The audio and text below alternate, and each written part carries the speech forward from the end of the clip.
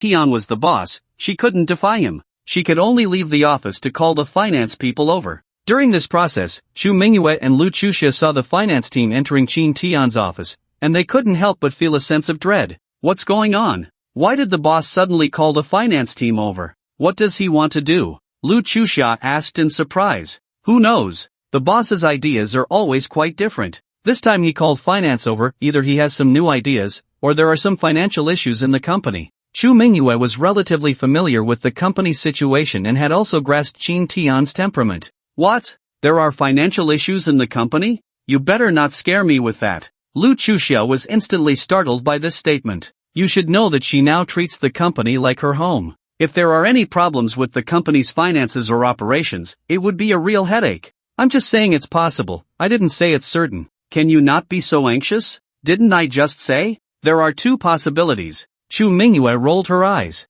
What on earth is going on? This is driving me crazy. Lu Chuxia has tasted the sweetness of success and doesn't want anything to go wrong with the company. Other employees have also heard the discussion between Xu Mingyue and Lu Chuxia, and they quickly gathered around. Assistant Xu, what's going on? We just heard there might be some issues with the finances. Please don't scare me. Yeah, we just started living well. If something goes wrong with the company now, it would be a disaster. As these topics were brought up, more employees' attention was drawn, and they all crowded around, each speaking at once. Alright, everyone stop talking. If you keep this up, how am I supposed to continue? Seeing how anxious everyone was, Xu Mingyue didn't know whether to laugh or cry and quickly interrupted them. Upon hearing her, the others immediately fell silent. Everyone stared at Xu Mingyue. Don't look at me, I don't know what's going on either. I just saw the finance team enter President Qin's office, so I guess something might have happened. I never said there was a problem with the company's accounts. Generally speaking, when the finance team goes into President Qin's office, it either means he is about to implement some plan or there are some issues with the company's finances. That's all I meant. Hearing this, everyone finally breathed a sigh of relief. For them, as long as the company wasn't in trouble, they were grateful. Having gotten used to this comfortable life, they didn't want to suffer in other companies anymore. Working here, they didn't have to worry about financial treatment or care about workplace rules, and most importantly, there was no internal competition. Goodness, what kind of competition was happening in other companies? To be honest, that kind of life was exhausting, but at Qin Tian's company, they didn't have to worry about such things at all. Assistant Xu, will there really be a problem? You should hurry in and ask what's going on. Yes, you're the boss's assistant. It's the perfect time to go in and ask. Right, at least let us know what's happening with the company. If there's a way we can help, we will definitely do our best. A group of people spoke up, eager to understand the specifics. Do you think I don't want to go in and find out? I'm just too scared. You all know what the boss is like. If he called the finance team in, it must be for something important. If I barged in now, wouldn't he blame me? Xu Mingyue rolled her eyes in annoyance. It wasn't that she didn't want to go in, she simply didn't dare. If she could, she would want to go in and clarify things more than anyone else. What should we do? Right, let's quickly ask the finance team what's going on. Exactly, let's hurry to the colleague group and ask if there had been any issues with the finances lately. Some were clever and went straight to the colleague group to inquire about the company's account situation. After all, the people in the company were very united. When it came to matters involving the company's interests, they would never back down and would directly ask for clarification. The finance department had several people working on statistics, including the head of the HR department and others. The people from the finance department quickly came out to speak. The people from the finance department, hurry up and come out. What's going on? Why are you suddenly looking for us? What else could it be? You are in finance, hurry up and see what's going on. Is there a problem with the company's finances? Why did General Qin bring your finance manager in so early? Hurry up and tell us what's going on. Is there a problem with the company's finances? A problem with the company's finances? How could that be? Isn't the company's finances doing well? The funds in the account are very ample. How could there be a problem? Did you misunderstand something? Maybe General Qin just wanted to discuss something with our manager? Seeing the finance department's response, everyone finally breathed a sigh of relief. So that's how it is, you really scared me. I thought there was a problem with the company's finances. It's good that there's nothing wrong. Yeah, I thought there was an issue with the company's operations, but it's good that there's nothing wrong now. But why did General Qin suddenly take the finance manager in? Who knows? Maybe General Qin is planning to do some business. We can just ask when the manager comes out. As everyone chatted, more than 10 minutes had passed unknowingly. At this time, the finance manager finally walked out of Chin Tian's office. However, the finance manager came out with a worried expression, as if something bad had happened. Xu Mingyue was also very curious about the specific situation. After seeing the finance manager come out, she immediately ran over and pulled the finance manager aside. What happened? What did General Qin say to you? Yeah, what did General Qin say? Is there a problem with the company's account? Is there an economic issue? What are you all talking about? How could there be a problem with the company's account? There definitely won't be an economic issue. Then why did General Qin call you in? Why? To be honest, I'm a bit speechless. General Qin called me in not because there's a problem with the company's finances or a lack of funds, but because he wants to establish a gym in the company. I was just discussing the pros and cons of setting up this gym with General Qin, but he wasn't listening at all and insisted on discussing the gym plan. I don't even know what to do now. Wow! As soon as this was said, everyone present gasped in surprise. You're not joking with us, right? The company is just about to move to a new office building, and General Qin wants to establish a gym already? My goodness, establishing a gym in the company is quite a rare thing. Although some companies have done it before, it's extremely rare, almost like a phoenix feather. I think so too. What exactly does General Qin want to do? Not to mention the employees present, even Xu Mingyue widened her eyes in disbelief. I'm not joking with you. General Qin has already decided and asked me to go back and prepare a proposal for him, organizing all the specific plans and costs. When the time comes, he'll sign it and send it directly to the finance department. It seems General Qin is very eager to get this gym set up. That's what worries me. The company has just started to expand, and now they want to set up a gym. I don't know how it will turn out. At this point, the finance manager couldn't help but let out a heavy sigh, which was why he had looked so troubled earlier. A gym like this is not as simple as it seems. There are many fitness equipment inside, and it requires a lot of money. Wow, is President Qin going a bit overboard with this? I think so too. If we really establish this gym, our company will be famous for sure. Goodness, a gym like this costs a lot of money. Usually, we pay to go to the gym. If the company sets up a gym, won't we save that expense? Not only that, I heard President Qin is also planning to find a dedicated fitness coach for our company, to customize training methods for the health of our employees. Wow! Another thunderous surprise erupted. The people present once again gaped, unable to speak for a long time. No way, not only are we getting a gym, but we also need a dedicated fitness coach? Isn't this a bit excessive? I heard the salary for fitness coaches isn't cheap. I think there's really no need for a gym like this. The benefits we have now are already great. If we get a fitness coach too, that would be a bit unreasonable. Why exactly do we need a gym? Who knows? No one can guess the boss's thoughts. I just asked the boss, and he said the reason for establishing this gym is to consider the employees' sub-health. He said many employees have fallen into a sub-healthy state for the sake of the company, and the company wants to solve the exercise problem by setting up this gym. As long as the employees' health issues are resolved, it will bring more benefits to the company. At this point, the head of the finance department couldn't help but sigh. The other employees chose to remain silent. They really didn't know what to say. Not long after, Xu Mingyue and Lu Chuxia came to the office to find Qin Tian. President Qin, what's going on? Why suddenly establish this gym? I feel this gym doesn't have much effect on the company right now, Xu Mingyue said directly as she entered. Yeah, I also think this gym really doesn't have much effect, and many employees are against establishing it. Now that everyone has more time, they walk around the community during work hours. I think the sub-health issue has already been resolved, Lu Chuxia suggested. Their dormitory has been built very well now, especially the large garden in the community where employees often walk and run, which is much better than when they rented a house before. President Qin, I just checked with the finance department. The company's expansion has used a lot of funds, especially for the dormitory renovation, the special car, and the decoration and purchase of some necessary equipment for the new office building. These have all cost a lot of money, not to mention the platform maintenance. It's okay, that's not a problem. You don't need to worry about the funds, I will find a way to solve it. The most important thing now is to implement what needs to be implemented. This gym is very necessary. I know you're worried about the company's issues, but haven't I already said it? You don't need to worry about these problems. This matter has been decided. Once the finance statistics plan comes out,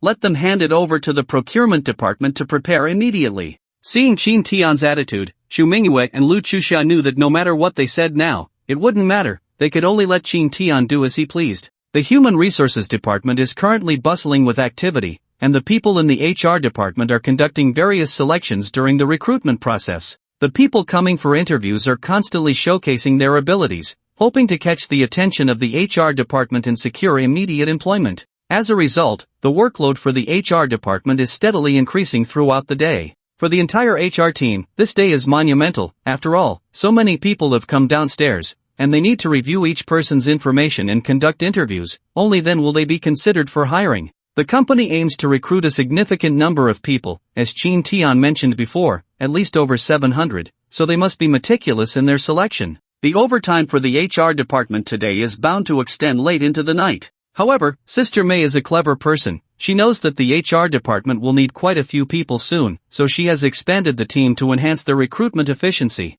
Those currently waiting in line are the most anxious, fearing that Chin Tian's company might suddenly fill all the positions, leaving them without a chance to be selected, or even without an opportunity to interview. Thus, everyone in line is quite nervous. On the other side, the neighboring office building has almost been completely vacated. It was a company on the brink of collapse, unable to sustain itself, and has since moved to a smaller office building to better mitigate losses. Now, this large building belongs to Chin Tian, and it is quite impressive. This company used to be a major player, but it has gradually fallen into decline. Their previous renovations were very high-end, and now all of that has been left for Chin Tian. He doesn't need to do much in terms of renovation, he just needs to find people to clean the inside and outside of the company. Additionally, the procurement department needs to move all the equipment inside. This process doesn't take long, it can be resolved in a day. The company has already begun recruiting, so moving into this new office building must be done as quickly as possible, allowing employees to start working promptly.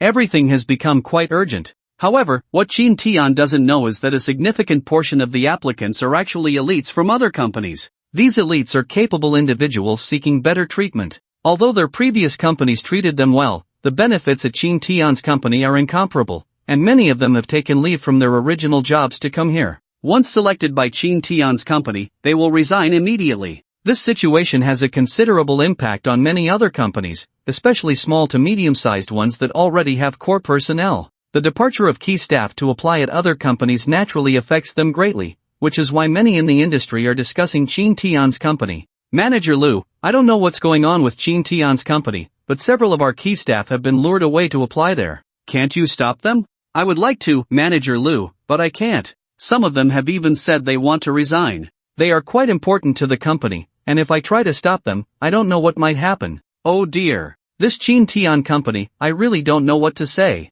They run a company as if they are doing charity, with such great benefits that it's putting a lot of pressure on our company. Managerly, half of our staff has gone to apply at Chin Tian's company. What should we do now? These people are crucial to us, they are all responsible for ongoing projects. Do these people not want to work anymore? How can you work in our company and still go interview at another company? Well, there's nothing we can do, Mr. Lee. Who told you that Chin Tian company has such great benefits? Sigh. Chin Tian company is not doing a good thing. What he's doing will directly ruin the market. Mr. Lee, why don't we improve our employee benefits a bit and learn from him? Learn? Do you think this money just falls from the sky? You know the company's situation. I don't have that much money to improve employee benefits. Do you think I'm running a charity? But I've heard that many companies have started to follow suit. If we don't do something, we might fall behind. Who cares if we fall behind? Our company simply doesn't have that capability. Now, many companies are starting to complain about Chin Tian,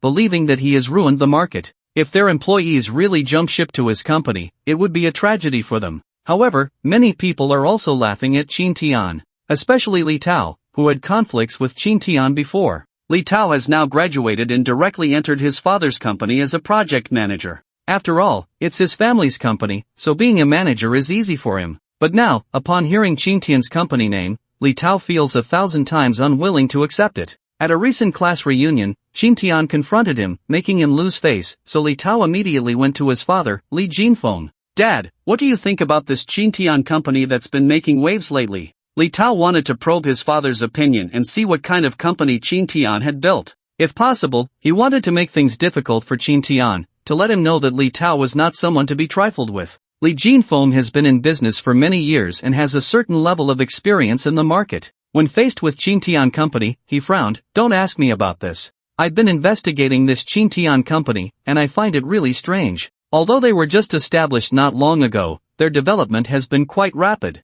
Putting everything else aside, their scale is constantly expanding, from just a dozen people at the beginning to over 100 in just a few months, and now it's even more abnormal, heading straight towards 1,000 employees. I had someone investigate Xintian company before and found that they really don't have much business. Aside from the gaming platform they recently acquired, they have almost no other business. I really don't know how they are making money. At this point, a look of frustration appeared on Li Jinfeng's face. So, does that mean their company has some problems? Li Tao wished for Xintian's company to have issues so he could take revenge on him directly. I'm not sure about that. Anyway, their account balance is quite sufficient. I've heard that their funding won't be a problem, especially with their recent expansion. They not only maintained employee benefits but also started renovating those unfinished buildings they bought, apparently planning to turn them into dormitories for their employees. I really don't understand. Who runs a company like this, buying unfinished buildings and renovating them into dormitory-style apartments for employees?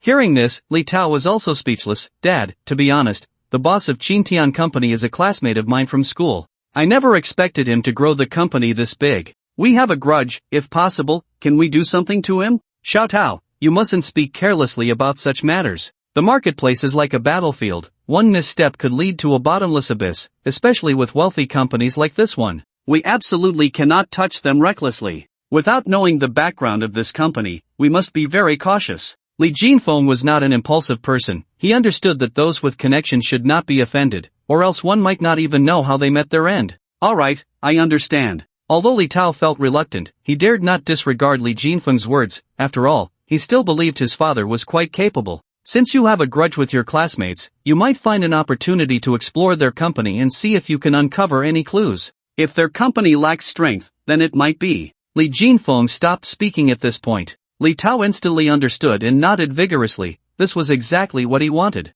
After a busy day, the company's recruitment finally came to an end. Of course, this did not mean that the company had successfully hired anyone, but rather that the HR department had been busy from morning till night, finally wrapping up a day of overtime. However, even so, the company still did not have enough recruits. The HR staff were already exhausted and panting. Oh my, when there's nothing to do, it's so idle, but once there's work, I really don't know what to say. After a whole day of work, I feel like my bones are about to fall apart. There's no choice, the company needs to hire so many people. As HR, we can only help the company recruit these individuals and select the elites and talents. Although Sister May was also very tired, she still spoke to the HR staff, saying, I know everyone is tired today, but for the company to select the elites and talents it needs, I think a little fatigue is worth it. I believe everyone understands how good the benefits the company provides are. The better the company develops, the more important it is for us. Sister May, we all understand what you're saying. We haven't complained,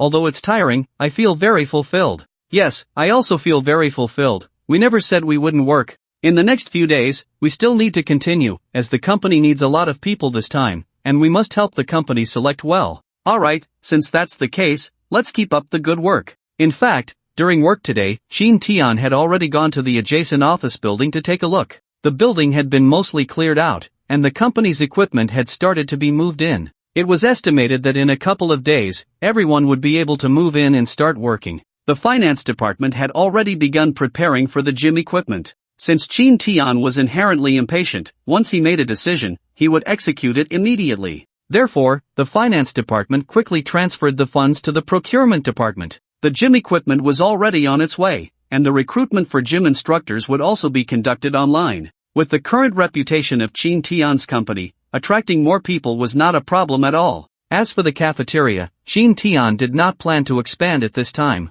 There were no suitable places nearby, and the restaurant they had previously rented was large enough. It could fully accommodate the employees for meals. Moreover, employees could also choose to pack their meals to take back to the company, thus solving the dining issue. The employee dormitory was also undergoing significant renovations, and it wouldn't be long before the employees could move in. However, at this moment, employees could not enter yet, as the dormitory renovations were not progressing as quickly as expected. So Xintian could only let the newly hired employees wait for now, at most giving them some housing subsidies, and once the dormitory renovations were completed, they could move in. Over the next few days, the HR department worked very hard to recruit people. However, this time, because the company needed a lot of new hires, the HR department, despite their efforts, still couldn't complete the task in just a few days. Now, under Chin Tian's direction, the company had directly moved into that office building. With several floors available, the company had begun planning what each floor would be designated for. After all, as the company expanded, the number of people in each department would also increase,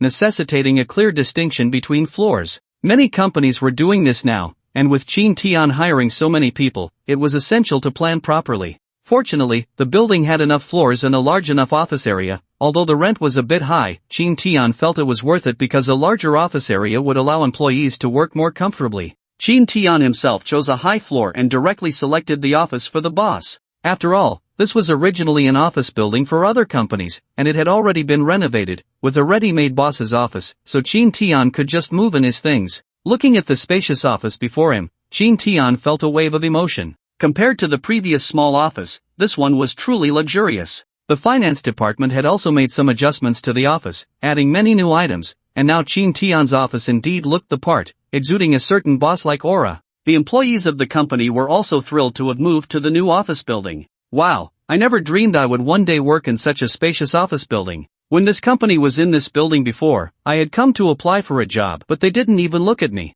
Now I'm working here directly. That feeling is just indescribable. Look at the environment of this office. I really don't know what to say. By the way, how's the gym situation in the company? Didn't you see? The gym equipment has already been moved back. It's said to be on the 5th floor, and apparently, this was specially chosen by President Chin. I heard that this gym equipment is not ordinary. The finance people said that all of it is high-end equipment, and many gyms don't have equipment as good as ours. No way, President Chin actually bought such good gym equipment? You know what kind of person President Chin is? He either doesn't do it or he does it to the best of his ability. I've seen it before, even a treadmill is imported. Wow, this is amazing. To be honest, I've been to gyms before, but that gym was just terrible, with really old equipment. If it weren't for the low price, I wouldn't have gone at all. Now that the company's gym equipment is so good, I feel like I won't need to go to those places anymore. Speaking of which, this gym is just perfect for me. I've been worried about needing to exercise, and I didn't expect this opportunity to just fall into my lap.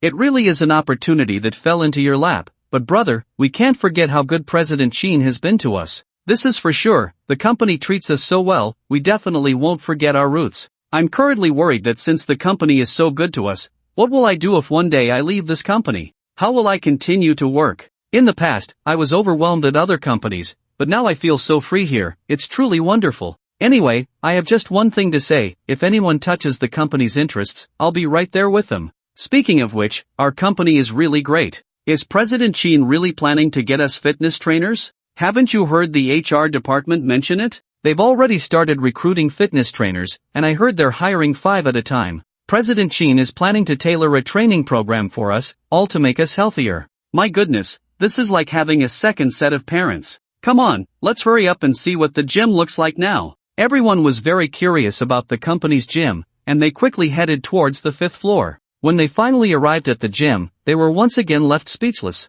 They never expected the gym to be this large. More importantly, it was filled with all kinds of equipment, and there were many large fitness machines neatly arranged, as if they were ready for use at any moment. Many people were still bringing in more fitness equipment. My goodness, President Chin is really planning to set up a proper gym. Just look at the scale and layout. It's even bigger than those large gyms outside. Why do I suddenly feel so bittersweet? I'm so touched. I just want to ask one thing. Is President Chin really doing charity? As the company began to take action, colleagues started moving everything to the new office building, gradually transforming the once empty space into a rich office environment. Thanks to the efforts of the HR department, the number of employees has been steadily increasing. In just a week, the HR department completed the selection of company employees. Now, after the company's expansion, the number of employees has reached over 1,000, and the gym has been fully established. The entire 5th floor is a gym, equipped with all kinds of fitness equipment, and there are 5 complete sets of gym gear organized.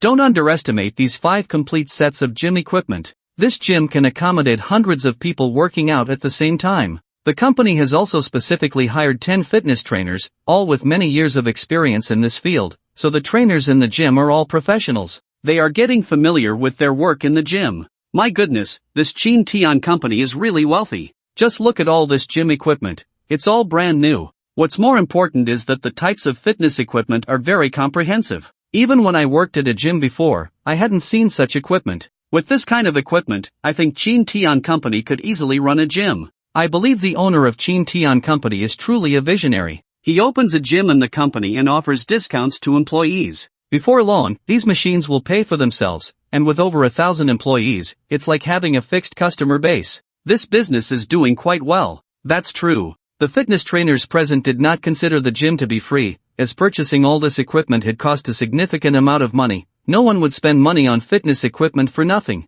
However, while these trainers were discussing fitness matters, Lu Chuxia suddenly entered the gym. Coaches, President Qin wants you to go to his office for a moment. Although these trainers had just arrived, they knew that Chin Tian Company offered good benefits. Since the boss had called for them, they naturally did not dare to question it and hurried towards the office. They had put in a lot of effort to compete for a position at Chin Tian Company, and they certainly did not want to lose their jobs at this time. After all, as soon as they joined the company, it had provided them with 5 insurances and 1 fund, something that no previous gym had ever done. In addition, the company offered various benefits, and these trainers did not want to miss out on such perks. Soon, they followed Lu Chuxia's lead into Chin Tian's office. "Hello, President Qin," everyone greeted in unison. "Good, good, good. You are all the new fitness trainers hired by the company?" "Yes, President Qin. We have 7 to 8 years of experience in the fitness industry. We may not be able to speak for other areas, but we have a very professional understanding of fitness issues, so please rest assured,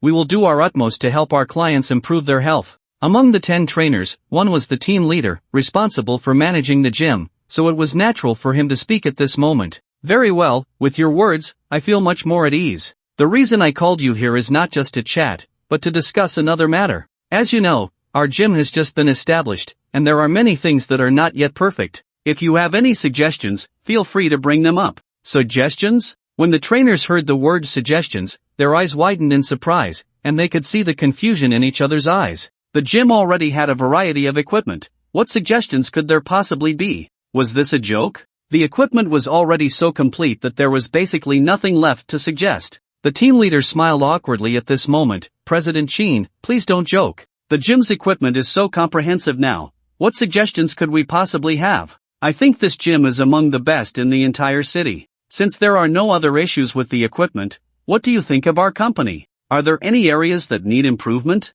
You can also make suggestions." Chin Tian continued to ask, but this made Lu Chuxia next to him feel speechless. Every time someone entered the office, Chin Tian would always ask such questions. He just wanted the employees to voice their opinions. In fact, there was nothing to suggest about the current benefits of the company. Lu Chuxia had previously suggested that Chin Tian reduce some of these benefits, but as soon as she brought it up, it was rejected by Chin Tian. So now, when people entered Chin Tian's office, they basically smiled and gave the same answer when faced with the question of making suggestions. After all, it was impossible for Chin Tian to agree to reduce benefits, and the employees would not agree to increase them. Lu Chuxia and Xu Mingyue had long since become accustomed to this situation. "President Qin, please don't joke with us. We have no suggestions. Whatever you say, we will do." With that, the group of fitness trainers chuckled. "Alright, since you've joined the company, you're all employees of the company. If you have any suggestions in the future, feel free to come to me directly, or you can also talk to Secretary Lu or Assistant Chu.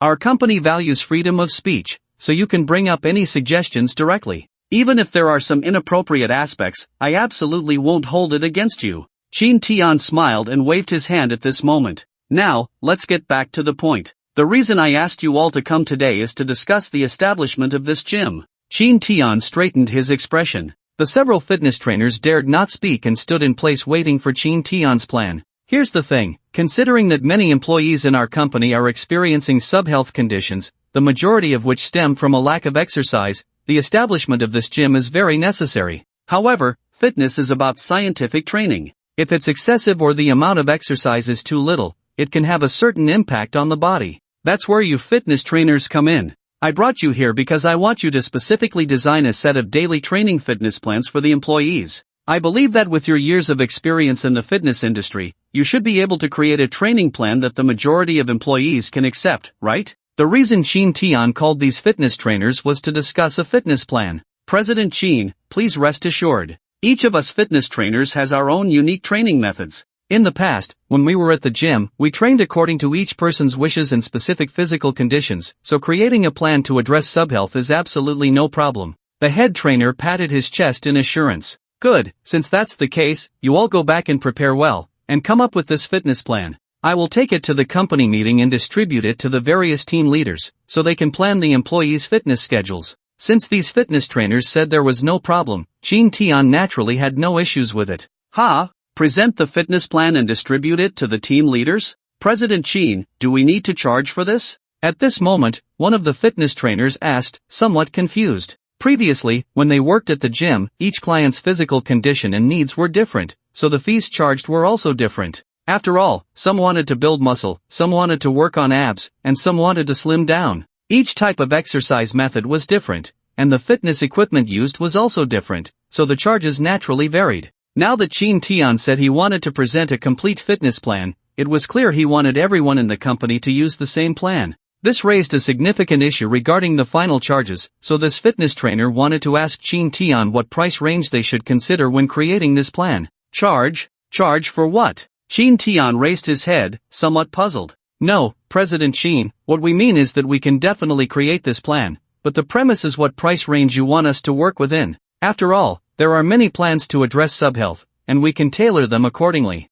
Yes, we at least need to know what price range you want to achieve, President Chin. Seeing the puzzled expressions on the faces of these fitness trainers, Chin Tian couldn't help but smile and shake his head. I think you all misunderstood. The gym established in the company is not for profit, so there is no price range. You just need to design a simple and easy to implement fitness plan. In Chin Tian's heart, the plan he wanted to establish was to address the issue of subhealth among the company's employees. This required the fitness coaches to analyze a set of solutions for the employees and then guide them during their training, much like a physical education class in school where the PE teacher is responsible for instruction. After all, the number of employees in the company had expanded to over 1,000, and 1 or 2 fitness coaches would definitely be overwhelmed. Therefore, hiring 10 fitness coaches to assist was the most suitable option. Is it not for profit? Then what is the reason for President Chin to establish this gym? The head coach asked, wide-eyed. There's no particular reason. I just noticed that many employees are starting to show signs of subhealth due to work, but they don't have time to exercise. This is very detrimental to their health and will also affect their work. To help them fully utilize their abilities, the best way is to first address their physical condition. After all, health is the most important thing for a person, and the reason I want you to develop this plan is to significantly improve the physical condition of the company's employees. Once you roll out this plan, you can consider how to arrange for employees to work out at the gym, how many hours to exercise each day. Those decisions are up to you. But I have one requirement: the plan you develop must be effective in solving the employees' subhealth issues. Moreover, it should help them become healthier, because a person's good health leads to a better mental state. Can you do that? Yes, yes, yes. In response to Chin Tian's inquiry, the fitness coaches nodded in unison, though their expressions were somewhat worried. They never imagined that Chin Tian would open such a large gym not for customers or profit, but simply to provide a gym for the employees. Isn't that too good? For a moment, the fitness coaches were taken aback, standing there in a daze after responding. Then there are no other issues. Hurry back to discuss and come up with the plan. I will hold a company meeting later to discuss the training schedule for the employees. Seeing the fitness coaches standing still, Chin Tian waved his hand, signaling them to go back and prepare the plan. As the head of the fitness group, he was naturally the first to react. At this moment, the head coach didn't dare to say much. After exchanging a few pleasantries, he led the fitness coaches out of Chin Tian's office. However, as soon as they returned to the gym, a large group of employees surged in, surprisingly not to work out but to ask the fitness coaches questions. What happened? What happened? What did President Chin just say to you? Everyone looked at Chin Tian with eager eyes. What's going on with you? What's going on? Hurry up and tell us what's happening. What did President Chin say? Is he planning to charge for this gym? One particularly nosy employee asked anxiously. But the head coach shook his head, looking puzzled. I don't know what's going on either. President Chin said that the establishment of this gym is not for profit. He just wants to help you solve the subhealth issues. It seems he doesn't plan to charge for this gym. I also find it strange. What kind of cat doesn't eat fish? Generally, even if a company provides a gym for free, the scale of that gym wouldn't be very large. As long as it can accommodate workouts, that's enough. But the gym established by Chin Tian's company is just too big, and the equipment is so complete. Don't they fear losing money? Yeah, even if they have money, they shouldn't build it like this. By the way, what exactly does President Chin want to do? What kind of scheme is this? I've never seen anything like it before. These fitness trainers had just joined the company and weren't very familiar with Chin Tian's temperament, so at this moment, they all wore expressions of endless confusion. Seeing the puzzled looks on these trainers' faces, everyone couldn't help but laugh. You just arrived at our company and don't know what the situation is like. I think you've heard about it, right? Our company's benefits are simply explosive. President Chin has always been very attentive to our employee welfare. He hasn't charged a single penny for the dormitory and shuttle services. Besides, President Chin has already told us that this gym he established is specifically for employees and won't accept outside clients. Moreover, this gym will not charge any fees, it's free for the company, and anyone from the company can use it. This is the great thing about our company. Our boss is such a good person. I've worked for so many years, and I've never seen a boss this generous. Hearing this, the other trainers nodded in agreement. Indeed, I've never seen such a good boss in all my years of work. But are you sure there are no hidden tricks here? These trainers were quite experienced in society. Generally, they believed that if something seemed suspicious, there must be something behind it. So now they wanted to know if there were any other schemes involved. If there were, that would be a big problem. What are you talking about? How could our boss be that kind of person? If you don't know, don't speak carelessly. Exactly, what tricks could our boss have? Our boss has always thought about the employees. You should consider how important our employee fund is. It was established by the boss for us. If you keep saying such things, I'll report it to Assistant Chu. The company provides you with so many benefits, and you still dare to speak ill of President Chin? What are you all?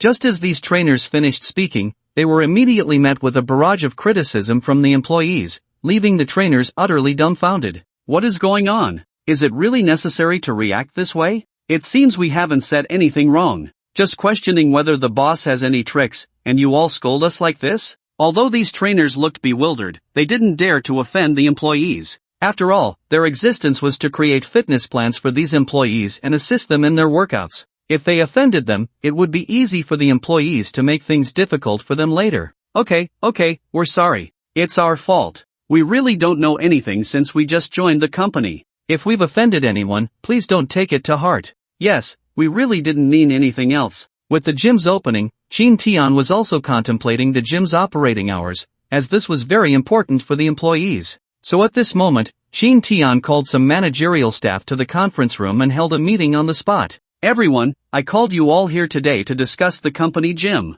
Do you have any suggestions regarding the gym's situation? As soon as Chin Tian opened the meeting, he immediately asked those present. When he mentioned the word suggestions, the managers and those in management positions fell silent. Xu Mingyue naturally sat to the side. She had heard the word suggestions so many times that her ears felt itchy, but at this moment, she chose not to speak. She wanted to see what Chin Tian had in mind. Every time he held such a welfare meeting, he usually already had a plan in mind, so there was no need for him to ask. As for the other senior executives in the company, they knew what was going on. Now, facing Chin Tian's question, they remained silent as well, knowing that speaking up would be a waste of effort. Chin Tian was a very stubborn person. Why is everyone silent? Does no one have anything to say about the company's welfare? Everyone looked at each other, but no one answered. Alright, since no one is speaking, I will clarify the situation regarding the company gym. The company gym has already been established, and the fitness coach has been hired. This gym is set up for the employees' exercise needs. The coach has already submitted the training plans to me, and I found them to be very scientific. I believe this plan can be implemented directly. This will greatly benefit the company. When employees are healthy, their mental state will naturally improve. For the company, employee health is very important, so I am currently considering how to arrange the employees' gym time. This is very useful for you all, so please share your thoughts and let's discuss. Chin Tian wanted to ask for everyone's opinions, especially since the plan had already been distributed. The next step was to determine the time employees could use the gym equipment, which was a crucial issue, so it was necessary to see what everyone thought. After all, the gym's capacity was limited, and not everyone could exercise at the same time, so it had to be done in batches. Don't just stand there, hurry up and share your opinions. Didn't I just give you all the fitness plan? You can now discuss the gym time. Seeing that these people still remained silent, Chin Tian waved his hand in annoyance. At that moment, Xu Mingyue sighed. Alright, Mr. Chin, I think the gym time can be arranged for employees to manage after work. After all, not everyone is willing to exercise, so letting them arrange it themselves after work is the most appropriate. I agree. The establishment of the gym is already a great initiative. It can't be the company's responsibility to arrange it for them. The gym can accommodate hundreds of people at once, and they can go in batches as long as they maintain order. As some people voiced their opinions, Shin Tae-yeon directly rejected them. No, these suggestions are not acceptable. The reason the company established the gym is to address employees' sub-health issues, so I believe exercise is necessary, and it is mandatory for the company. Every employee must engage in a certain level of exercise every day. Only then can we achieve the desired effect. If we let them arrange it themselves, I believe many will take the opportunity to slack off, and that is not something I want to see. This method won't work. Think again if there's any other arrangement. Faced with Shin Tae-yeon's rejection of their proposal, everyone fell silent once more, feeling a bit moved. Oh dear. Shin is really too good of a person. Although he just said that the exercise program is mandatory for everyone, this is a way of caring for their health. Seeing that no one was speaking, Shin Tae-yeon hesitated for a moment. Alright, since you all have no ideas, let me share mine. The fitness plan already states that the best time for exercise is in the morning or evening. Now that our company has nearly 1,000 employees, my plan is to have different batches go to the gym to work out from 8 to 12 in the morning. The gym can accommodate 100 people at a time, so in the morning, we can have nearly 400 people exercising, each for an hour. This way, the time is sufficient, and in the afternoon, we can continue in batches, again for an hour each, and I believe that within a month, every employee's health will improve significantly. What do you think of this proposal? As soon as Shin Tae-yeon finished speaking, he was immediately met with rejection from everyone present. Shin, this won't do. Who allows employees to go to the gym during work hours? That just doesn't make sense. The working hours are already insufficient. How can we spare an hour for exercise? I think we can rotate the exercise schedule daily. After all, the gym is right there. If people want to work out, they can. If not, the company can mandate that 100 people must rotate every evening for an hour of exercise. Yes, since the entire building is now ours, we don't have to worry about power outages or closing times. This proposal is quite good. As long as the gym is open to our employees, that's enough. Shu Mingyue took the lead and immediately began to deny Shin Tae-yeon's approach. In an instant, the entire conference room was filled with voices of protest. After all, the company's normal working hours are already limited, and now Shin Tae-yeon wants to deduct an hour for employees to exercise, which makes them genuinely fear that the company won't be able to sustain itself due to the reduced working hours. Watching everyone speak up, Shin Tae-yeon felt a bit pleased, as it was clear that these executives were all concerned about the company. Alright, stop talking. I know you're worried about the company's working hours, but it's fine. I will add an optional overtime period in the evening.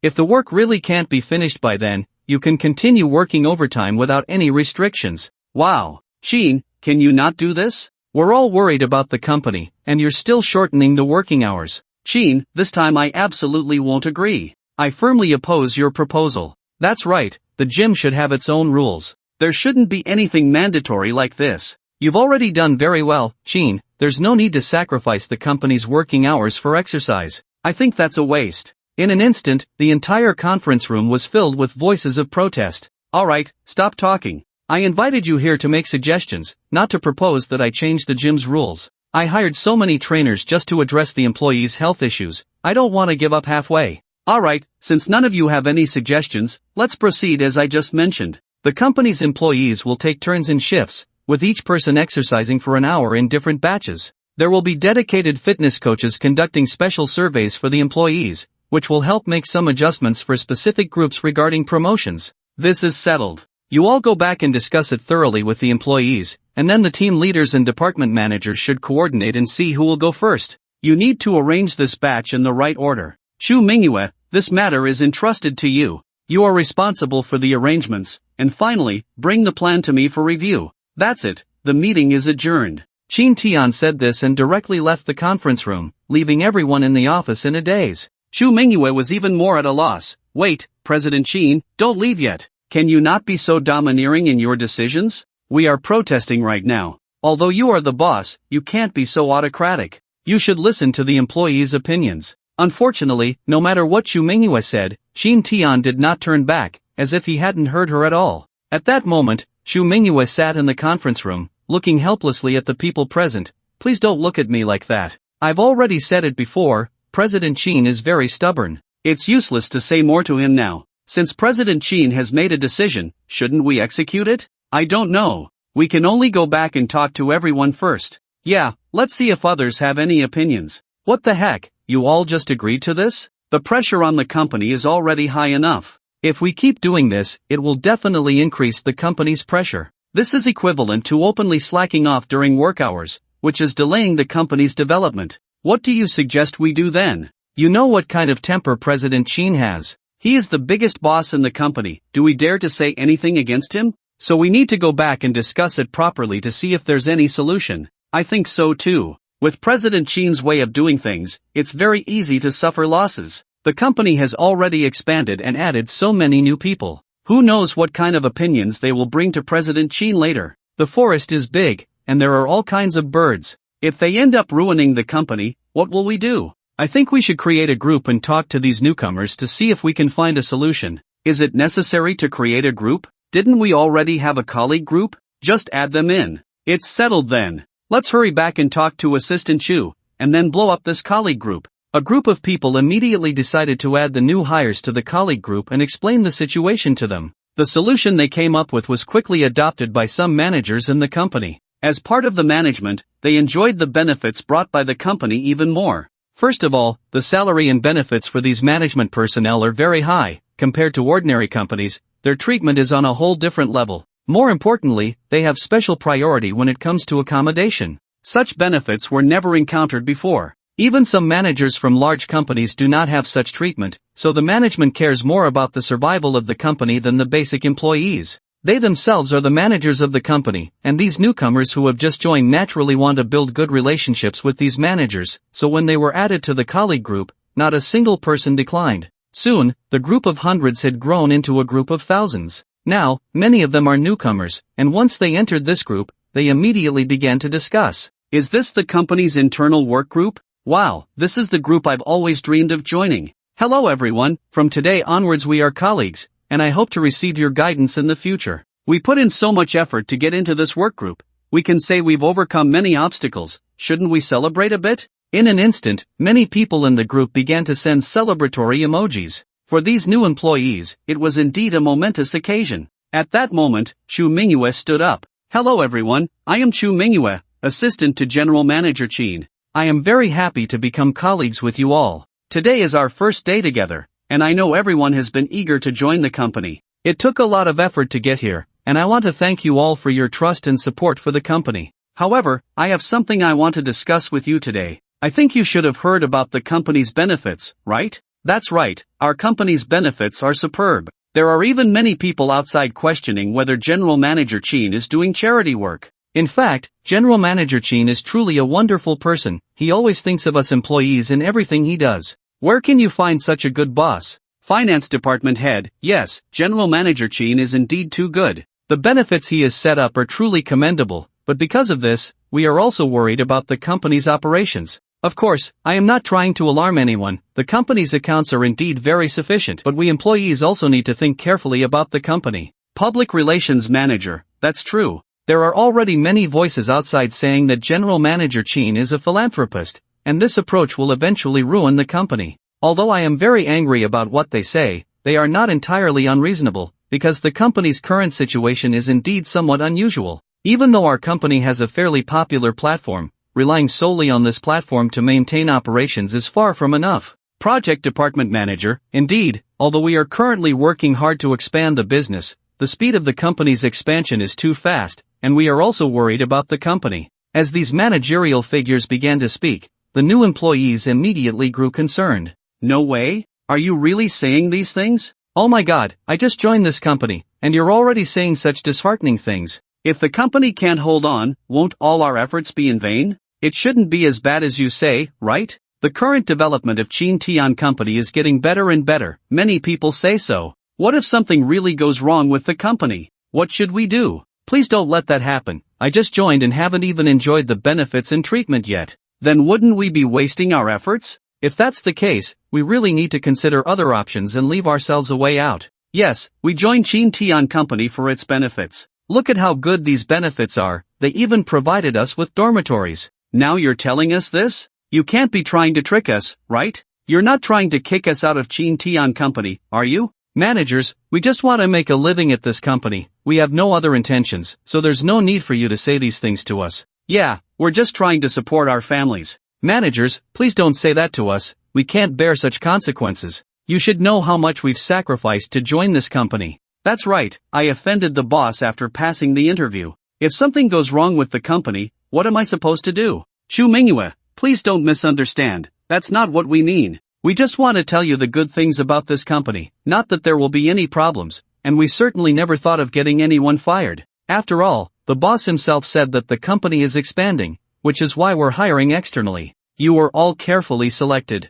So rest assured, once you're in the company, you won't be easily let go, unless you commit a serious mistake or do something detrimental to the company. Hearing Shu Mingyue say this, the employees finally felt relieved. Don't worry, we won't do anything that harms the company. Yeah, we care about the company more than anyone else. I heard that besides the basic benefits, the company has now established a dedicated gym. Such companies are really rare. By the way, Assistant Shu, what exactly do you want to say? Just tell us directly. Faced with the inquiries from these new employees, it wasn't just Shu Mingyue who started to speak, the other veteran employees also began to chime in. After all, they wanted to share the specifics of the company with these new employees, so that the new employees would take better care of the company and avoid causing any trouble later on. When these new employees learned about Qin Tian's efforts for the company's benefits, they couldn't help but sigh. No way, is the boss really that good? I had heard before that the boss of Qin Tian's company is a great philanthropist. Now that you mention it, it seems he really is. It's rare to see a company provide such extensive employee benefits.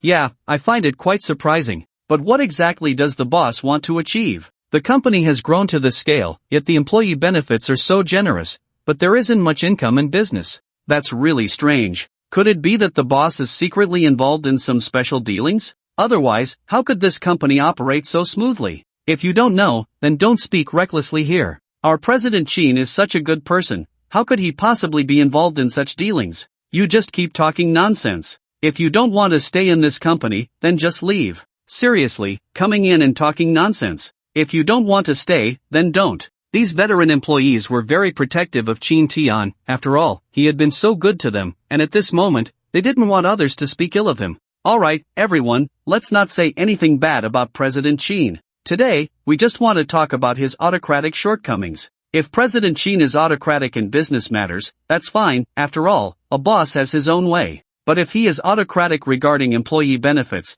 that is very detrimental to our company. So we are discussing how to encourage President Qin to change. Otherwise, if this continues, the company will eventually be run into the ground by President Qin, and we employees need to keep a good watch over the company. No way, no way? Are you really saying such things? Are you all being a bit overly worried? The boss can run such a large company, so he must have the ability. Do we really need to fear that the company will go bankrupt? Exactly, President Qin must have his reasons for doing this. We, as employees, just need to do our jobs well. Why overthink it? Many of the new employees are seasoned veterans in the workplace, and they typically scoff at such unfounded worries. After all, they don't think about the boss, they only think about themselves. They joined Qin Tian's company because they were attracted by the benefits it offers. You may not know this, but since you just joined the company, you aren't aware of the situation here. Once you understand our boss's character, you'll realize how good he is. I think you all wouldn't want to lose this job, right?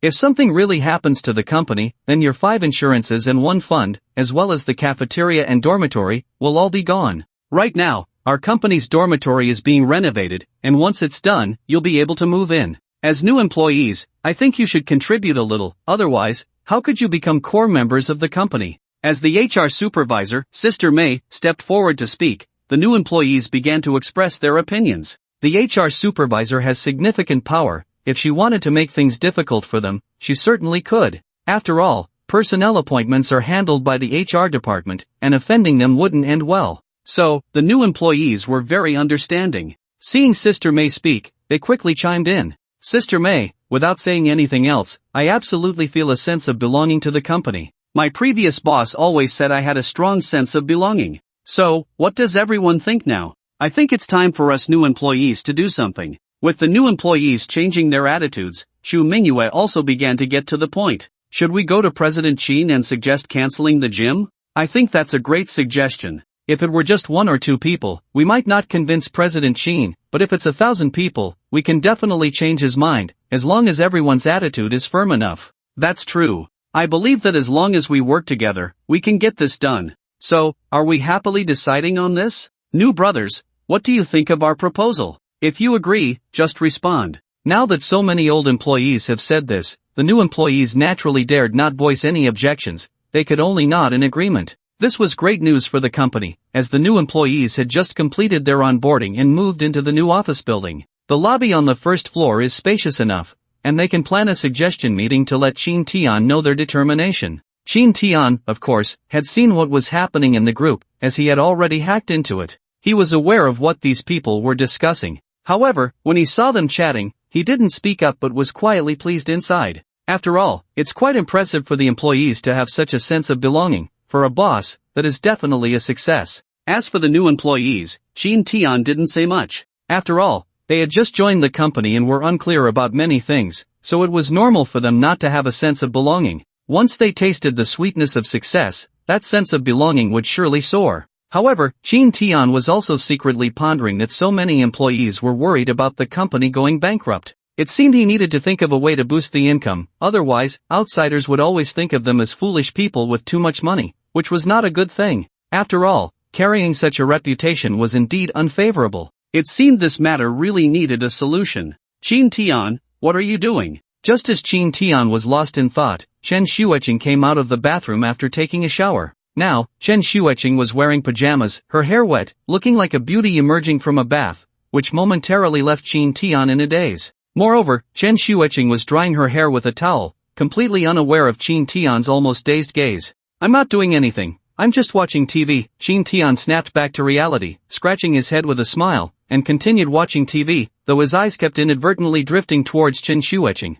Now that the company has moved to a new office building, shouldn't you think about how to expand the business? You have over 1,000 people waiting under you. If there aren't any decent businesses to support us, how can we hold up? Many people in the company are discussing how we don't have a proper business to back us up. If this continues, you might really be seen as someone foolish with too much money. Chen Xueqing was also worried about Chin Tian's company. After all, Chin Tian's pressure and burden had become even greater, and the business department wasn't doing much either. Most of the people in the business department were essentially without performance. There's no need to worry about that. Once the company gets going, business will definitely not be lacking. Don't we have a very popular platform at hand? Once we continue to grow this platform, more people will come to us. We don't need to worry about business matters. Instead of thinking about these things, why not consider the gym? I feel like the gym isn't perfect enough. Should we implement some other measures to better address the employees' health issues? Chin Tian was contemplating whether to make the gym a bigger deal to tap into the new employees' emotions. He already had some ideas. As long as he had enough funds, he could acquire other companies, especially some well-known but cash-strapped ones in the industry,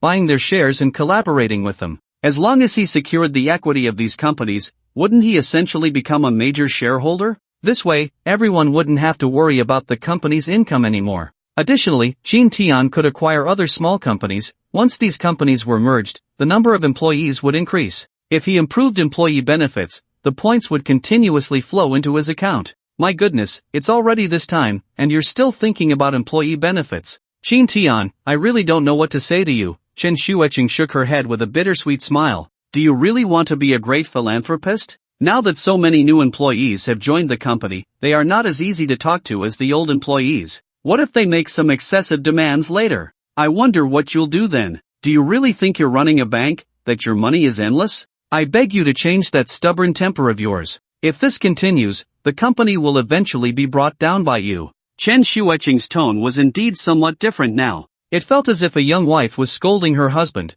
which made Chin Tian feel a bit of warmth. It's impossible. My company is not so easy to go bankrupt. Xueqing, let me tell you, you don't need to worry about whether the company will go bankrupt. I've already thought about this. How about this? After you go to the company tomorrow, help me see which companies want to sell their shares. I want to buy some. You want to buy shares from other companies? I don't want to buy shares from other companies. It's best to buy from within the industry. This is very important for our company's development. I'm planning something big this time. I want to lay out a strategy across the entire industry, so you don't need to worry. I've already prepared the funds. Chin Tian patted his chest in assurance, but this only raised Chen Xueqing's doubts. I say, Chin Tian, what kind of background do you have that you can say you're not short on money? Chen Xueqing was indeed starting to doubt. After all, Chin Tian's family situation was quite ordinary. How could he possibly come up with so much money? The company's account has several hundred million. Even some big companies wouldn't have that much money in their accounts. Where did Chin Tian's money come from? You don't need to worry about this. I have an invisible wealthy supporter who wants me to focus on my business, and I don't need to worry about other things, so it's fine. You don't need to worry about the funds at all. What a joke. Chin Tian currently had nearly 100 billion in his account. With that kind of money, what was there to be afraid of? Chin Tian was currently troubled about how to spend that money on employee benefits. Hearing Chin Tian mention an invisible wealthy supporter, Chen Xueqing didn't say much more. Alright, since you say so, I won't say much more. But I think this gym is completely unnecessary. Spending work hours for employees to go to the gym, many employees in the company disagree with this. I think you should listen to the employees' opinions more often. It shouldn't be like this. My company must be run by me. Employees can give their opinions, but whether to implement them is my decision. Besides, I make such decisions only when there are no issues. So, Xueqing, don't bring this up with me again. The gym matter is basically settled. Only with good benefits can we retain employees. Then what about the employee fund? Other companies don't have such a fund. Even if they do, it's for profit, and what you're doing now is practically charity. Chen Xueqing continued to press. Chin Tian sighed. Actually, I've been considering establishing this employee fund for a long time.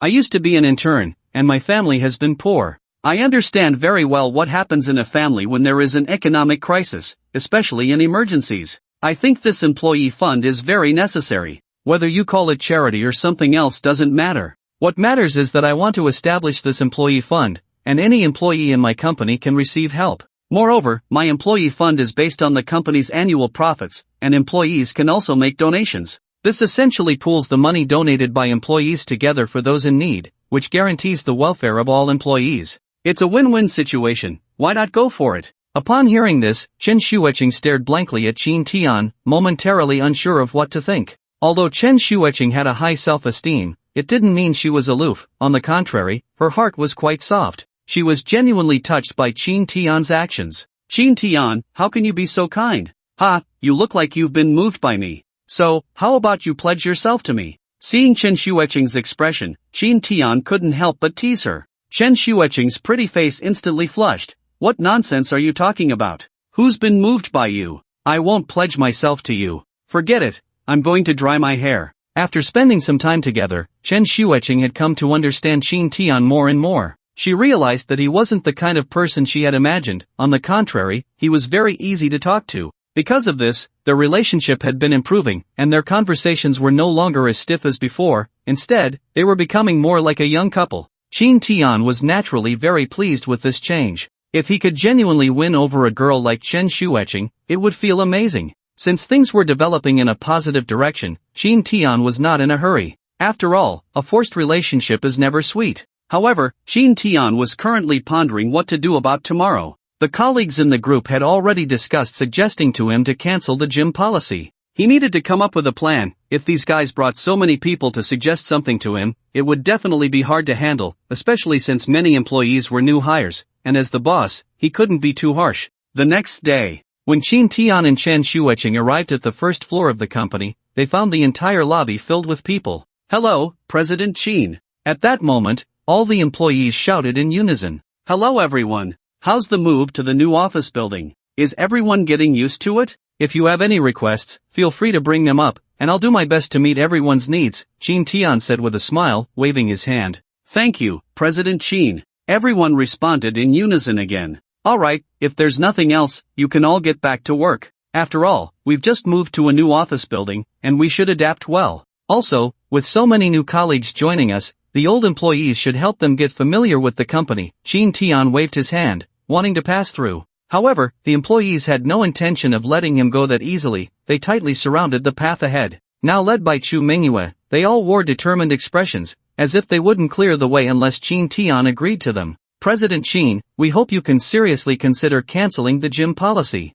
After all, work hours shouldn't be used for exercising. The company has just been established, and if we take away so much time, it would be very detrimental to the company's development. Yes, what we're doing is also for the good of the company. The benefits the company provides us are already quite sufficient. We only work 3 days a week, and the rest counts as overtime, which is already a lot of pressure on the company. If we continue to take time for exercising, it will only be increasingly disadvantageous for the company, so we cannot allow this to happen. We ask President Chin to think it over. We ask President Chin to think it over. At that moment, everyone couldn't help but shout in unison. Seeing their thoughtful expressions, it seemed that Chin Tian would not let them go unless he agreed. I understand everything you've mentioned, but I have my reasons for doing this. You don't need to worry about it, nor do you need to be concerned about the company's operations and development. If I didn't have such connections, I certainly wouldn't be doing all this. From now on, you don't need to think about the company's development anymore. I will handle these matters myself.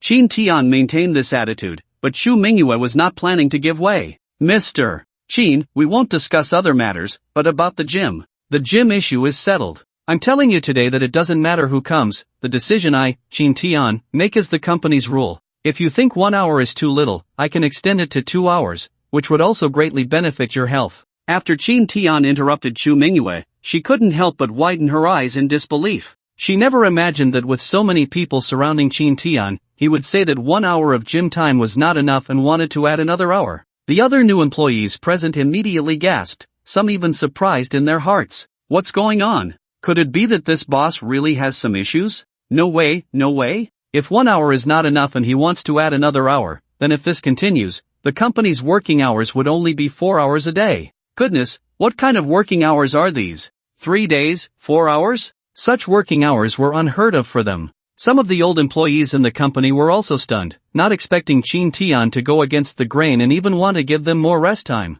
No, Mr. Chin, that's not what we mean. We just think that the gym should be available for employees to use after work, and it shouldn't be utilized during working hours. I believe Mr. Chin, you could charge for the gym. After all, there are so many employees in the company, and this small fee is affordable for many, which could bring a certain level of profit to the company. Yes, Mr. Chin, don't be so stubborn. We've been at the company for so long, and you haven't listened to our suggestions even once. Why not consider our advice this time? Many people looked at him with hopeful eyes, wishing Chin Tian would change his mind. Now everyone hoped to dissuade Chin Tian. After all, such a gym was already very useful for the company, and if they took away an hour from the working hours, they really couldn't accept it. It would only increase the company's burden. However, Chin Tian's attitude was very firm. No. I said, I have my purpose for doing this, so don't gather here. Hurry up and do what you need to do. Today is the first day of moving to the company, so don't cause trouble here. With Chin Tian saying this, the other employees naturally didn't dare to say anything and could only return to their posts dejectedly.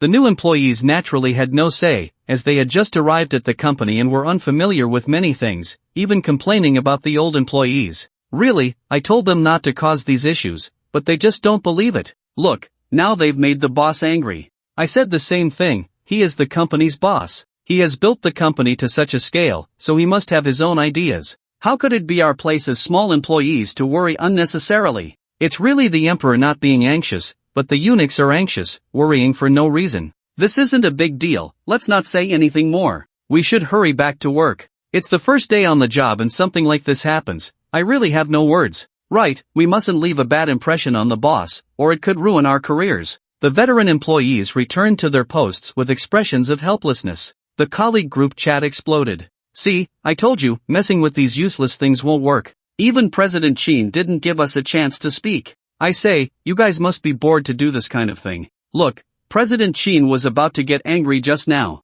I think we employees should do our jobs responsibly and not engage in such groundless worries, or we might really anger President Chin later, and that wouldn't be good. I agree, if something like this happens again, don't involve me. If we offend the boss, we'll all be in trouble. Now, a large group of new employees were blaming those veteran employees. After all, they had worked so hard to get into the company, and if they really angered the boss and got fired, they would be at a huge loss. Oh, we didn't mean to offend the boss, we just wanted to contribute a little to the company. You just arrived at the company and don't know the specifics or the boss's character. But the boss is really too stubborn, it seems we can't do this kind of thing anymore. So what do we do now? Do we just follow the boss's orders? What else can we do? You know the boss's temper, he's already made up his mind, and the new employees have started working. Everything is ready. If we don't follow the boss's instructions, he might really extend the time to 2 hours. It's just like when we used to secretly work overtime. Once the boss found out, he directly raised our salaries to the maximum.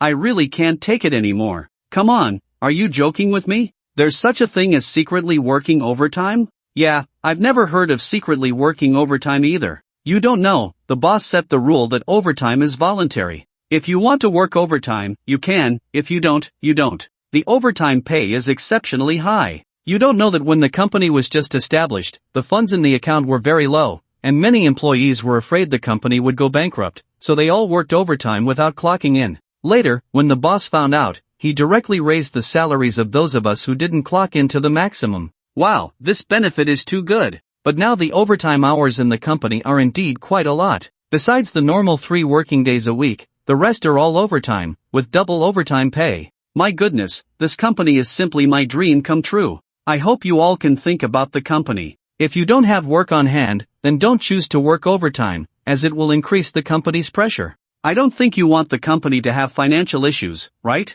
Anyway, as veteran employees, we've already given our reminders. As for what to do next, that's up to you. Just as the colleagues were discussing these matters in the group chat, the work time had arrived, and everyone focused intently on their tasks. After all, the company has expanded now, and there are many maintenance tasks that need to be done on the previous platform. With so many people available, it's just right for them to take over these responsibilities. Moreover, the business department has been working tirelessly lately, bringing in quite a bit of business for the company. So now, there are many tasks that need to be distributed, and these newly expanded employees are certainly not idle. Just as they started work, someone from the administrative department came over to begin assigning employees gym times. President Chin has already outlined this in the plan, scheduling 1 hour of training for different departments at different time slots. This is mandatory for the company, aimed at the health of the employees. Your department is in the first batch, so please put down your work and come with me to the gym. With the arrival of these administrative personnel, those called had no choice but to follow them to the gym.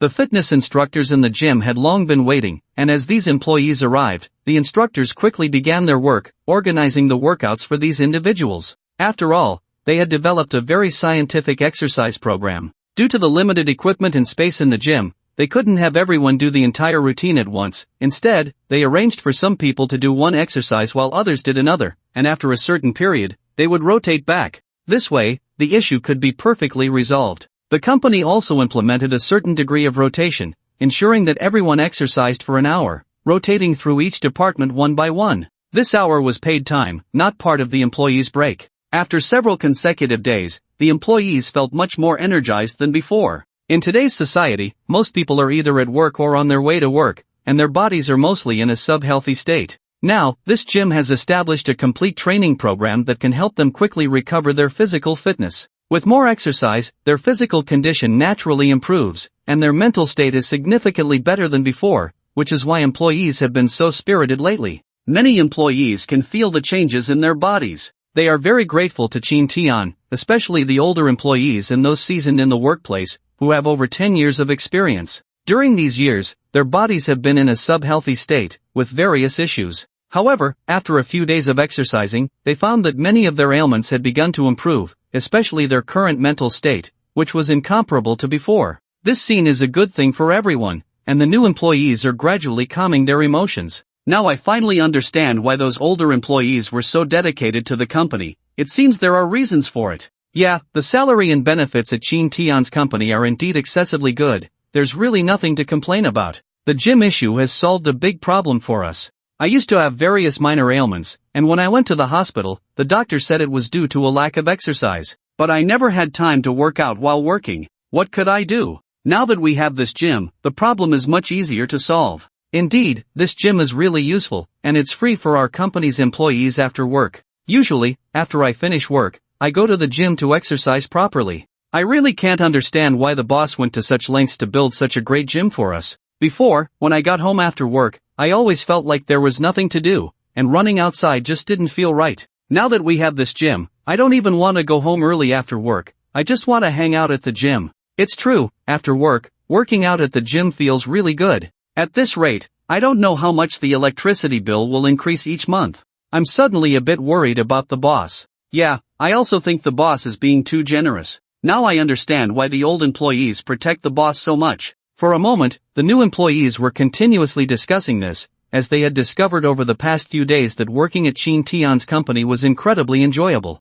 First of all, their workload during work hours was very normal. There was no internal competition at all. Whether it was their team leader or their department manager, they were quite fair when it came to work assignments, showing no favoritism. Whoever's work it was, that was their work. Moreover, once they completed their tasks, no one would engage in any internal competition, and their superiors wouldn't assign them additional work. It could be said that everyone's daily workload was fixed, basically 8 hours a day, with 4 of those hours being rest. They could take their time with the work at hand. Additionally, in the evenings, they could choose to work overtime voluntarily. Even if they did, it was entirely up to them, and no one would interfere whether there was work or not. They just had to clock out when the time came. This gave the employees a tremendous sense of belonging. Just as Chin Tian got home after work, he received a message from the system. Ding! Detected a change in employee emotional value, sense of belonging plus 500. Ding! Detected a change in employee emotional value, sense of belonging plus 800.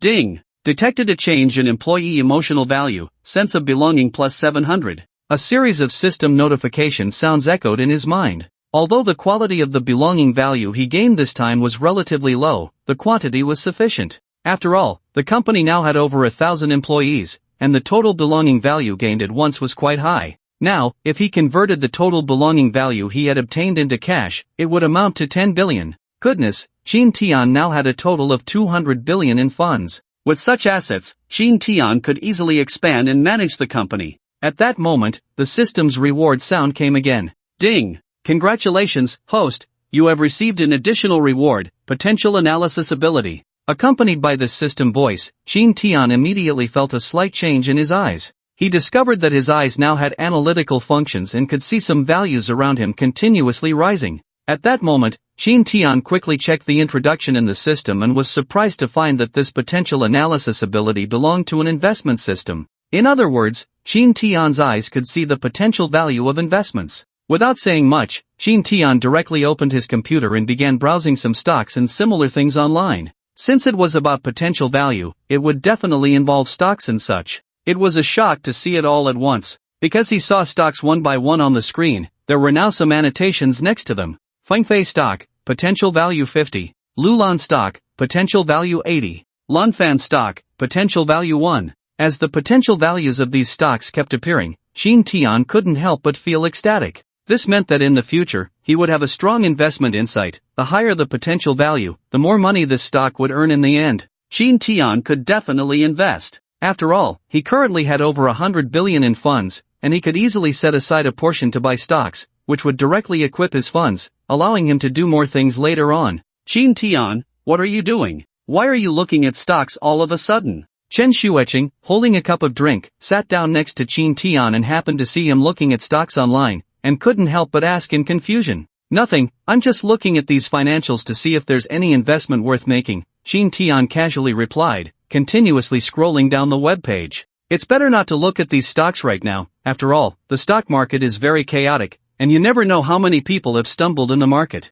You shouldn't get involved in this murky water. Chen Xueqing didn't want Chin Tian to get mixed up in this mess, fearing he might lose all his funds. The longer she stayed in the company, the more Chen Xueqing could feel its charm, especially with the benefits and the work model that made her feel very comfortable, so she didn't want anything unexpected to happen to the company. Don't worry, that won't happen. I'm just pondering, many people say our company doesn't have a proper business. I think it's time to start expanding our business. First, I want to say that we can acquire other companies to assist in the development of our platform. You know the profits this platform can generate are substantial, so acquiring other companies is very necessary. Hearing this, Chen Xueqing immediately stood up in shock. Chin Tian, you're not joking with me, are you? You actually want to acquire other companies? You need to think this through. Investing in other companies is inherently very risky, and our company is already this big. I know what you're saying, but what I need to do now is to acquire all the capable companies. I believe in my investment insight.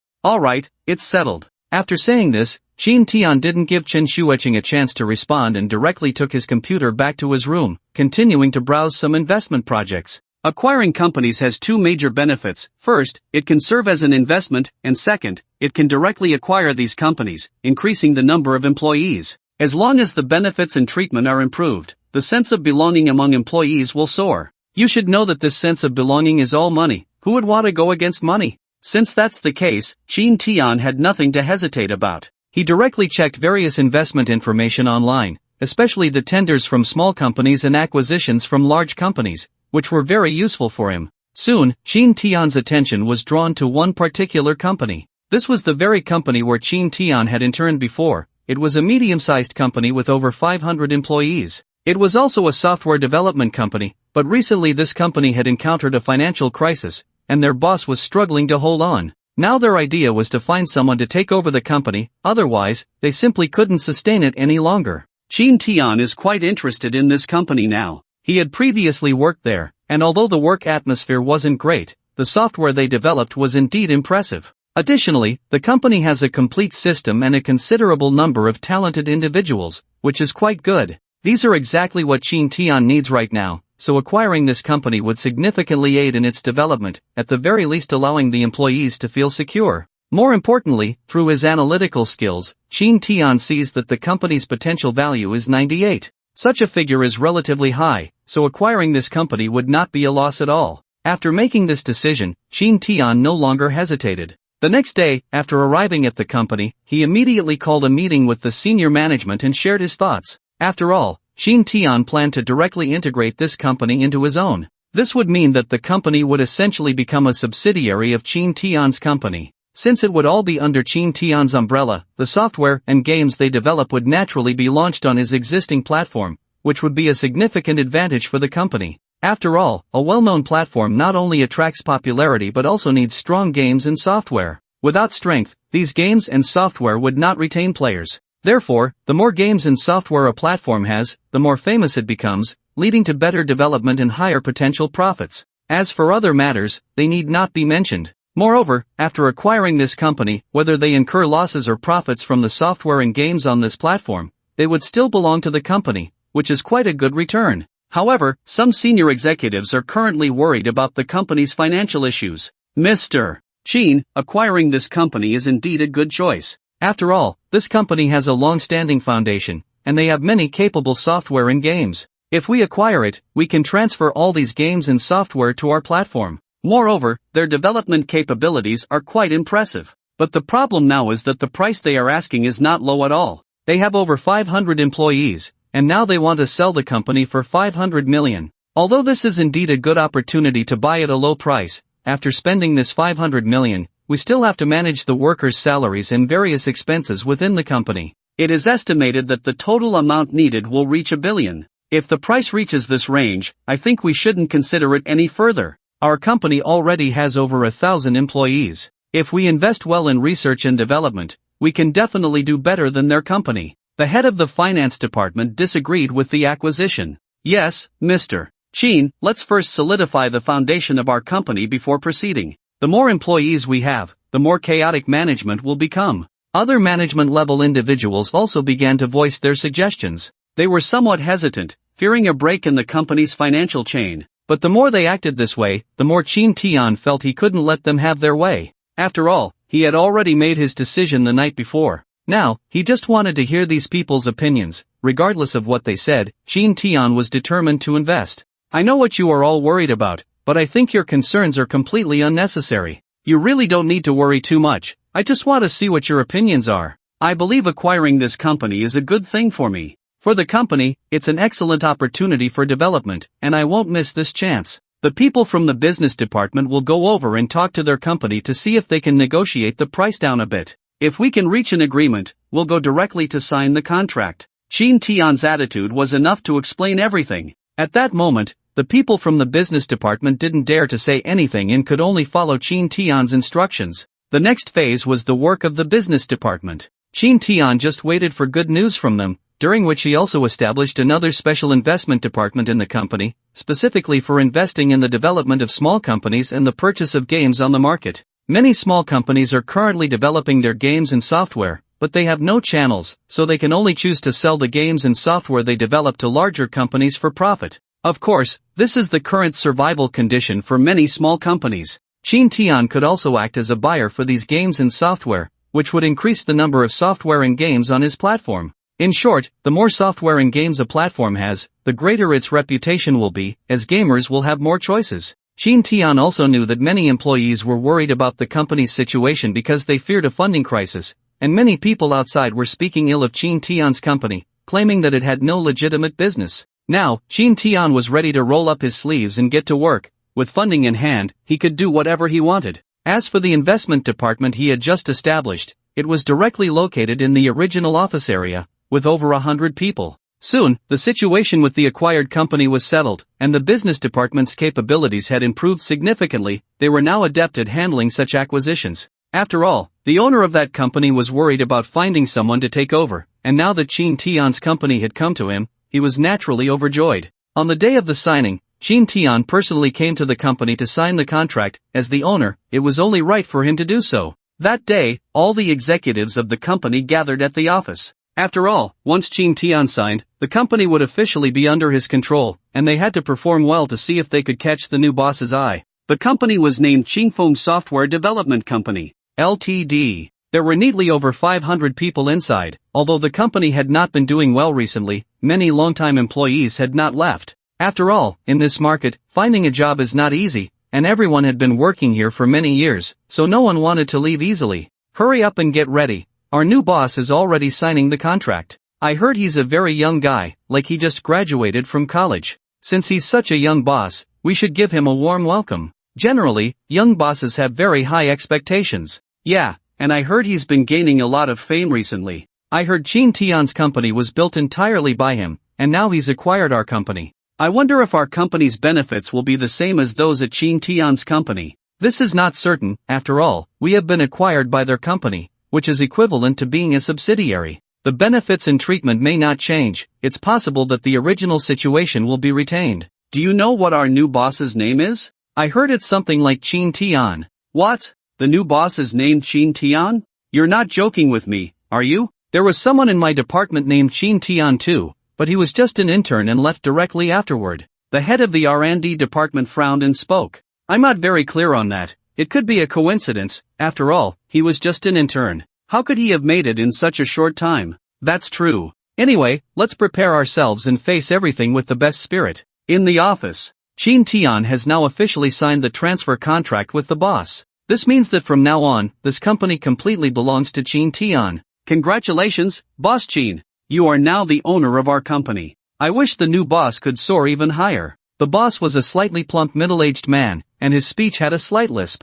Well, I appreciate your kind words, Qin Tian said with a smile, shaking hands with the boss before turning to leave the office. From this moment on, the company belonged to Qin Tian. After all, he had spent 500 million to acquire it, and he successfully took over all the software and games developed by the company, which were relatively popular. No matter how you calculate it, this deal was justified. Soon, the plump boss led Qin Tian to the spacious hall that had already been prepared, where most of the company's executives were waiting to welcome their new boss. Everyone listen up. From this moment on, this company belongs to Boss Qin. From now on, he is your new boss. If you want to stay in the company, then see what the boss has to say. After leaving this statement, the plump boss turned and walked away, as after signing the contract, the company had nothing to do with him anymore. After he finished addressing everyone, he naturally had no further business. Now, Qin Tian stood with Chen Xueqing and Xu Minghua, looking at the dense crowd of executives and employees. Qin Tian couldn't help but cough, then cleared his throat.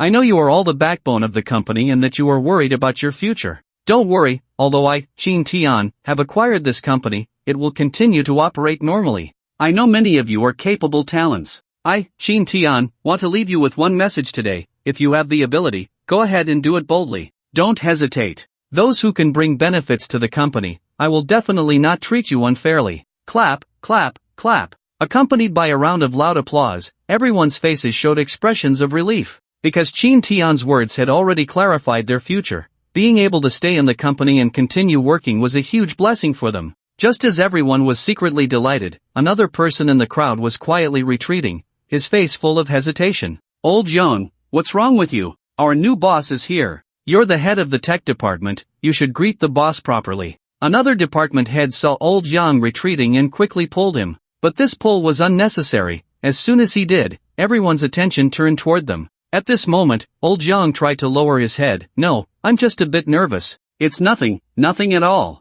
Old Yang quickly began to brush it off. At this moment, Qin Tian also noticed Old Yang. Oh, aren't you Manager Yang? Hearing Qin Tian call him Manager Yang, Yang Tianfu realized he had been recognized, and he silently groaned inside. Others might not know what had happened between him and Qin Tian, but he was very clear about it. Long ago, Qin Tian had worked under him as an intern, completely clueless, while Yang Tianfu, as the supervisor, had been very strict with interns, often scolding them at the slightest disagreement. More importantly, there had been many unpleasant incidents between him and Qin Tian back then. In the end, Qin Tian couldn't take it anymore and left. It was known that Qin Tian had a fiery temper, and during his departure, there had been some verbal conflicts with Yang Tianfu. Now that Qin Tian had become the boss of their company, old Jiang truly didn't know whether to laugh or cry. Yes, that's me, President Qin. I really apologize for the past, Yang Tianfu said, scratching his head awkwardly, unsure of what to say. After all, no one would have expected that an intern would suddenly transform into the CEO of a large company,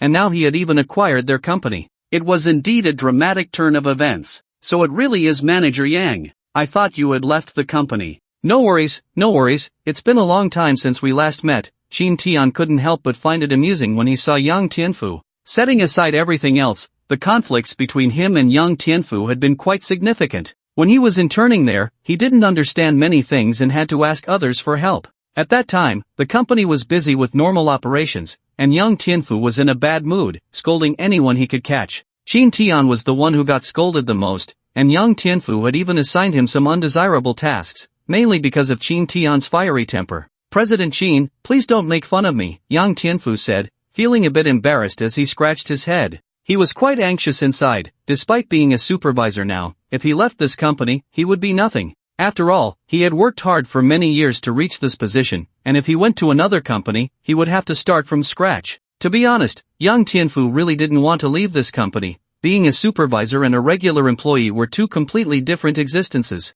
First of all, in terms of salary and benefits, the treatment of supervisors and regular employees was entirely different. As a supervisor, not only was his salary high, but he also didn't have to do any work. That was the distinction. Not at all, I didn't mean to make fun of you. After all, I was indeed an intern back then. But to be honest, I really felt uncomfortable with the unspoken rules and various internal competitions in your company, Qin Tian said, his expression turning serious. Yang Tianfu's heart sank. He knew Qin Tian was about to settle scores. Despite this, Yang Tianfu didn't dare to have any thoughts of resistance, as their statuses had completely changed. Even if Qin Tian publicly announced he would fire him, he wouldn't have any words to refute. Since the company has been acquired by me, from today onward, I, Qin Tian, will take over the management of this company. Listen up, everyone. All the rules and regulations that were in place at the company are now null and void. From now on, all company rules and regulations, including your benefits, will change. I will have the finance and administration departments come to explain everything to you later.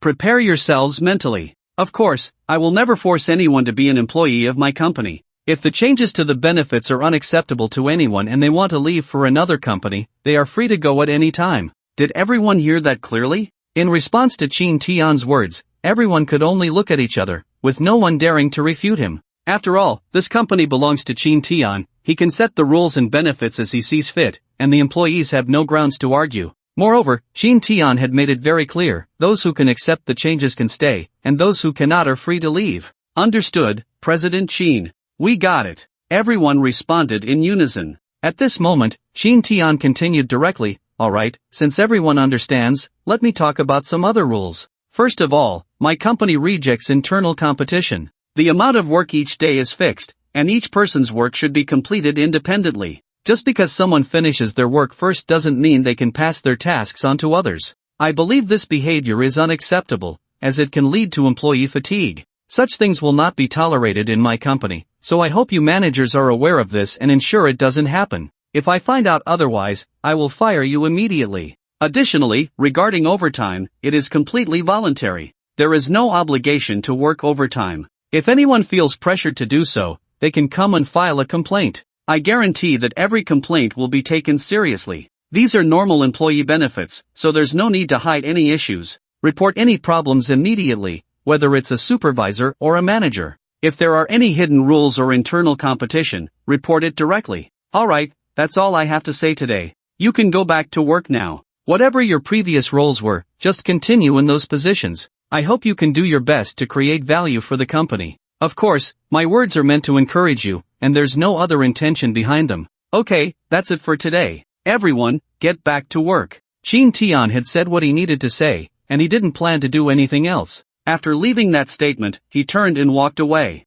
As Chin Tian left, the atmosphere in the company instantly became lively. What just happened? President Chin left just like that. I still don't understand what exactly is going on. Right, I don't get it either. What does it mean to reject internal competition? And what kind of rule is that? The amount of work each day is fixed? Whoever's work is theirs to complete, and once it's done, it's done? You can't take on someone else's work, or you can just complain? Oh my god, I've never seen such rules before. In an instant, everyone's faces were filled with question marks. They truly couldn't comprehend Chin Tian's approach, especially Yang Tianfu, who was also clueless about what had happened. But as a seasoned professional, he quickly reacted. Looks like I need to prepare to leave. In Yang Tianfu's view, after what happened between him and Chin Tian, he had specifically argued with Chin Tian. Logically, Chin Tian would never allow him to stay comfortably in the company. What awaited him next would be a storm of revenge. This is how things work in the workplace. If you offend someone, they will definitely seize the opportunity to retaliate. If it were Yang Tianfu in such a situation, he would do the same. Now, he didn't believe that Chin Tian would do nothing. What's going on, old Yang? Did you offend our new boss? Yeah, if there's something, just say it. Let's see if there's a way to help you out. Seeing Yang Tianfu looking so dejected, the others couldn't help but ask. Although Yang Tianfu could be a bit stingy and occasionally tease his colleagues, he actually had a good heart, and when he was in trouble, everyone would still help him. At this moment, Yang Tianfu didn't hide anything and recounted everything that had happened. At that moment, everyone fell silent. Wow, old Yang, if that's the case, you're in trouble. You have such a history with our new boss. If he wants to deal with you, it will definitely happen. Why don't you go apologize to the new boss properly? That's what I was saying too. I think the boss should be a reasonable person. Go talk to him, maybe this can be resolved. The others urged him, as they were all from the same company and didn't want old Yang to be targeted because of this incident. However, Yang Tianfu sighed and said, I do want to resolve this quickly, but do you think it's really that easy? I already apologized to the boss, but it seems he didn't accept it. In my opinion, when he mentioned that the benefits and treatment in our company would be adjusted, it was directed at me.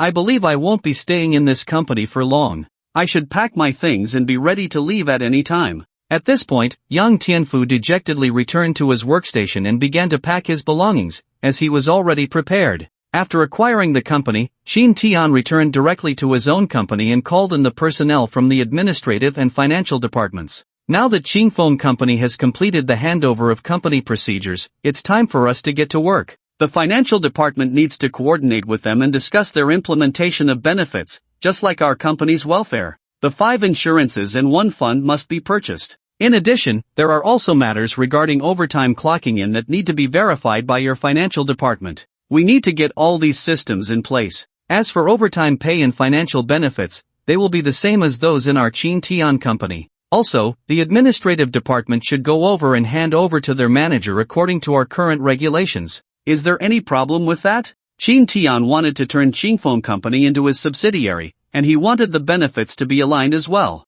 This scene instantly surprised the heads of the financial and administrative departments. President Chin, you can't be serious. You acquired Qingfeng Company and want it to become our subsidiary. Are you planning to transfer our company's benefits over there? The head of the financial department widened his eyes, looking at Chin Tian in disbelief. This is certain. As long as it's my company, I will definitely keep up with the funding and benefits, treating everyone equally regardless of which company they come from. Therefore, these benefits must be aligned, and the working hours and rules must be exactly the same as those in our company. This needs to be verified by your finance and administration departments. How about this? Our company is a certain distance from Qingfeng Company. At that time, you, as the head of the administration department, will be responsible for establishing another administration department in their company, sending people from our company over. But remember, you must go over regularly every month to check. The rules will be exactly the same as in our company. There can be no internal competition. I want to establish an orderly workplace, and this is a rule as ironclad as it gets, absolutely no slacking off. Chin Tian's tone was undeniably assertive. But, President Chin, if you do this, I wonder what kind of impact it will have on the company's reputation. I think Qingfeng Company's management is already quite good. The benefits they created before were quite high. I believe continuing their management practices would be a great choice. The head of the administration department was not ready to give up. Instead, he wanted to persuade Chin Tian to allow Qingfeng Company to continue its original management style, which would greatly help Qin Tian's company and at least alleviate some pressure. Once they extend the 5 insurances in one fund, it would be a significant expense, along with various salary benefits, which would be completely different. The salary benefits in Qin Tian's company are top-notch, almost the highest in the entire Magic City. If those salary benefits were applied to Qingfeng Company, the monthly payroll would increase by at least half. Hearing this, Qin Tian immediately laughed. I say, is your theory a bit too much? You want me to continue their management style, but have you ever thought about it? Why couldn't the boss of Qingfeng Company keep it going? Faced with Qin Tian's question, the administration department staff suddenly found themselves at a loss for words. After all, Qingfeng Company truly could not continue and was already heavily in debt. If it weren't for Qin Tian taking over the company, the boss of Qingfeng Company would definitely have declared bankruptcy, and once that happened, it would be a tragedy. If you don't know, let me tell you. Qingfeng Company's business philosophy is not wrong. Just look at how many software products and games they have. They are quite well known, and the profits they generate each month are also quite high. However, the reason they can't keep going is due to management issues.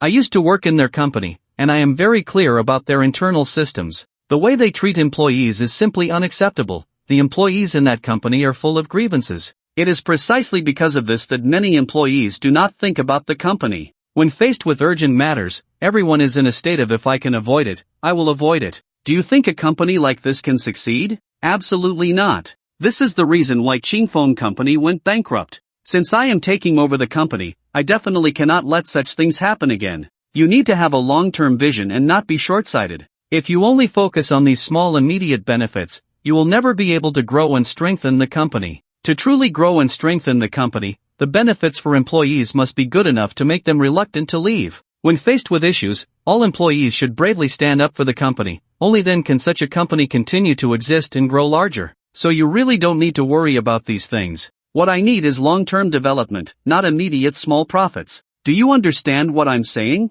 With Qin Tian having said this, the two supervisors had no further thoughts to express, as Qin Tian had already brought up the management philosophy. They only needed to manage the company well, other matters were beyond their reach. Alright, President Qin, you can rest assured. We'll head to Qingfeng Company right now and implement this as quickly as possible. Good, it's right that you have this mindset. Remember, our company values efficiency. We must not procrastinate, especially regarding work matters. That is absolutely unacceptable. If we can't even achieve efficiency, it will be very difficult for this company to compete with others in the market. Understood, President Qin. We will ensure the fastest efficiency. If there's nothing else, we'll take our leave now. The two supervisors turned to leave, but at that moment, Qin Tian called them back. Wait, I think it's time to expand our employee fund. Let's do this. This employee fund will not only apply to our Qin Tian company but also to all our subsidiaries. In other words, the subsidiaries under our company can also apply for this employee fund. Additionally, the balance in this account is a bit low. Financial supervisor, please donate 200 million directly to our employee fund in my name. Wow! The financial supervisor's eyes widened in shock. President Qin, you can't be joking, right? Donating 200 million to the employee fund account? This is company money. If we donate that, won't the company's funds be lacking? What are you talking about? When have you seen my account lacking this 200 million? Don't worry, just transfer it to the employee fund in my name. As for the company's account, I will naturally replenish it. Qin Tian also realized that the company's account didn't have much money. All the rewards given by the system were in Qin Tian's account, and now was just the right opportunity to inject funds into the company's account, allowing more employees to feel secure. For Qin Tian, donating this 200 million wasn't much. After all, his assets were nearing 20 billion now. Such a figure was really not a big deal. More importantly, this 200 million in employee funds would definitely yield a wave of belonging value.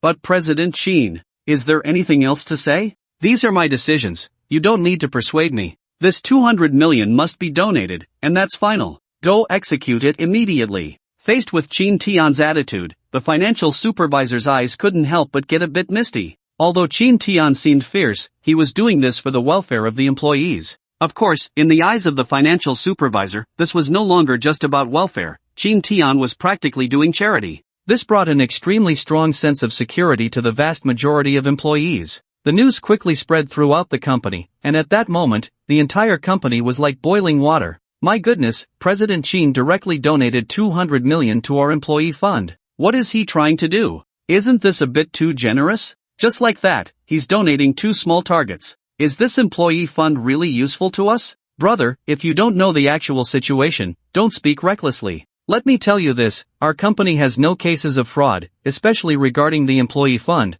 which is incredibly important for us employees. It's practically like insurance, you know? Since the beginning, 10 people have already received the employee fund. Although the numbers may vary, they have genuinely received this fund, and I can prove that. Moreover, President Chin has already stated that as long as the situation is true, anyone can apply for the employee funds until there is no money left in the employee fund account. Additionally, President Chin will allocate a portion of the company's profits to the employees' accounts each year. Can you imagine which company can achieve this level? Not only that, but the statements for the employee fund account are completely transparent. Any employee in the company can check them at will, every transaction can be scrutinized. Can you think of anyone who could satisfy such an employee fund account? This shows that President Chin genuinely wants to make everything transparent. In my view, President Chin is like a second father to me. Working in this company has completely relieved my worries. If something urgent happens at home, I can apply for this employee fund. You can't find such a company anywhere. Not only that, I heard President Chin acquired Phone Company.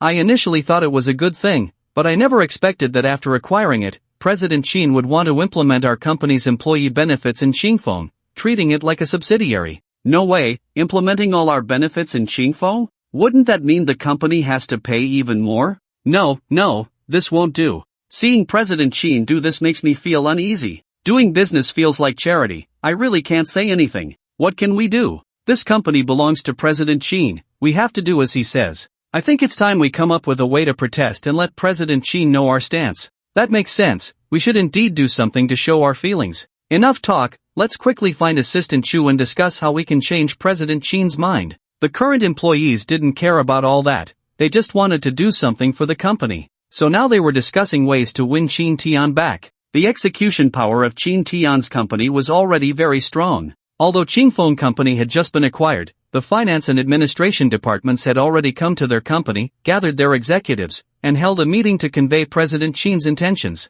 It's important to note that all those who came to the company were senior executives from Phone, mostly at the manager and supervisor levels. They had been in management for some time and had rich experience, but now, after being told by the administration and finance departments, they were suddenly at a loss. Especially Yang Tianfu, who was also present. Upon hearing the regulations from the administration department, he immediately widened his eyes. What is this? From now on, whoever's job it is will be their responsibility? Is this for real? And their benefits have doubled. What does that even mean? These are not the main points. The main point is that Yang Tianfu not only was not penalized but instead remained in his original position, and the company's finance department even said they would provide all 500 employees with the 5 insurances in one fund, along with meal and housing subsidies. Goodness, where could such subsidies have come from before? The company's exploitation of its employees seemed insufficient. They wanted to continue cutting costs, so there were no travel allowances or meal allowances, and instead, they were being pressured to work overtime. This is simply ridiculous. However, the benefits directly issued by the finance department now completely overturned their worldview. Alright, these are the company regulations and benefits that our general manager Chin has temporarily set for you. Do you have anything you want to say? The head of the administrative department let out a heavy sigh and then asked the executives present for their opinions. No. General Manager Chin is generous. As expected of the boss of a big company, his approach is indeed extraordinary. This kind of employee benefit leaves us speechless. Everyone was saying some flattering words. After all, who wouldn't like such good employee benefits? Well, since there's nothing to say, then it's settled. Tomorrow, the finance department will come over with people. You should prepare all your materials and submit them. We will start buying the 5 insurances and 1 fund for you. If you have accounts from before, you can submit them now. If you have accounts for the 5 insurances and 1 fund, you can hand them over. We will transfer them directly to the company and renew them for you. The head of the finance department interjected, but his words made the people present smile wryly. Director Chen, please don't joke like that. How could we possibly have accounts for the 5 insurances and 1 fund? Yeah, after so many years of working, I've never opened an account for the 5 insurances and 1 fund. I asked around, and while some people in the company were lucky enough to have worked in state-owned enterprises and opened accounts, that's a very small number. The vast majority of us have never bought them. Don't underestimate the 5 insurances and 1 fund. In fact, many companies on the market do not provide this for their employees. Even if they do, it's usually the employees who pay for it themselves, and the company buys it on their behalf. At most, they might get the lowest basic insurance. Now, having basic insurance in these companies is already considered quite high. The 5 insurances in one fund are basically out of the question. Since that's the case, let's prepare the materials. General Manager Chin has already said that you currently belong to our company's subsidiary, so employee benefits are only being implemented a little for now. Once your company is restructured, we will arrange the employee benefits uniformly. Alright, today's meeting ends here. With the conclusion of the meeting, these executives walked out of the conference room and announced the news to the employees below. At that moment, the entire staff of Ching Phone Company couldn't help but erupt in excitement. My goodness, what great benefits are these? I originally thought the company would adjust these benefits, and we would be exploited even more. I didn't expect that not only would our salaries not decrease, but they would actually increase? What kind of trick is this? Is the new boss really the legendary fool with a lot of money? Yeah, I've really never seen anyone who, after acquiring a company, not only doesn't cut costs but actually increases benefits and treatment. This Chin Tian company is really too extravagant. Indeed, I also feel it's very extravagant. No wonder the boss of Chin Tian company is so young and accomplished. It seems he really has the capability. For a moment, the employees of the company were filled with praise for Chin Tian. Looking at young Tianfu, he was completely stunned at that moment, and for a while, he didn't know what to think or say. In the following days, everyone unconsciously focused on the direction of the company. Everyone wanted to know what Chin Tian was planning. After all, since he acquired the company, not only did he not reduce the benefits, but instead increased them. Many people believed there must be a reason for this. With so many years of social experience, they knew that a company wouldn't just give you perks for no reason. If they did, it was definitely for a purpose. Therefore, the people in the company were very vigilant, fearing they might fall into the sweet trap set by the company. However, in the following days, the company actually began to implement the work policies from Chin Tian's company. First, they planned and changed the overtime hours. The work start time was pushed from 8 a.m. to 10 a.m. Coming in early was equivalent to working 2 hours of overtime, and any work done after 8 p.m. was considered overtime, lasting until midnight, after which no one was allowed to work overtime in the company. These were not the main points. The key was that all overtime was voluntary. It was the kind of situation where you could choose to work overtime or not, and the administration department had already announced that neither managers nor supervisors could interfere with this. In other words, if employees didn't want to work overtime, no one could force them, and if such a situation occurred, they would have to find out who was responsible. Because of this, no manager or supervisor dared to force employees to work overtime, otherwise, they couldn't bear the responsibility if it came down to it. The administration department had already stated that this was a historical regulation of the headquarters,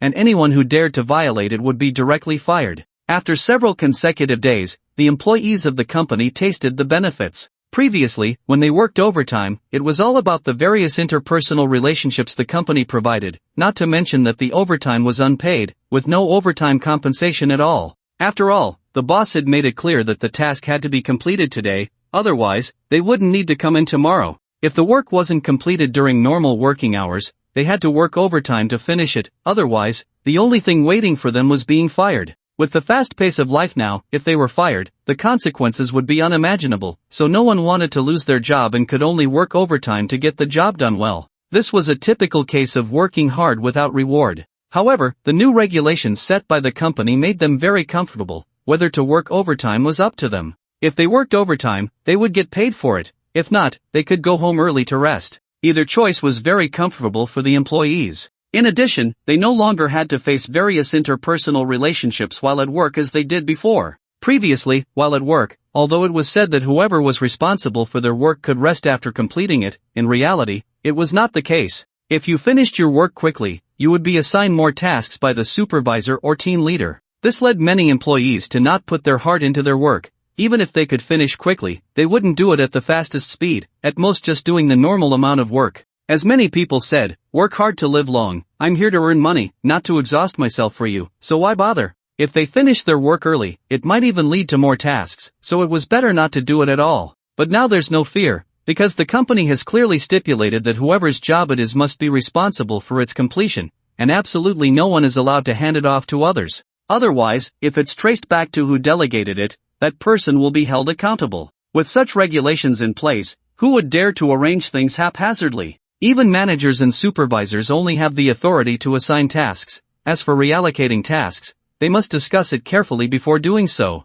This regulation has instantly garnered praise from the employees, as the previous workplace atmosphere had been quite unbearable for them. They had never encountered such a rule before, but it must be said that this workplace culture is truly wonderful. After just a few days, they felt much more relaxed. Wow, these new regulations in the company are really great. To be honest, I've never experienced anything like this in my previous companies. I feel the same way. I've never been in such a situation before, but I must say, these regulations have made these days the most enjoyable I've had at work in years. I just wonder if these rules can be maintained. Of course. Don't you know what kind of company Chintian is? I've heard before that Chintian offers the best benefits among all companies, and the regulations inside are beyond words. I really didn't expect that after Chintian acquired our company, they would implement their regulations and benefits here. Wow, I had heard that Chintian's financial treatment was very high, but now I see just how impressive it is. If they continue with such benefits, we won't have to worry about any more acquisitions. No wonder so many people were desperate to get into Chintian before. It seems there's a reason for that. If I could have such benefits, I wouldn't hesitate to try, even if it meant risking injury. We only have such benefits in this subsidiary. If we went to Chintian, I can't even imagine how good the benefits would be. Enough talk, let's get back to work. The faster we work now, the sooner we can rest later. Speaking of which, I've really been exhausted from overtime these past years. I've decided not to work overtime this week and just relax a bit. Our salaries are decent now, so there's no need to worry. That's true. I was almost in despair from all the overtime before, but now that we finally have a chance to avoid it, we definitely can't miss this opportunity. I need to unwind properly. Me too. How about we go out tonight? It's been a long time since we went to a bar for drinks, and this is a perfect opportunity. Sounds good. Let's go to the bar and have some fun. Consider it a celebration. By the way, Shaoli, do you want to join us? I think I'll pass. It's not easy to get overtime pay, so I want to work hard and earn a bit more. The kid is growing up, and the milk powder costs more and more. I need to make money for him. That makes sense. Then you take your time with the overtime. We'll go and relax. This is a huge piece of good news for the entire Qingfeng company. All the employees are excited, especially those who dislike overtime. They are overjoyed. After all, not having to work overtime gives them more time to play and more time to spend with their families. As for those who need money, they can work more overtime to earn more to support their families. For everyone in the company, it's simply fantastic. The overall satisfaction in the company has reached an all-time high. Looking at young Tianfu again, he felt a mix of emotions he couldn't quite identify. Old Yang, didn't you say you had offended our new boss? Why is it that you seem to have no issues now, and your benefits have even improved? Are you sure you really had a conflict with our new boss before? A supervisor from another department asked young Tianfu. I don't know either. I clearly had some arguments with Qin Tian at the time, and I even scolded him when he left. With his temper, how could he expect to work and achieve anything? It seemed impossible for him in this lifetime, but unexpectedly, he turned around and became the boss of Qin Tian Company, and now he has acquired the company. Logically, he should have retaliated against me, but not only did he not do that, he hasn't done anything to me at all, which I find very strange. Could it be that I really misjudged him? Yang Tianfu felt a bit regretful and guilty, as Qin Tian indeed hadn't done anything to him. Under normal circumstances, he would have been the first to be kicked out, rather than remaining in his original position. This was quite unusual. The only explanation was that Qin Tian simply didn't take the matter to heart. Old Yang, it seems you might have wronged our boss this time. Given our boss's character, he definitely wouldn't engage in such retaliatory actions. Otherwise, our company's benefits wouldn't be so good, and the reputation of Qin Tian Company wouldn't be so great. I think so too. It looks like I need to find an opportunity to sincerely apologize to the boss. The people at Qin Tian Company were naturally aware of the happenings at Qingfeng Company, and the news was spreading outside.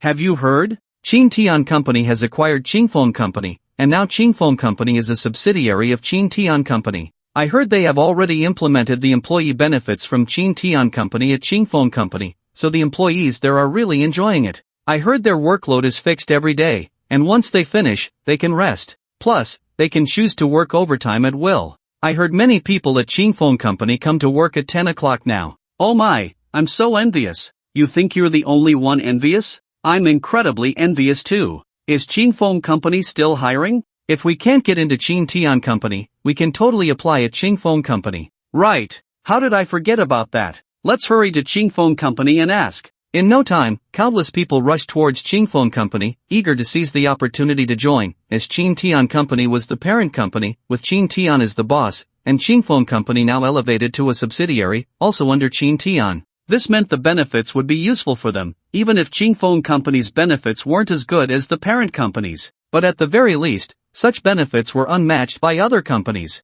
So everyone wanted to give it a try and see what was going on. Meanwhile, Qing Tian was holding a high-level meeting within the company. After acquiring Qingfeng Company, all the products under Qingfeng Company now belonged to Qing Tian, and he could manage them as he pleased. Speaking of which, Qingfeng Company had indeed had a few popular games before, and their current popularity was still decent, which could bring significant benefits to the platform, at least in terms of traffic. The company is currently discussing whether to transfer all the software and games of Qingfeng Company to the school motto platform. Such a platform transition involves many considerations, especially since Qingfeng Company has signed contracts with many platforms that have not yet expired. It is highly likely that they will have to pay a certain amount in breach of contract compensation, and many of the executives are calculating this figure. They are uncertain at the moment, as breach of contract issues involve penalties, and it is essential to clarify the situation with Qing Tian and see what his opinion is. President Qin, we have done a preliminary calculation.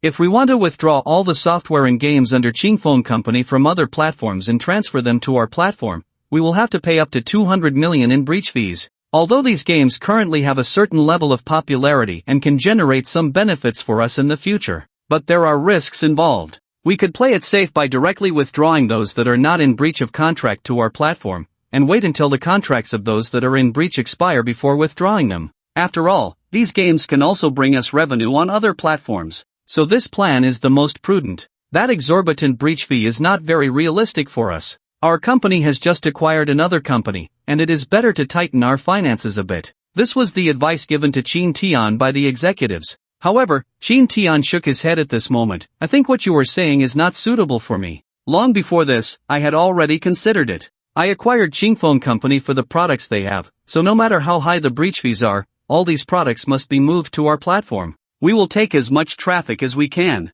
These breach fees are nothing to me. You need to have a long-term vision. Although we may have to pay some breach fees, you must understand the lifespan of these games and software is limited. Therefore, what we need to do now is to strive for more traffic for our platform. Only then can our platform develop more rapidly. Do you understand what I'm saying? I understand, but President Qin, I think this 200 million breach fee is somewhat unwise, the financial supervisor spoke up. After all, he is in charge of the accounts, and he knows better than anyone how much money the company has. At this moment, taking out 200 million as a breach fee seems very unworthy from a financial perspective. I think it is worth it. It's just 200 million in breach fees. If we can increase the traffic on this platform, it won't be long before we get that 200 million back. That's right, I also agree with President Qin's statement. Although this 200 million breach fee is indeed a bit much, in fact, Qingfeng Company has too many software and games, and these games and software have a large number of users. If we can put all these software and games on our platform, the effect will be very good, and it will definitely greatly increase our platform's revenue. I think this initial investment is acceptable. As long as there is a return, it will definitely not just be as simple as this 200 million. Now, another executive chose to support Qing Tian. After all, many new people have joined the company, including some knowledgeable individuals with financial and investment insight, all carefully selected by the HR department, so there is no problem with this. Very well, now that there are more talents in the company, the conversation naturally changes. Some people have already agreed with my opinion. Not bad, not bad. Then let's proceed according to this process. Retrieve all these games and software, and put them on our platform. This way, we can attract more users. For our company, the current users are the most important. Don't worry about those small penalties. As long as we can make this platform successful, those penalties are nothing. As Qing Tian finished speaking, a round of warm applause erupted in the room. Alright, aside from this matter, I have another thing to discuss. I think you all should have seen the situation with Qingfeng Company. I believe the results there are very good. Although it is our subsidiary, in my view, both Qing Tian Company and its subsidiaries should enjoy the same benefits and treatment. So I plan to establish a dedicated vehicle service for Qingfeng Company, and also provide them with housing allowances. Besides that, it's time to set up an employee fund for their company. We can't always focus on the employee fund of our headquarters. Do any of you have anything to add to what I've said? Everyone present remains silent. Even the newcomers did not speak at this moment. After all, in the days they had been at the company, they had roughly understood some specific situations. When it comes to employee benefits, Shin Tian definitely spares no effort, not even considering the company's accounts or other issues. He just rolls up his sleeves and gets to work. This scene gradually made many new employees understand, and some even began to worry about the company's operational situation. No one wanted a company with such good benefits to go bankrupt. But with Shin Tian's temperament, who could hold him back? So in the face of Shin Tian's words, everyone dared not speak, just quietly waiting. Well, since no one has anything to say, then it's settled. Starting tomorrow, the finance department will take care of this matter, and the administrative department will also go over to announce the employee fund account. It must be transparent, just like before. Additionally, the vehicle service should be arranged as well. Is there any problem? No. At that moment, everyone responded in unison. Also, regarding Qingfeng Company, I noticed there has been a vacant restaurant downstairs for quite a while, apparently still up for rent. Let's secure that place and use it as a cafeteria for Qingfeng Company employees. Get this done as soon as possible, and find the best chefs, with standards the same as our company. The dining space might be a bit limited, but that's fine, let them eat in shifts. Wow. As soon as this was said, the senior management present couldn't help but get excited again. This was no joke, the employee benefits were getting too good. This matter quickly spread throughout the company. Wow, President Qin wants to fully implement employee benefits, even providing dedicated vehicle services for Qingfeng Company and setting up a cafeteria for them. Although it's a subsidiary, the treatment is exactly the same as ours. It seems President Qin wants to do something big. If that's the case, Qingfeng Company has already become quite popular. I've heard that many of their benefits are now aligned with ours. In fact, I think Qingfeng Company's benefits are already quite good. If we also provide them with dedicated vehicle services and a cafeteria, that might be a bit too generous. Moreover, we're even reserving a restaurant for them as a cafeteria? That's indeed the case. Will this ruin the entire job market? Who knows? The competition in the workplace is really severe now, it's all a mess. I think a bit of restructuring would be a good thing. Only President Qin has the guts to do this. If it were someone else, they might have already collapsed under the pressure. Wow, they're already providing special cars and a cafeteria. What's next? Are they going to set up dormitories for them? Isn't that a bit excessive? The housing prices in Magic City are so high. If they really set up a dormitory for them, how much would that cost? We can't know that yet. We still need to see what President Qin plans to do. Facing the employees' discussions, Shin Tian didn't pay much attention. After returning to his office, he immediately started browsing the internet. However, Chen Xiueqing beside him was somewhat displeased. Shin Tian, aren't you making employee benefits better and better? I think what you're doing at Qingfeng Company is already great. If you keep adding special car services and a cafeteria, many people will criticize you. Look at what people are saying outside. Many have started calling you a bodhisattva, saying you run a company just to provide benefits for employees. That's nothing. Some people even say you're doing this on purpose to ruin the job market. If you keep this up, who would want to work at other companies? If we continue like this, we might become the focus of the entire industry, and then we would be targeted by everyone. That's not good news for our company's development. Chen Xiueqing understood the rumors outside, which is why she specifically came to talk to Shin Tian. If employees don't want to work at their companies, that's their problem. Why should I be blamed for it? If they think employees don't want to work for them, they can ruin the market too. No one would criticize them. Anyway, I stand by my words, my company, my rules. I decide what kind of regulations and employee benefits to implement. Other companies can say whatever they want, I don't care. Shin Tian didn't care about that. He wanted to establish the company benefits this way, and others had no right to interfere. I understand, I just wanted to remind you, President Qin. I have no other intentions. Chen Xiueqing didn't know what to say about Shin Tian's attitude. Alright, just a reminder is fine. I don't care about what these people say. By the way, have Lu Chuxia keep an eye out for any unfinished buildings. It would be best if they were cheap and in remote areas. We have special cars for transportation, so it's not a big deal. Shin Tian continued browsing the internet while giving instructions to Chen Xiueqing. What? You want to buy unfinished buildings? What are you planning? Chen Xiueqing frowned, clearly unable to understand Shin Tian's actions. What else could I be doing? Qingfeng Company is already up and running, so we definitely need to prepare dormitories for the employees. The unfinished buildings I bought before will be enough for our employees. If we add Qingfeng Company's employees, it definitely won't be enough. Since we've already prepared special cars for transportation, we need to get the unfinished buildings ready too. If not, how am I supposed to set up the employee dormitories? Chin Tian said matter-of-factly. He had already thought about this when he acquired Phone Company. Dormitories for employees were a must, otherwise, how could he harvest the employees' sense of belonging?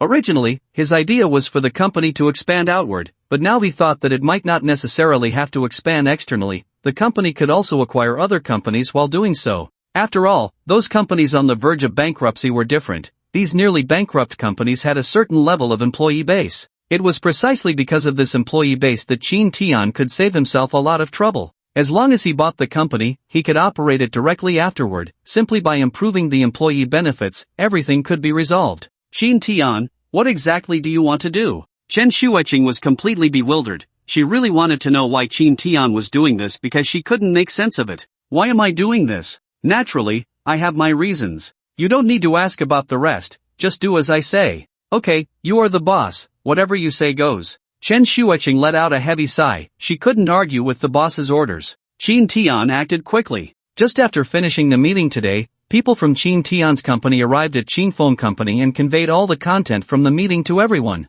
Once the content of the meeting was revealed, the people present instantly erupted, especially the core employees of Phone Company, who were now gaping in disbelief, as if they could fit a duck egg in their mouths. My God, is the boss joking with us? He wants to establish a dedicated cafeteria for us, isn't that a bit too formal? Not only that, but he also wants to arrange special cars for us. This is a bit exaggerated. Are you sure this isn't a joke? In response to the employees' questions, the manager of the administrative department immediately took out the official regulations developed by the company. Everyone can take a good look. This is the administrative plan issued by our headquarters. I will hand it over to the administrative department of Phone Company shortly so they can start executing it immediately. Whether it's a joke or not, you'll find out later. Our boss has always kept his promises. Anything he says will definitely be done, so you don't need to worry about that. We have already started recruiting professional drivers, and we are also renting special cars. As for the venue, the people from the business department have already gone to rent it out. I believe it won't be long before your cafeteria opens. At this moment, the head of the finance department also stood up. Originally, our idea was to give you housing and meal allowances, but our General Chin considered that it might be inconvenient for the employees, so he directly arranged special cars for you and established a dedicated cafeteria, all to ensure that employees enjoy better benefits, which are exactly the same as those at our headquarters. Clap, clap, clap. A round of warm applause erupted. All the employees were clapping vigorously. Setting aside everything else, the fact that Chin Tian provided such extensive employee benefits was something that many could not achieve. As workers, they felt a mix of bitterness and tears. They earned meager wages, worked from 9 to 5 every day, yet had to scrimp and save just to put some money aside. Even so, the leftover money each month was not much. The vast majority was spent on housing and food, and now Chin Tian wanted to provide them with special cars and even establish a cafeteria. For them, this was simply a tremendous blessing. Alright, everyone, don't rush to applaud just yet. Our boss is a good boss. He will definitely earn the praise of all the employees. I've already heard the news. The boss has been inquiring about any unfinished buildings nearby. It seems like he wants to acquire one of those unfinished buildings to use as employee dormitories. You guys are really lucky to have such a good boss. As soon as these words were spoken, the employees became even more excited. No way, the boss can't be that generous, right? He wants to buy an unfinished building for us to live in? That seems a bit unrealistic. I think so too, it really does seem a bit too unrealistic. I don't believe there's much possibility of that happening. I agree. If he were to buy an unfinished building just for us to use as dormitories, the costs involved would be astronomical. No company could afford that. After this was said, many employees expressed their disbelief. The heads of the administrative and finance departments didn't say much either, leaving with just a remark before turning to leave. At that moment, the entire company was in an uproar. Are you sure this isn't a joke? They don't look like they're joking, and there's a precedent for this. I heard that when Chin Tian Company was just established, their boss directly acquired a whole area of unfinished buildings. At first, everyone thought he wanted to renovate them and reinvest, but who would have thought that after acquiring those unfinished buildings, he didn't invest in them but instead renovated them to use as dormitories for his employees. That's not the main point. The most important thing is that their employees get their own private rooms. You know those are suites. When do we ever get to live in a private room while staying in dormitories? Only at Chin Tian Company would there be such treatment. Even state-owned enterprises wouldn't have this kind of situation. But now, Xintian Company has indeed provided employee dormitories, and there's no denying that. If it were another company, I might not believe it, but I definitely believe this one. Setting everything else aside, everyone knows Xintian Company's reputation. Many people say the boss of Xintian Company is charitable and wants to reform the workplace, stirring things up everywhere. Maybe this boss Qin really wants to do this. Regardless, having such employee benefits come our way can only be a good thing, not a bad one. After work, Qin Tian returned home. However, he didn't eat in the cafeteria. Instead, he went to the kitchen to showcase his cooking skills once again. After all, his relationship with Chen Xueqing had improved significantly, and after work, he would occasionally cook for her. But today, Chen Xueqing seemed a bit downcast. She had been sulking since she got home, and Qin Tian couldn't figure out why. He noticed this change in her demeanor. What's wrong? Did something happen? If there's anything you want to talk about, just let me know. If I can help, I will, Qin Tian said, squinting at Chen Xueqing, knowing she must have encountered some issue. It's nothing major, just some family matters. It's fine, Qin Tian, you don't need to worry about me. You've already helped me a lot, Chen Xueqing said, forcing herself to perk up. If there's something bothering you, just say it. Don't put on that kind of face, okay? We're close, do we really need to be so polite? Qin Tian knew that something must have gone wrong in Chen Xueqing's family, otherwise, she wouldn't be looking like this. Forget it, I won't say anything more. You've already helped me enough, and I don't want to trouble you any further. Besides, you have so many things to deal with at your company, you should focus on that and leave the rest to me. That won't do. Your matters are my matters. Come on, quickly tell me what's going on. Qin Tian's stubbornness immediately surfaced. Chen Xueqing knew Qin Tian's temperament. If she didn't speak up now, he would keep asking. So she slowly recounted what had happened. Last night, Chen Xueqing received a call from her mother, who told her that although they had been discharged from the hospital, they were still in the recovery phase and couldn't take care of themselves. Previously, some relatives had helped, but now those relatives were too busy to stay. Chen Xueqing was very anxious and didn't know what to do. After all, she was the only daughter in the family, and now that there was a problem at home, she truly didn't know how to handle it. She could hire a nanny to help, but she had already spent all her money before this, and now she had no spare cash to hire one. This was the dilemma Chen Xueqing was facing.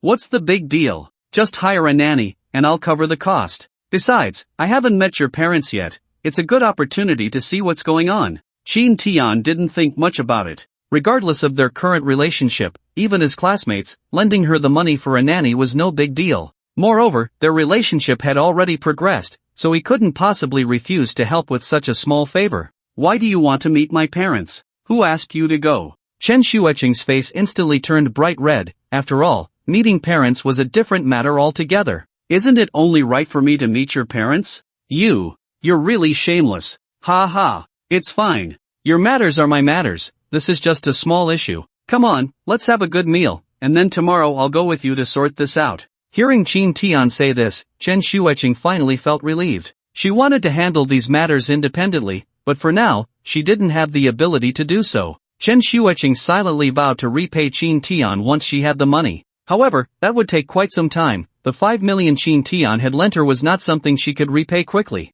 Meanwhile, many companies in the market had already started targeting Qin Tian's company. Not to mention anything else, the actions Qin Tian's company was taking had already encroached on the interests of many other companies. First, there was the exploitation of employees. Just based on this, those companies could no longer stand with Qin Tian. If he continued down this path, his company's employees would increasingly leave, especially among their industry peers. This led to many companies' various small programs and platforms directly boycotting the games and software developed by Qin Tian's company. In their industry, there was inherently a cooperative relationship, especially between games and platforms, which often had some binding ties. However, many small platforms had begun to sever ties with the school messaging platform. In the past, many game software and platforms had mutual recommendations. For example, installing one game would recommend installing another platform, or installing a platform would provide recommendations for some games. Now, after these platforms boycotted Qin Tian's company and its games, all those recommendations and bindings were gone.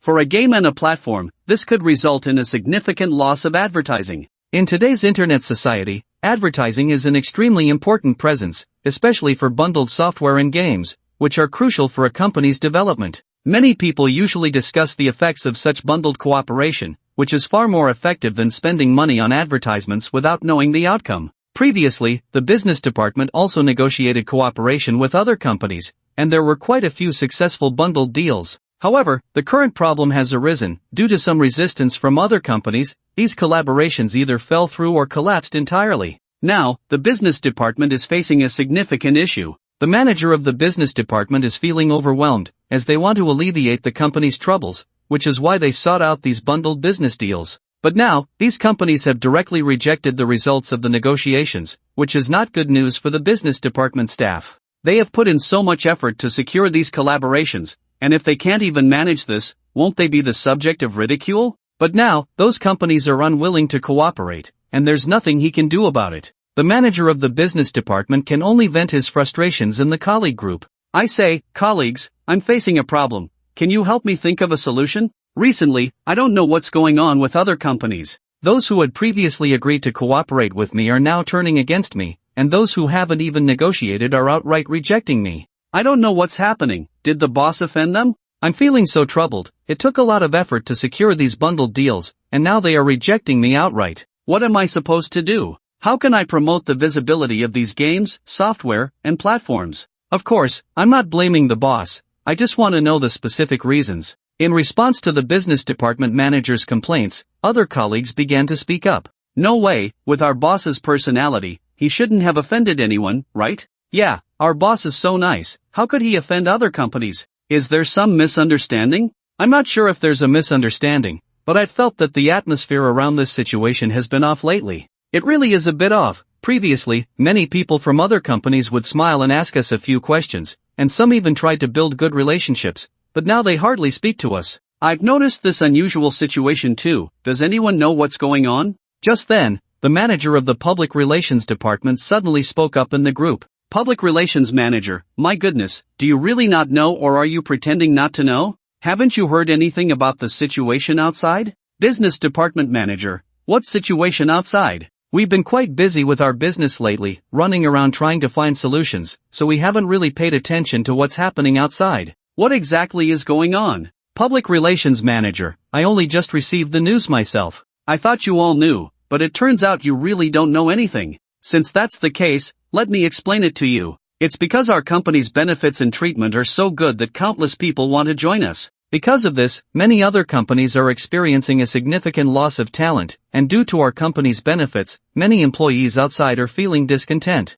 Many companies are dissatisfied with ours, and now they are starting to unite to boycott us. Perhaps it is for this reason that they refuse to cooperate with us. Upon hearing the PR manager say this, the other employees in the company became somewhat angry. Come on, isn't this a bit too much? Our company offers good benefits. Why would they band together to boycott us? Exactly, I think the same. Our company's benefits are good because our boss is capable. What are they trying to achieve by doing this? They blame others for their own lack of ability. I really don't know what kind of people they are. What should we do about this situation? If so many companies are targeting us, won't our company be left with no way out? Right, in this internet society, if we are targeted by everyone, the outcome won't be good. The most important thing is not just this. The most important thing is that their actions will restrict our company's development, and that's not a good thing. For a moment, everyone was worried about this issue. After all, they had already tasted the benefits brought by Xintian Company, and naturally, they did not want anything to happen to it.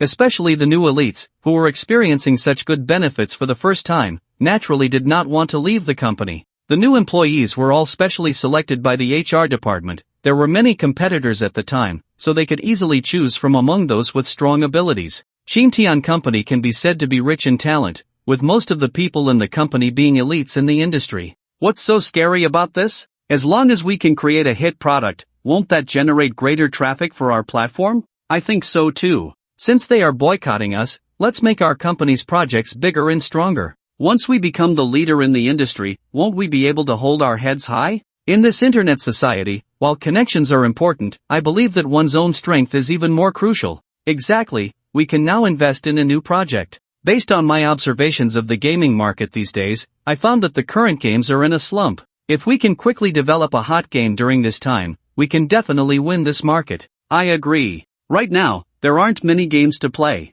If we can release a particularly popular game, we will definitely make a name for ourselves. I have already conducted some degree of research on the current gaming market, and I found that real-time strategy games are the easiest to become popular. Once designed well, the game's recognition can rise, and it may become the next dark horse. This highlights the importance of having many talented people in the company. Ordinary employees rarely have the time to look into these matters, let alone conduct market research. Only industry elites would specifically investigate these markets, making it easier to make adjustments. This shows that the quality of employees in Chintian Company is on the rise. To develop a game and make it a hit, how easy is that? Creating a good game is already difficult. Opening up a market is even harder, okay? It's not as simple as you say. If it were that easy to get things done, who knows how many people would have become wealthy in this world? I know that everyone has a certain resistance to this kind of thing, but a few of us have done some special research before. Back at our previous company, we planned to push this project forward, but unfortunately, the conditions they offered us were just too meager, so we ultimately didn't propose the project.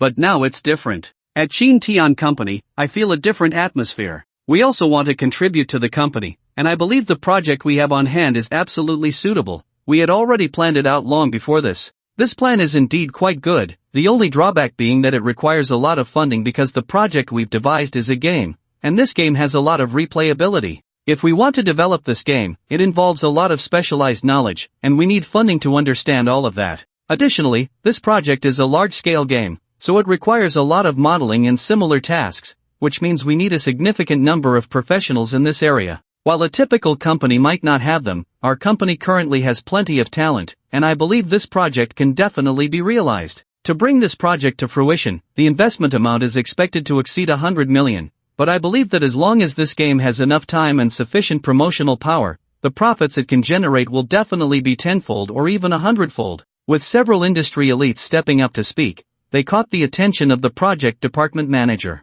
In fact, the project department manager could see the names of these individuals. They are somewhat well known in the industry. However, this time they were attracted by the employee benefits of Chintian Company, and the project department manager has a very positive outlook on them. Project department manager, what you all said does make a lot of sense. However, you mentioned that you had already planned this project before. I wonder if you have any project proposals and detailed materials regarding this. If possible, please bring them over for me to take a look. That's right. After our project department's assessment, we can completely apply to President Chin in the future. President Chin has previously stated that he would spare no effort for the company's projects. Although investing 100 million in the development of this game seems a bit harsh, if it can really achieve good results, then this project can indeed be pursued. The project department is quite interested, as they currently don't have many projects on hand. If they can launch a project with potential, the situation would be different. So, as soon as the project department hears about a project,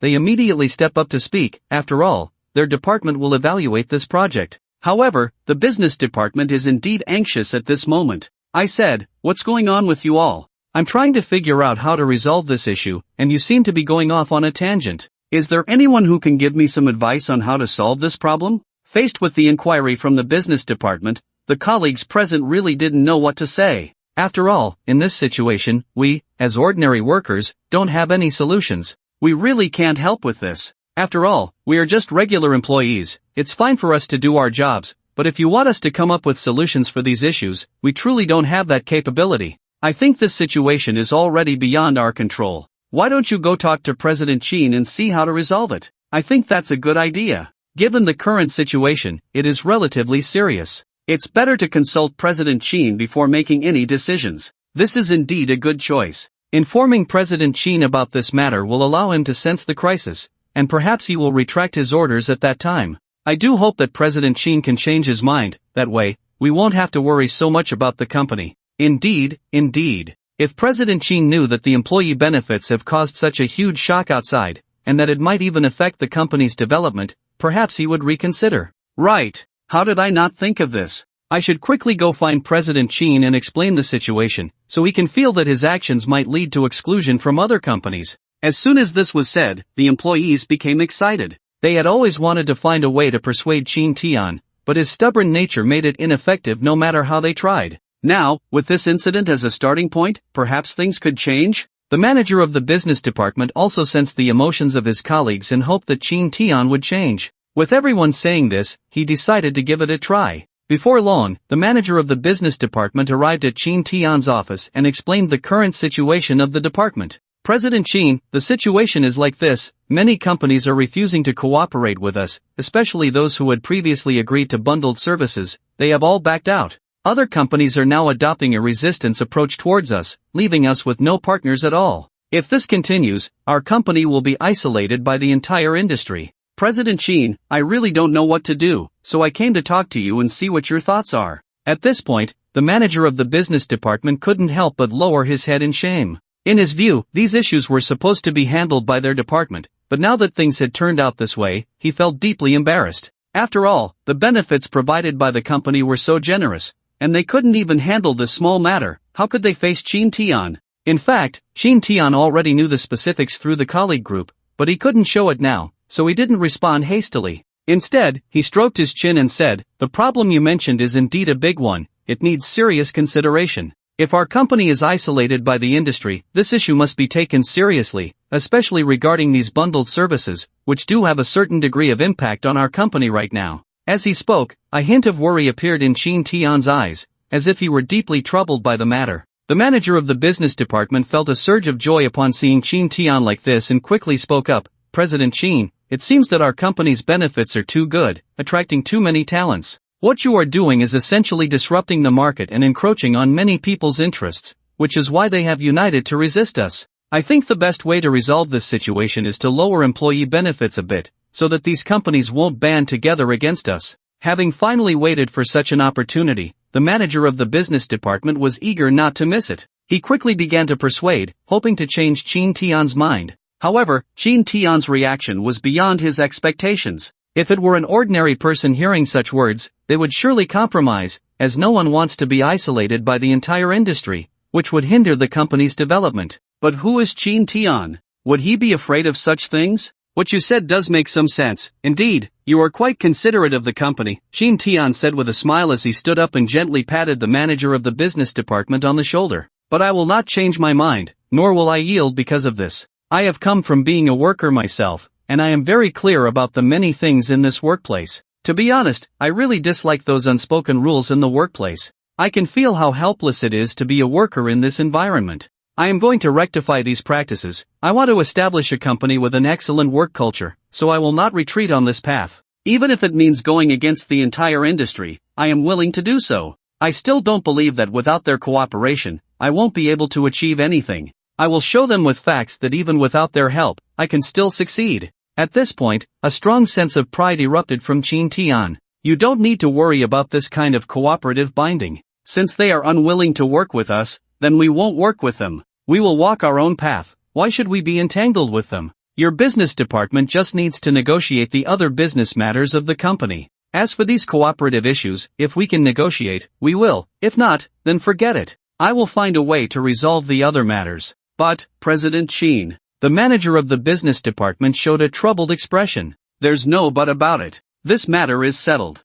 Alright, you can leave now, and bring in the project department manager. I have something to discuss with him. Chin Tian waved his hand at the business department manager. The manager opened his mouth, but the words didn't come out. He could only sigh and then directly leave. Shortly after, the project department manager walked in. President Chin, what can I do for you? I want to ask you, has our company been planning any particularly large projects recently? If so, bring them to me to take a look. Chin Tian was essentially asking a question he already knew the answer to. The elite colleagues in the group had mentioned that they were planning a major game project, aiming to make this game a dark horse in the gaming market. Now, all they needed to do was present this project, and Chin Tian would see just how great its potential was. In this situation, only a breakout success could change the current dynamics. After all, so many companies were resisting them, which was not a good thing. Just as those elites said, to break through these limitations, they only needed to build their reputation, hold a major project in hand, and become a leader in the gaming industry.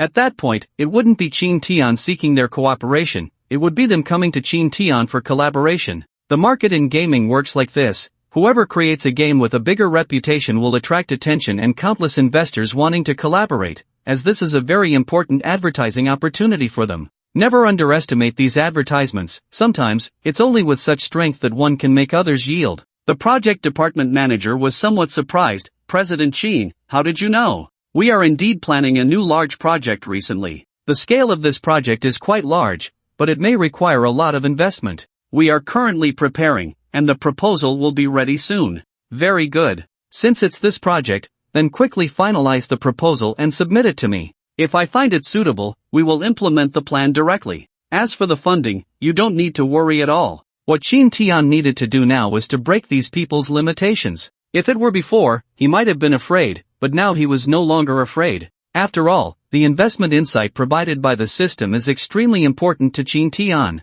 He knows better than anyone what has development potential and what does not. Alright, President Qin, we'll start planning right away. The project manager didn't care about anything else and immediately left after saying this. Qin Tian leaned back in his chair, squinting at the ceiling. The more anxious these people were, the more he had to improve employee benefits. He was determined to change the workplace atmosphere. You want to resist me together? Then I'll make sure to do this well, and let's see what you can do about it. Anyway, I won't be short on money. As long as I foster a sense of belonging among the employees, everything else will be negotiable. The more you fear, the more I will expand. Qin Tian felt a stubborn determination rising within him. He knew what these capitalists were thinking, but they couldn't get a handle on Qin Tian at all. After the project manager returned to their office, he immediately called over a few elites. Listen up, the projects you mentioned before are exactly the time for you to shine. President Qin just called me in for a talk. He said he's preparing to undertake a particularly large project.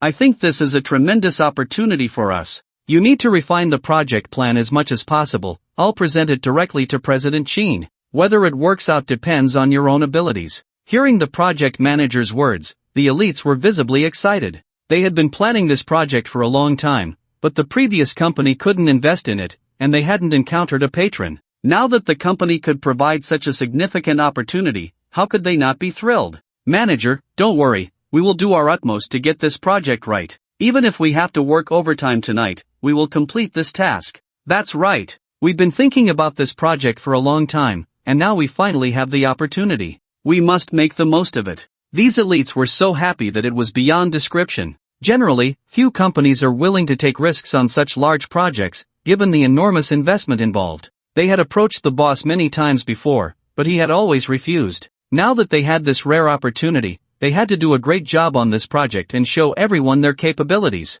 Thus, these elites were full of motivation, and after returning to their posts, they immediately began to create a more complete plan and proposal for the project. The next day, as soon as Qin Tian arrived at the office, he saw the project manager waiting quietly at the office door. President Qin, this is the project you requested yesterday. We have already planned it out, please take a look. After entering the office, the project manager respectfully handed the proposal to Qin Tian. Qin Tian didn't say much. He directly took the proposal from the project manager's hands and returned to his office to examine it carefully. In fact, it was a large-scale game they wanted to establish, specifically a competitive game, and the planning was laid out clearly, even detailing the gameplay. Qin Tian wasn't in a hurry to read it. Instead, he opened the investment system to take a look. Goodness, the potential value of this proposal was as high as 120. Qin Tian was very clear that the system had already informed him that the higher the potential points, the greater the project's potential. In the past, the companies and projects that were invested in were generally around 10 to 20 points, with the highest not exceeding 50. However, this plan has reached a staggering 120, which indicates a tremendous potential. It really could become a dark horse. If such a project is invested in, it will definitely yield huge profits. At this moment, Qin Tian couldn't help but marvel at how different it is to have such talent in the company. Setting aside everything else, the project they presented is already very attractive. Qin Tian also enjoys playing games, and seeing this planning document, he can feel the fun of the game. Even without this system, he would definitely invest in them. Moreover, this plan clearly outlines the funding needed. The cost of simply producing this game is already very high, and they plan to establish their own server, excluding others from involvement, which means even more funding is required. The expected initial investment is at least 200 million. It's important to note that the games currently on the market usually require an investment of only tens of thousands to a few hundred thousand. Even the higher investments are only in the millions. Now, this game requires 200 million directly. No wonder so many people were unwilling to invest before. After all, who would want to throw 200 million into a game? But Qin Tian's thoughts are indeed different now. He knows how profitable these games can be once they become popular, especially since he now has a school training platform as a foundational support. This way, he doesn't have to worry about the project's issues. At this moment, Qin Tian said nothing and directly called Chen Shuiqing over, signing his name in front of her and handing the plan to her. Take this to the technical department and have them calculate what is needed. If it's not enough, then just supplement it. Also, inform the project manager that I am taking on this project. President Qin, are you really going to invest in this project? But I heard that the initial investment for this project needs to exceed 100 million. That's a lot for a game, and I don't know if it's worth it. At this moment, Chen Shuiqing seemed a bit hesitant. After all, the amount involved is too large, and Qin Tian had only glanced at it. For projects like this, there should be meetings and discussions with the company's higher-ups before making a decision. This is definitely worth it. I trust my own judgment, so just do as I say. If we end up losing, it will only be 200 million, and I'll consider it a lesson learned. It's not a big deal. I believe that as a man, one should be brave enough to try. What's the point of being overly cautious in everything? After Qin Tian's words, Chen Shuiqing was left speechless. Now, Chen Shuiqing couldn't say much more and could only distribute the plan as Qin Tian instructed. As the plan was circulated, the employees began to discuss it. After all, such a large plan is uncertain for them, whether it is a good or bad thing, leading to two different opinions within the company. I didn't expect President Qin to take on such a big project. Not bad, not bad. I think this should be a good thing for the company, and we all support it. Indeed, the company really needs to undertake projects right now. President Qin's choice to launch this big project at this time is a great decision. As long as we can execute this project well, it will definitely be a major benefit for our company. Then we really have to work hard. This is our company's first time doing such a big project. It seems that President Qin wants to make this big project a success. If we can do well on such a big project, it might really become a dark horse. Games are like this, they either don't become popular, but once they do, they can quickly reach the world stage, and the profits for the company will be substantial. I say, can you all think carefully? This is indeed a big project, but have you considered? Every big project requires enormous human, material, and financial resources. Given our company's current situation, I don't know if we can handle it. I heard that the initial investment for this big project has already exceeded 200 million. As for what kind of budget increases there will be later, no one knows. Such an amount is very significant for our company. You all know our boss just spent a large sum of money, and now developing a big project. I don't know if it's a good or bad thing for the company. I also think this is not a good thing. It will put enormous pressure on the company. I heard that the scale of this project is very large, which is not good news for our company's current strength. I have also looked at the project proposal before. It requires a lot of modeling and promotion. Although our company has many talented people now, we are still newly established, and many departments and technical teams are lacking. Such a project is a huge test for our company's current situation. If we are to establish this project, we will definitely need to recruit externally, and finding employees with professional knowledge is not easy. Moreover, the funding and benefits must be high enough, otherwise, it will be impossible to find anyone. Now external companies have already started to unite to try to block our company, wanting to bring us down. If we want to outsource these tasks, it is basically impossible, and such a large project cannot be leaked to others, it cannot be outsourced. So in this situation, we can only pay those with professional knowledge externally. At that time, the funding our company needs will be even more, which means the pressure on the company will only increase, right? Yes, that's what I'm concerned about. Although our boss is very capable, having strength doesn't mean we can do this. Whatever we do, we must proceed step by step. How can we possibly take on a big tiger all at once?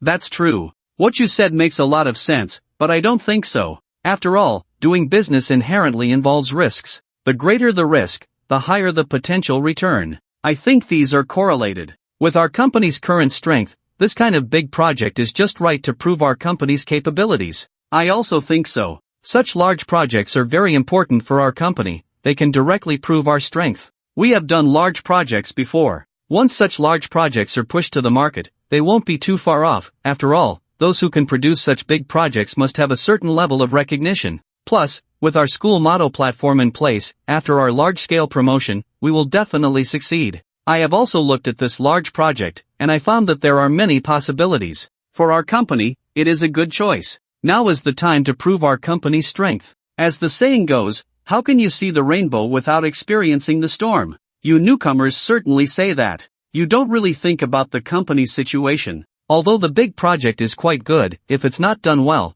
it could lead the company into a crisis. Rather than taking such risks, it's better to develop steadily. After all, our company hasn't reached a point where we can't move forward. Indeed, I also think the company should proceed cautiously with this project. I agree with being cautious. I don't think so. I believe the company should take a chance, such opportunities don't come often. The current market for games is in a slump, with no new games to replace the old ones, and many players are left with nothing to play. Now is the perfect time to strike. In fact, it is indeed the case, the game market is like this. Whether it's mobile games or online PC games, their lifespan rarely exceeds 10 years. Some games only thrive for 2 or 3 years before gradually declining. Although those once popular games are still holding on, their decline is irreversible, and this is when new games should emerge to fill the gap. Whichever game seizes this opportunity could become the next dark horse, and once it becomes popular, it could be a global sensation. This is why there are two opposing voices within the company. In reality, these two voices are constantly struggling,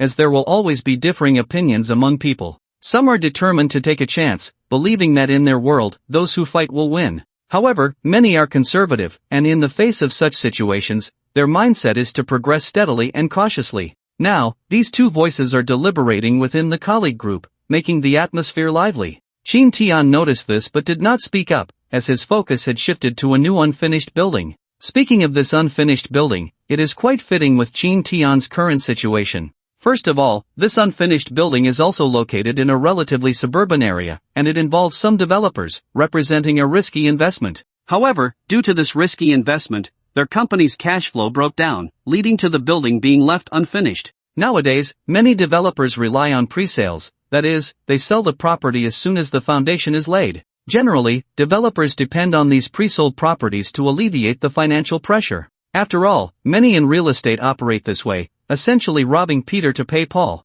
Before the building is completed, they sell it off and then continue to build the next one, thus continuously cycling their cash flow. However, this particular unfinished building suffered from poor business when it first opened, with very few people coming to look, which caused their company's funds to break down completely, leaving the building unfinished. There was no way around it. The risk associated with this unfinished building was simply too great. Not to mention other factors, the location of this unfinished building itself isn't great, with no special amenities nearby, just a small hospital next door. Initially, they thought having this small hospital nearby would make the property appealing. After all, in this city, every inch of land is precious. If they lowered the price a bit, it wouldn't be a big issue. But everything turned out to be completely unexpected, even straying far from their planned expectations. Although they had made efforts to plan and adapt, trying to attract other customers with low prices, it had no effect at all. The reason was that the special location they were using was simply too remote, giving a sense of being far from the hustle and bustle of the market. Many people naturally dislike such an environment. After all, everyone buys a house for convenience. However, the geographical location of this house was simply unacceptable. If they bought it, it would take them over 10 minutes by car just to buy a cabbage in the city, which was not the effect they wanted. So, under these circumstances, the house could only be left unfinished. Compared to the previous unfinished buildings, the construction progress of this one was somewhat better, as they had already laid out the basic planning for the house. Some walls had already been built, and if they took over this unfinished building, they wouldn't need to spend as much money as before. At the very least, the surrounding walls were already done, they just needed to finalize some plans and proceed with the decoration. The only problem now was how much it would cost to take over this unfinished building. This community itself was aimed at being cheap and cost-effective, so while the location of this house was poor, the community was quite large, with more than 10 buildings within it. If they were to take over this community, it would cost a considerable amount of money. President Qin, I have already asked the finance team to calculate this.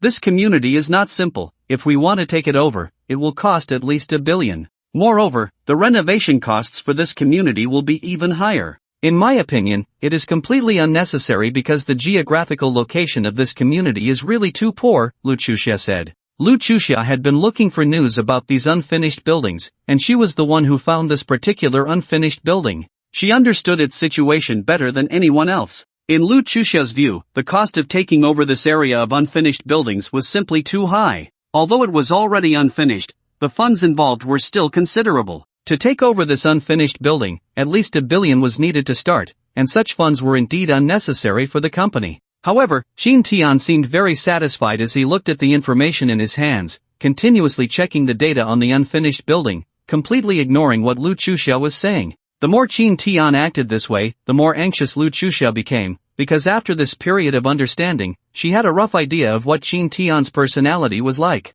Once he decided on something, no one could change his mind. Looking at him, it was clear he was already interested in this unfinished building. At this moment, she had to find a way to make Qin Tian change his mind, otherwise, he might really take over this unfinished building. President Qin, are you even listening to me? This is the financial report prepared by the finance team. You can take a good look at it. This concerns our company's finances, and I hope you can consider it seriously, Luciusha continued, handing over the financial report she had prepared with the finance team. This financial report was specifically organized by Luciusha and the finance team. Ah, I got it. You can put this report down.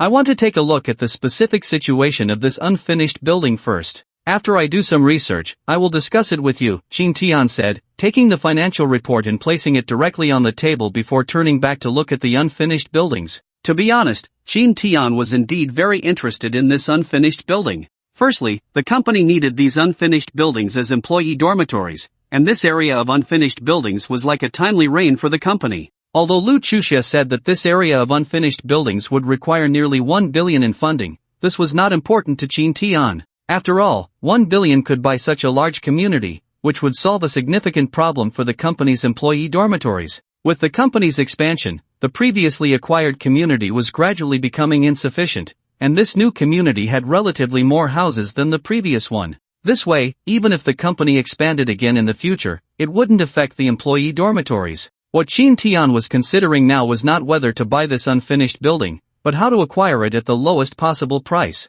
This would greatly reduce material costs, as they would need to renovate it anyway. Qin Tian planned to renovate the entire unfinished building after acquiring it, turning it into a high-end community, making it comfortable for everyone. Even when the company expanded again, there would be no need for allowances. They could directly let employees move into these vacant dormitories. Luciusha was not in a hurry to leave. Instead, she stood quietly waiting, knowing that Qin Tian must want to say something, but he was still pondering the issue. Time passed second by second, and in the blink of an eye, 10 minutes had gone by, while Qin Tian was still staring at the documents in his hand. Just as Luciusha was about to lose patience and step out, Qin Tian's voice suddenly rang out, "Secretary Lu, you haven't left yet? Perfect timing, let's sit down and have a good talk about this unfinished building issue." Hearing Qin Tian say this, Luciusha smiled and sat down in the chair in front of him. She was curious to see what Qin Tian would say next and whether there would be any chance of turning the situation around regarding the unfinished building. "I just looked over it,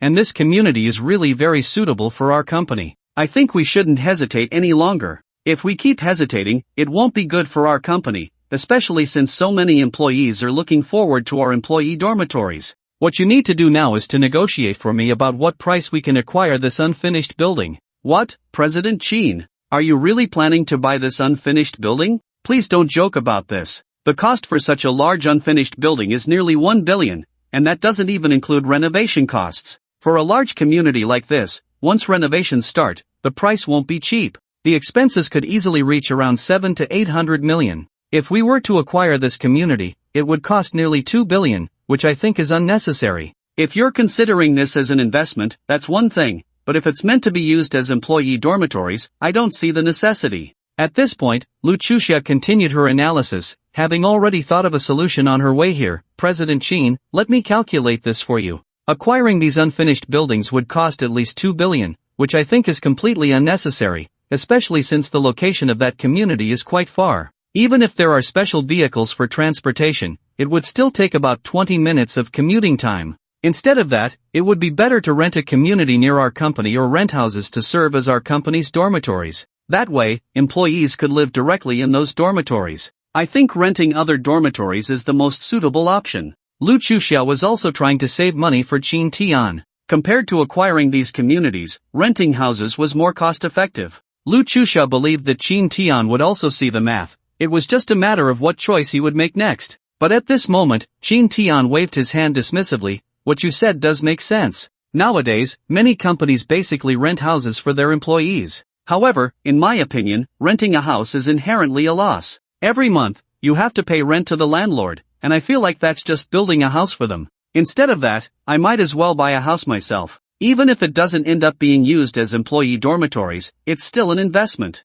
Luciusha couldn't help but roll her eyes. She really wanted to retort, "President Qin, your arguments are quite clever. President Qin, please don't talk to me about investment. This unfinished building is located in a rather remote area, so there's hardly anyone who would want to buy it. There's no potential for appreciation in the future. Lu Chusha naturally wanted to continue persuading Qin Tian. After all, nearly 2 billion for this fund was indeed too large. If Qin Tian spent that 2 billion on the development of other games and software, who knows how many software and games could be produced by then? For the current school training platform, it needed a spark of popularity. If one of the games or software became a hit, the benefits for their company would be enormous. That's where you don't understand investment. In my view, investing in this unfinished building is also very necessary. Although it's currently in a state of neglect, no one knows what might happen in a few years. Perhaps the suburbs will start to develop? By then, wouldn't we make a fortune? President Qin, don't make me laugh.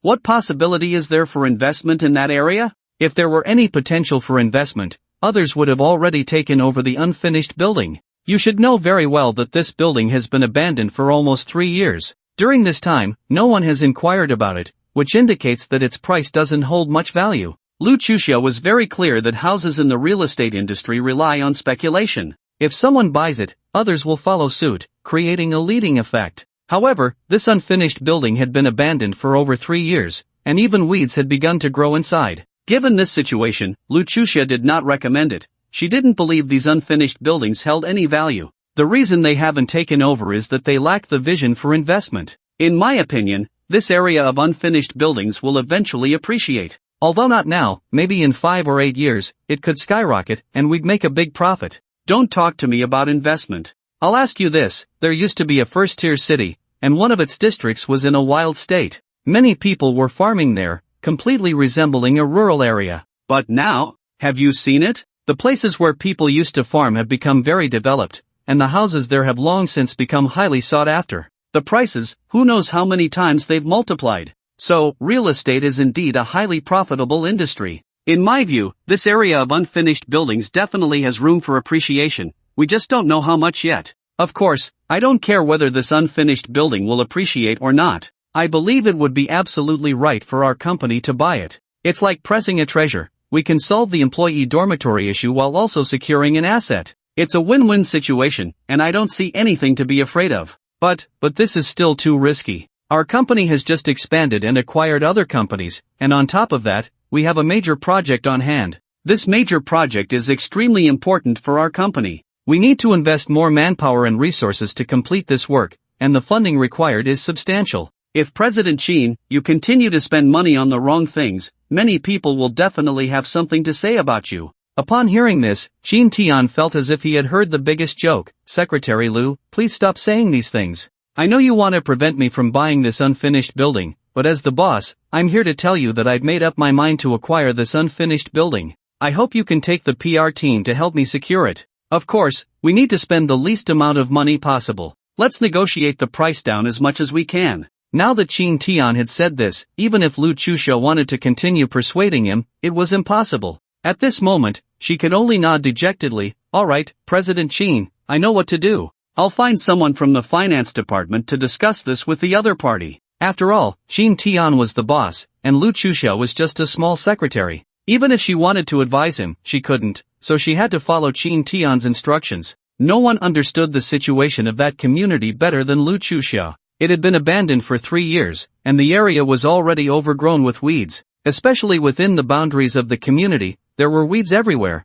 and they had grown very tall, obscuring the view from a distance. Apart from seeing the hazy outline of tall buildings, nothing else was visible. As Lu Chusha left the office, Qin Tian leaned back in his chair, letting out a hearty laugh. Interesting, this is really too interesting. It seems the rewards provided by the system are truly remarkable. With this investment system, Qin Tian could see the potential value of these investment projects. He could adjust his plans based on these potential values. Just now, Qin Tian had used the investment system to check, and to his surprise, the potential value of this community was as high as 200. Qin Tian was very clear about what this potential value represented. He estimated that the money he could earn would definitely be much more than this. In other words, this potential value of 200 could very likely multiply his investments several times over. Qin Tian was curious to see what value this community would eventually reach. He also knew very well that the Magic City was a place where every inch of land was precious, and houses here were more expensive than gold.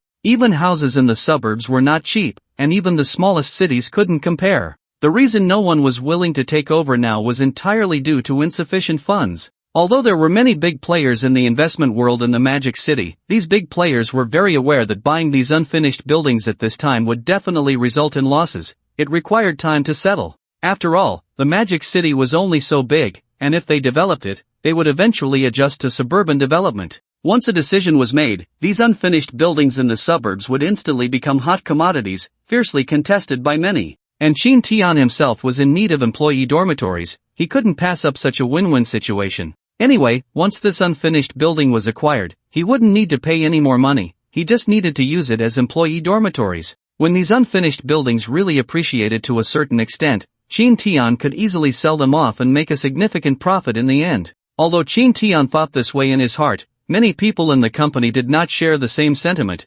especially since Qin Tian's investment approach made everyone extremely worried. Others made investments one by one, but Qin Tian was doing it all at once. As a result, it was uncertain whether this would put immense pressure on the company. My God, President Qin really has nothing to say. One wave hasn't stopped, and another has risen? We haven't even caught our breath from the acquisition of the company and the big project, and now President Qin is about to unleash another big move. He plans to buy such a large community. What on earth is he trying to do? Although our company has many employees, how much money would it take to buy so many houses? Brother upstairs, I don't think it's as simple as that. I believe President Qin is essentially gambling on his own investment. Yeah, I also think President Qin isn't that foolish. How could he create so much fuss just for the benefit of our employee dormitories? Spending over $1 billion for employee welfare? I don't think any company president could do that. Why not? We didn't have employee dormitories before, but now we do, and ours are even better than those in the community. Now President Qin wants to buy an even larger community, which clearly shows his ambition. It seems he plans to expand significantly. No point in saying anything more, they can't persuade President Qin anyway. We might as well focus on doing our own jobs well. I think that's the best way to repay our boss. Now, in the company, whether new or old employees, everyone couldn't help but sigh. President Qin is still President Qin, he truly is different. He makes a move worth billions without even blinking. Just look at Lu Chuxia's current expression, it's clear she must have tried to persuade him, but to no avail. Alright, you all know what kind of temper President Qin has. Even if we wanted to persuade him now, it wouldn't work. Instead of that, we might as well work hard on our own tasks. Lu Chuxia also understood Qin Tian's attitude. Once he made a decision, it was as hard to change as pulling back a stubborn ox. No matter how many people discussed the matter now, it wouldn't change anything. She could only follow Qin Tian's orders and take the public relations team to negotiate with the current owner of the unfinished building. In fact, there wasn't much to negotiate. They needed to acquire this community in the shortest time possible, and the price had to be kept particularly low. This was the only thing they, as employees, could do for their boss. The news that Qin Tian had set his sights on this unfinished building quickly spread. Soon, Qin Tian's reputation in the industry became even more dazzling. Is this Qin Tian really crazy? Our industry has already resisted him like this, and he still wants to continue acquiring these unfinished buildings for his employees' dormitories? Yeah, I think so too. Is there something wrong with his head? I've never seen a business run like this. Honestly, I'm really angry. Last time, there was a very good project in my company, and we had a hard time finding several elites, only to have them easily poached by him. In the end, guess what? My project was directly terminated. I'm so furious. Do you think my company's situation is any better? The group of brats in my company keeps bringing up Qin Tian's company, and it's driving me crazy. If this continues, then the problem will be serious. The people in my company have been voicing their opinions, demanding that employee benefits be improved. I feel the same way. Now many peers have gathered together to discuss this matter, especially some of the smaller companies, whose bosses are the most worried. After all, for such small companies, finding elite talent is not easy. Generally, these companies are just starting out, they don't have many ways to win people's hearts, and their funding and benefits are not particularly outstanding. However, people choose them because they are small companies that offer more freedom. In fact, both large and small companies have their differences. Large companies tend to have more regulations, while small companies are more personable, allowing employees to communicate openly with the boss. It is precisely because of this advantage that talents choose to stay in these small companies. But now, with Qin Tian's company emerging and launching such employee benefits, these small companies are suddenly at a loss. If it weren't for the fact that Qin Tian's company is not yet large enough, these small companies might not survive at all. Of course, this is not the main point. The key issue is that the employee benefits introduced by Qin Tian have led to many thoughts among the employees of these small companies. Although these employees do not speak up, their performance at work is something the bosses can feel. It is clear that these employees want to put some pressure on them. This situation naturally causes resentment among the bosses of these small companies, but they have no way to counter it. Even though they are small companies, if these employees collectively rebel, the bosses will not have a good outcome either. Let me tell you, it's not just a small companies resisting Qin Tian's company. I've heard that many medium and large companies have already started refusing to cooperate with Qin Tian. I think refusing to cooperate is the right thing to do. If he continues like this, our entire market will be ruined. If he keeps indulging his employees, there will be a special trend in the industry, and our company won't be able to operate. Exactly, we rely on squeezing our employees to make more money. If he keeps this up, our profits will at least be cut in half. The impact on us small companies isn't very obvious, but for those large companies, employee benefits account for a significant portion of their profits. If they all follow Qin Tian's model, those companies can just wait to go bankrupt. So, we don't need to worry about this. The bosses of those big companies will definitely find a way. Even so, we still have to put in some effort. Otherwise, if he continues like this, we can just wait for our own demise. You're right, we need to unite to resist Qin Tian's company and prevent him from being so arrogant. In an instant, the voices of many companies resisting Qin Tian's company grew louder. After all, for them, Qin Tian is equivalent to encroaching on their cake, and such a thing is unacceptable to them. This news spread throughout the industry. Although people do not openly discuss it, everyone knows the truth, especially as some medium and large companies have severed ties with the school training platform, which is enough to illustrate everything. Oh my god, did you see that? So many companies in the market are excluding Qin Tian's company. What are they trying to do? I think Qin Tian's company is quite good, with such high employee benefits. You don't know this? Everyone is pushing out Qin Tian company because it has touched their cake. Just think about how much these companies are squeezing us right now. With Qin Tian company doing this, they are directly ruining it. They definitely won't allow it, okay? What the heck? Qin Tian company is doing so well because their boss is capable. What does it mean for them to unite and push us out? I really can't stand the faces of these capitalists. Can't stand it or not, there's nothing we can do. This world is like that. As long as someone touches everyone's cake, that person will definitely become the target of exclusion. I really hope Qin Tian company can hold on. If they do, they can directly rectify this workplace for us. I think so too. As long as Qin Tian company can hold on, everything will be negotiable. But if they can't hold on, then no one will dare to do this anymore. There is a kind of inertia in the industry. The bosses in the industry do not want Qin Tian company to survive, but the employees in the industry hope that Qin Tian company can survive and grow bigger, as this is really beneficial for their job security. For the internal employees of Qin Tian company, this situation is like a thunderclap, which has also aroused the anger of Qin Tian company's employees. This is too much. These people can't compare to our boss, yet they are pushing him out. This behavior is utterly shameless. I really can't stand their faces. Not just you, I can't stand their faces either, okay? This is clearly jealousy of our boss's strength. I'm so angry that I just want to rush over and slap them both. But what's the use of being angry now? Our company has become a thorn in their side. They want to squeeze us out. If we don't think of a way, we might really be squeezed out. Yeah, I'm worried about this too. Our company's boss is very capable, but he can't withstand so many people's attacks. As the saying goes, 2 fists can't fight 4 hands. I'm really afraid that if the company can't handle it, something will happen. This is indeed something we should consider carefully, but in this situation, even if we want to help, we can't. I think we must do something, otherwise, those people will really think our company is easy to bully. We must fight back online. Exactly. They will unite to bully our company. Can't we unite to resist? But how can we resist? They are all capitalists, and we are just small workers. How can we possibly compete with them? Now many employees are worried that they can't compete with those capitalists. After all, they have money, just throwing some around can easily solve everything. And these workers have no money and no connections, so how can they compete with these capitalists? You don't understand this. Although they are capitalists, this time the reason is on our side, so we can completely use this as a form of resistance. Although these capitalists are powerful, contemporary netizens are even more powerful. They are not something these capitalists can compare to. That's right. Now it's an internet society, all netizens are free,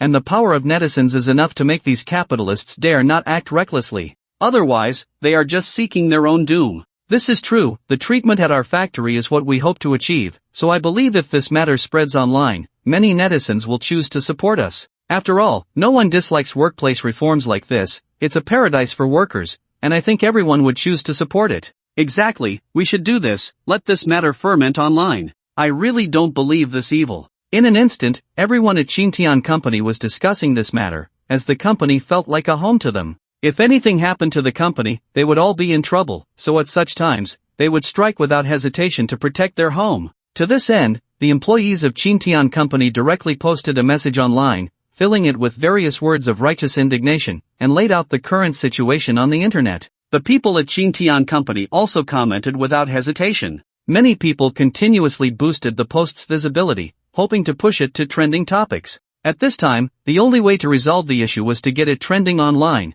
which was a method many ordinary people used to fight against capitalists. It should be noted that Xintian Company currently has thousands of employees. As soon as someone spoke up in the colleague group, all the employees would help without exception. After all, they were part of the company, and such matters were certainly not for profit, this was also part of their rights as workers. At this moment, Qingfeng Company also saw this post online, and soon the entire Qingfeng Company was in an uproar. Did you see that? People from our headquarters are posting online, saying that their peers are constantly squeezing them out. I saw it too. It seems this post was made by employees of Xintian Company, and it looks like they want to clear their name. It seems they are saying that their peers are pressuring Xintian Company. This is not good news. Our company was just acquired by Xintian Company. If something happens to Xintian Company, what will we do? Right, we are now a subsidiary of Xintian Company. If something happens at the headquarters, we won't be fine either, so we must help out. Not just help out, but contribute. Think about it, how much help Xintian Company has been to us. If they hadn't acquired us, our company might have already gone bankrupt. Putting everything else aside, the benefits Xintian Company provides to our employees are enough reason for us to help. Yes, we must help with this. No more talking, I'll go and boost this post and also share it. To be honest, I think this matter is not just about our jobs, it's about our welfare as workers. So many companies are constantly exploiting us workers, and we have no outlet for our frustrations. Now that we finally have a paradise for workers, if these capitalists ruin it, we will have no chance to rise again. Exactly, we must boost this post. In an instant, everyone at Qingfeng Company was also focused on this post, and many were preparing to push it to trending topics. With so many people boosting a single post, it could easily go viral. After all, once the exposure increases, more and more people will see it, and the content of this post is something that resonates easily with a wide audience online. Most internet users today belong to the working class, so they are often exploited by these capitalists. In the workplace, they endure disdain and various frustrations, yet they have no way out. It's a helpless situation. This is how society is now. Even if they are angry, they can only endure it, and this post has become their greatest outlet. After all, Xintian Company has recently become very famous, and almost everyone knows how good the benefits are at Xintian Company. For workers, this is simply paradise, and what Xintian Company is doing is equivalent to reforming the workplace. This is also why so many employees have a certain degree of negative feelings towards their current companies, so when this post was published, more people saw it and began to like and share it. This has led to the post being viewed by more and more people. But the current situation is that the more people see this post, the more it resonates with others. Because of this resonance, everyone started to like and share it, and in just a few hours, it surged to the trending topics, becoming the #1 ranking on the entire internet, with countless comments under this post. Did you see that? This is the true face of these capitalists. They do this to maintain the current situation to exploit employees. I'm puzzled. Xintian Company has improved its employee benefits. What are these people doing? If the company's benefits are good, that's their business. If you're envious, then you should also create such employee benefits. Bro, you don't understand. They don't want to create such employee benefits, which is why they suppress this company. If Xintian Company continues like this, many talents will eventually flow to Xintian Company. Can you imagine what the situation will be then? Ordinary companies can only go with the flow when facing talent loss, following Xintian Company's benefits. Once they do that, they will be encroaching on the capitalists' profits. How could they allow Xintian Company to continue? Wow, these capitalists are really insidious. They can come up with such methods. What's so strange about it? People die for wealth, and birds die for food. These capitalists are also trying to protect their interests, Businessmen are profit-driven, and there's not much more to say. Speaking of which, shouldn't we thank the boss of Chin Tian Company? We should indeed thank the boss of Chin Tian Company. If he continues, it might be our blessing. Exactly, I think it's time for us to unite. We can't let these capitalists continue to exploit us. We need to support Chin Tian Company in creating a good working environment for us. Enough said, for our future working lives, we must elevate Chin Tian Company. Right, those people have been condemning Chin Tian Company and resisting it, they are simply shameless. In an instant, the online response became enormous. Especially the voices of condemnation were so loud that they almost covered the entire internet, and this matter quickly began to ferment online. Such matters are serious, although competition or mutual suppression between companies is quite normal, the current situation is somewhat severe. This is not just competition between companies, it is many companies uniting to suppress a new company. The most important thing is that there are still so many netizens online condemning this, which has a tremendous impact on the entire internet. Faced with this immense pressure from the online community, the bosses who previously suppressed Chin Tian Company are suddenly under great stress. They themselves are in the software and gaming industry, and if they are targeted by netizens,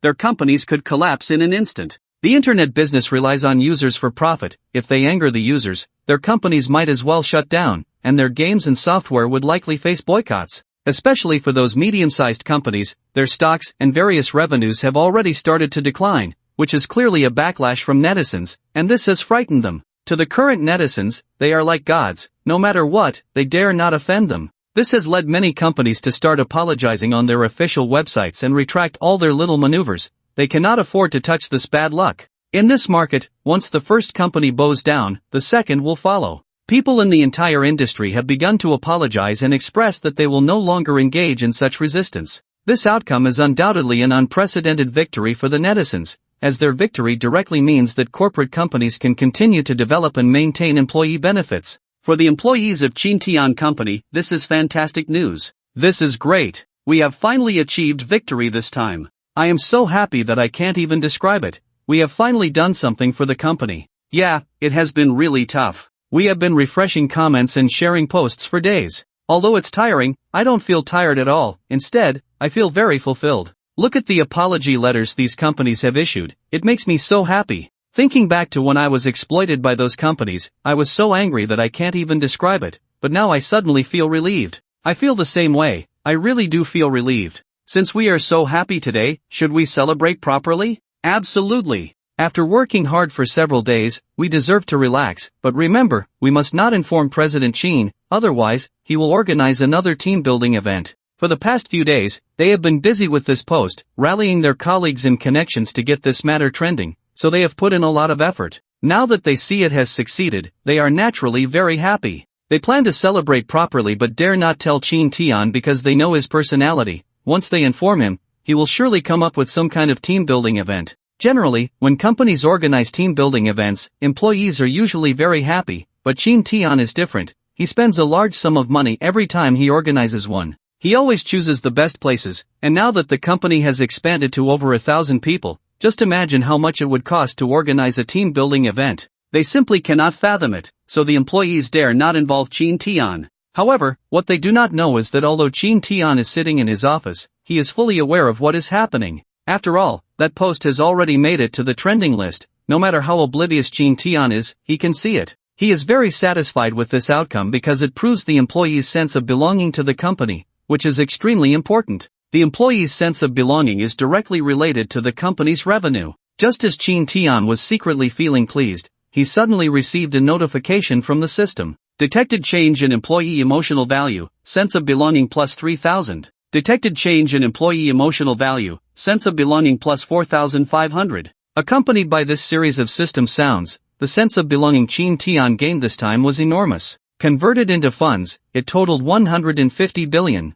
Of course, aside from this, there were also additional rewards that Chin Tian was even more looking forward to. It was great that the sense of belonging provided by the system could be exchanged for cash, but Chin Tian was more interested in the rewards given by the system. Because the extra rewards provided by the system were all good things, and the rewards given before had all been put to use. Now, Chin Tian just wanted to see what kind of extra rewards the system would offer next. Ding! Congratulations, host, you have received an extra system reward, top-tier gaming player talent. What the heck? What's going on? The system actually gave such a reward. Is it joking with me? Goodness, at least give me a useful reward. What does it mean to give me the talent of a top-tier gaming player? Is this even useful for me right now? Shin Tian was at a loss for words. He really didn't know what to say about such a talent reward from the system. If it were during his university days, Shin Tian would definitely have been very happy. After all, when everyone lived in the same dormitory, they talked about playing games together. In the dorm, whoever played games well was considered a master, and that was quite appealing. But now that he had already entered the workforce, what use was having talent in gaming? At this time, it would be better to directly give him something useful for business or work. It was even less useful than the school motto platform given the first time. Wait, now that he thought about it, this top-tier player talent given by the system might actually be useful for his current career development. After all, Shin Tian was currently involved in making games and software. What he needed to do was to promote the popularity of his games. There were many popular games online now, and if he could become a top player in these games, it would also help raise the profile of his company. Yes, how did I not think of this? If Shin Tian could level up an account to the top, the effect would be completely different. After all, being at the top of the game means a very high level of recognition, and he could easily advertise in that account. Since that's the case, Shin Tian didn't say much more and directly opened a web page to start downloading the game. There were many very popular games on the market, and Shin Tian chose the hottest one, which was a competitive type of game. It involved simply parachuting from a plane, picking up guns and equipment, and fighting until the end. The difficulty of such games was quite high. Generally, people couldn't make it to the end unless they had a certain level of talent to play very well. Shin Tian had played this game before, but he hadn't done very well, and at that time, he also had 3D motion sickness, so he stopped playing after just a few rounds. His gaming skills were terrible. Now, after playing around in this game, he found that his 3D motion sickness had actually improved. This made Shin Tian quite happy, as 3D motion sickness was a congenital condition. It was something that couldn't be easily explained, and one could only adapt slowly. Now that Shin Tian's 3D motion sickness had completely healed, it was definitely a huge blessing. More importantly, Shin Tian discovered that his hands and feet had become much more agile, and his mind was sharper as well. Many tactics that he couldn't think of before now came to him instantly. After the first game, Shin Tian found that his gaming skills were quite good. In the past, finding someone in this type of game was already considered impressive, but now that he had entered the game, he felt like a fish in water. Not only had his hands and feet become much more nimble, but his reaction time was also many times faster than before. He directly killed 10 opponents in this round. Of course, that wasn't the main point. The main point was that Shin Tian realized his skills were improving the more he played. In the past, he couldn't even control the gun, but now he could easily handle it, pressing down however he wanted. This was quite interesting and fun. After finishing the first game, Shin Tian started the second one. After several consecutive games, he found that his understanding of the game was increasing, and his operations were becoming more and more proficient. From initially killing 10, he now jumped to over 20, practically going on a killing spree, and he won the game outright. Even at critical moments, Shin Tian thought of some solutions. He was so happy inside that he immediately began slaughtering in the game. It must be said that this top-tier gaming talent was exceptionally strong. As soon as he got the hang of the game, Shin Tian could easily master it. So for the entire day that followed, Shin Tian did nothing but sit in front of the computer, continuously playing the game, and his gaming level was rapidly improving. In just one day, his ranking shot up. This was also Shin Tian testing the level of his top-tier gaming talent. During this time, Chen Xueqing and Xu Mingyue came to check on the situation. They clearly had something to report to Shin Tian, but seeing him so seriously engrossed in the game, they decided not to say much and left directly. It wasn't until close to the end of the workday that Xu Mingyue walked in again, but this time she was holding a very thick stack of documents. After placing the 2 documents on the desk, she turned to leave. After all, the company's projects had already been distributed, and many tasks were rapidly unfolding. Although the company had thousands of employees, the vast majority lacked expertise in this area. Even those with professional knowledge couldn't possibly know everything. After all, creating a game couldn't be accomplished by just one person. There were countless programs needed, especially since some visual promotion was required, and people with artistic backgrounds were needed to set up the models. The design of these models was quite important, and the company was currently lacking talent in this area. Therefore, Xu Mingyue thought to come in and ask Shin Tian if they should recruit a few such talents externally. Wait. However, just as Xu Mingyue turned to leave, Shin Tian called out to her, and at that moment, he had just finished the game he was playing. President Shin, is there anything you need? Xu Mingyue's attitude had undergone a complete 360-degree turnaround compared to before, and her tone carried a strong sense of respect. I've seen everything online. I know these posts were made by our company's employees. Well done, well done. This time you all did a great job. It's a way to vent for the company and resolve the situation of being resisted. Since today is such a happy day, let the employees know that the company will organize a team-building event. Please instruct the finance department to make some preparations, and also choose another location. Let's have a good celebration for our company tonight. In fact, Qin Tian had already seen the discussions in the colleague group. To be honest, this time the employees were doing their utmost to support the company, and he naturally noticed it. Especially with the rewards provided by the system, it clearly demonstrated everything. The employees' sense of belonging was very high, and as the boss, Qin Tian could not treat them poorly.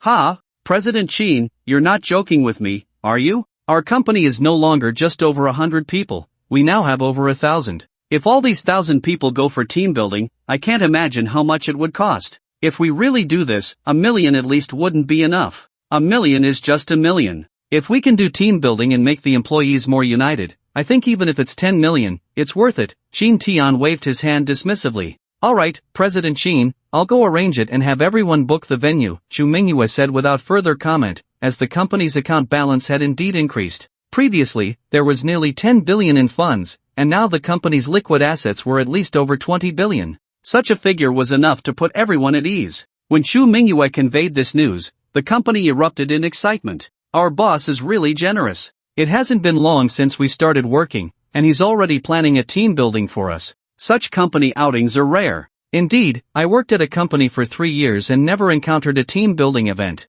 Now, having just joined, I'm already experiencing this. I really don't know if I should say I'm lucky or if Qin Tian's company has good policies. Isn't that obvious? It's definitely because Qin Tian's company has great employee benefits. Look at what kind of benefits we have now. We can't take advantage of the boss too much. Do you still want to take advantage of our boss? Aren't you being a bit ungrateful? The boss has provided us with such great employee benefits. If you don't think about the boss, that's one thing, but to even think about taking advantage of him? Exactly, our boss is so good to us, providing these employee benefits for our sake. And we have this employee fund, you all know about its existence, right? It's like a special insurance for us. Think about it carefully. If something happens to the company, where do you think you'll end up? I really don't know what you're thinking. Don't you know to be grateful? Although the new employees thought this way, the old employees who had stayed were different. They cared deeply about the company, even treating it like their own home. Hearing the new employees' thoughts, they immediately started to scold them. Alright, we won't say anything. We were just joking, we didn't mean anything else. Why are you all so tense? Yeah, we just talk like this. We never really thought about taking advantage of the boss. We know better than that. That's more like it. To be honest, we really don't want to go for this team building proposed by the company because with so many people, the expenses will definitely start at 1 million. But since this team building was suggested by President Qin, if we don't go, it would be disrespectful to him. So even if we do go, we have to be careful, not to tarnish the company's reputation, and definitely not to cause trouble for the boss. Alright, we all know this without you saying it. We're well aware of the boss's situation, and the company's benefits are indeed great for us. We put in a lot of effort to get into this company, so naturally, we won't just stand by and watch it face any issues. To be honest, I'm really not that keen on this team building event, but President Qin has given a strict order, and we have no choice. I heard from Assistant Chu that the hotel has already been booked, and I also heard that the boss has reserved a 5-star hotel for us this time. No way? The boss is actually booking a 5-star hotel for a team building event? Are you serious or just joking? I've never seen a boss so generous. Many new employees expressed their disbelief. After all, ordinary restaurants and 5-star hotels are completely different. The cost difference is enormous. Generally, a boss organizing a team-building event wouldn't choose such a place. They would usually opt for a relatively cheaper venue to save costs for the company. After all, the so-called team building is just about taking employees out to eat and drink. For many of the older employees, such eating and drinking activities seemed unnecessary. Instead of spending this money, it would be better to allocate it for the company to continue developing other projects. You're mistaken. If other company bosses aren't this generous, President Qin definitely is. When he took us out for team building before, he chose those expensive high-end venues, which we didn't expect. This is something President Qin would really do. If that's the case, I agree with what that brother just said. I think whether we go to this team building or not is up to us. Saving this money for the company to work on projects is also a good choice. How about we do what we did last time and tell President Chin we're busy, then head back to the dorm? That might not be good. I heard from Assistant Chu that the hotel is already booked, and the dishes have been ordered. Now we just need to go over and eat. Whether we go or not, the money has to be spent. Instead of wasting it, we might as well go and have a big meal. At worst, we can just work hard for President Chin when we get back. It's basically the same. It seems we don't have much choice this time. Oh, speaking of which, the boss is being quite straightforward this time. He booked the place directly and then said this: let it be a team building event. At worst, when we get back, we just need to work hard for the company. Isn't that fine? Yeah, anyway, we have a big project coming up. As long as we handle this big project well, the company will definitely be able to thrive. With the current popularity of the school training platform, I believe it's absolutely possible. Moreover, at this point, no other companies have started to resist us. In this situation, the employees had no other options. They could only go to the agreed place for the team building event. The place chosen by Chin Tian was also very high-end, one of the top hotels in the Magic City. Only a hotel of this scale could accommodate a banquet for over 1,000 people. A regular small restaurant simply couldn't fit that many people. So when the employees of Chin Tian's company sat in this hotel, disbelief was written all over their faces. My God, the boss is really generous. He actually booked this kind of hotel. I heard this is a 5-star hotel. The expenses here are extremely high. I wonder what kind of dishes we will have later. It should belong to the more ordinary kind. After all, this hotel is quite expensive, and if we order those pricey dishes, our boss wouldn't be able to handle such costs. Just as the employees were discussing these matters, the dishes in the hotel began to be served. When the dishes arrived, everyone gasped in surprise, as Chin Tian had ordered all signature dishes,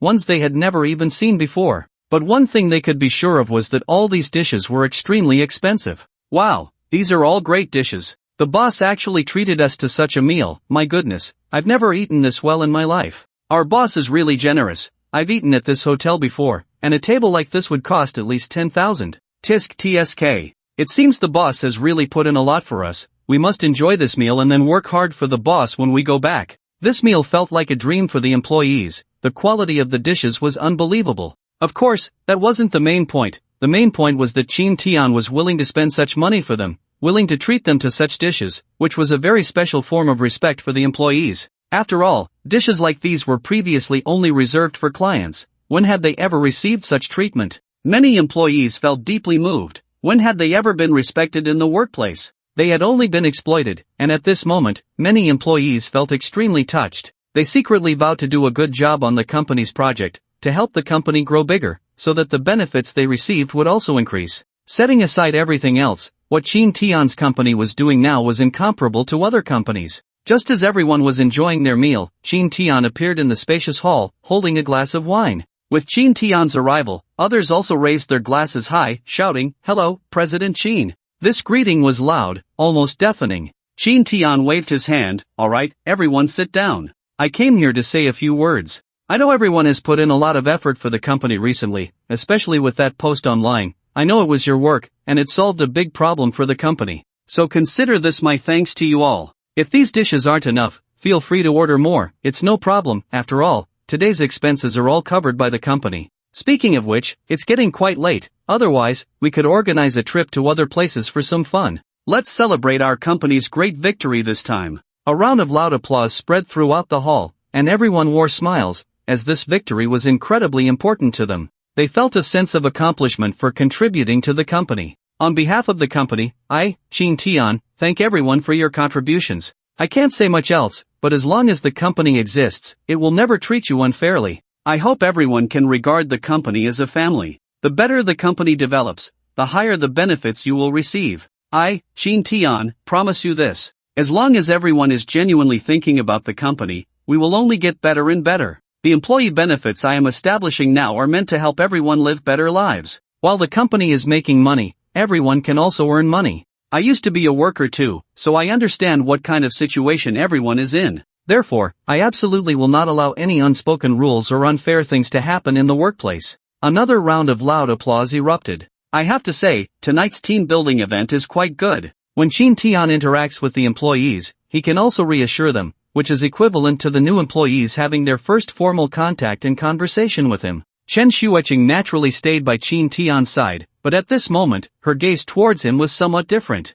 It can be said that the relationship between Chen Shuiqing and Qin Tian has become increasingly intimate, especially after they returned home together to meet each other's parents, which brought their relationship even closer. However, Chen Shuiqing's family has indeed faced some tragedies. Her parents had consecutive accidents, leading to all the financial pressure falling on her shoulders. If it weren't for Qin Tian, no one would know what kind of situation Chen Shuiqing would be in now. So during dinner, Chen Shuiqing hardly spoke, and her peripheral vision kept secretly observing Qin Tian. Now, Qin Tian's company is growing larger and larger, and the employee benefits he implemented truly warmed Chen Shuiqing's heart. Chen Shuiqing is currently considering that since they have developed to this extent, should they take that final step? Just as she was thinking about these things, Qin Tian suddenly stood up. Shuiqing, you watch TV? I'll go to my room to handle some things. If you get tired, just go to sleep. I'll probably be very busy tonight. Qin Tian has made up his mind, since the system has given such rewards, he definitely cannot waste them.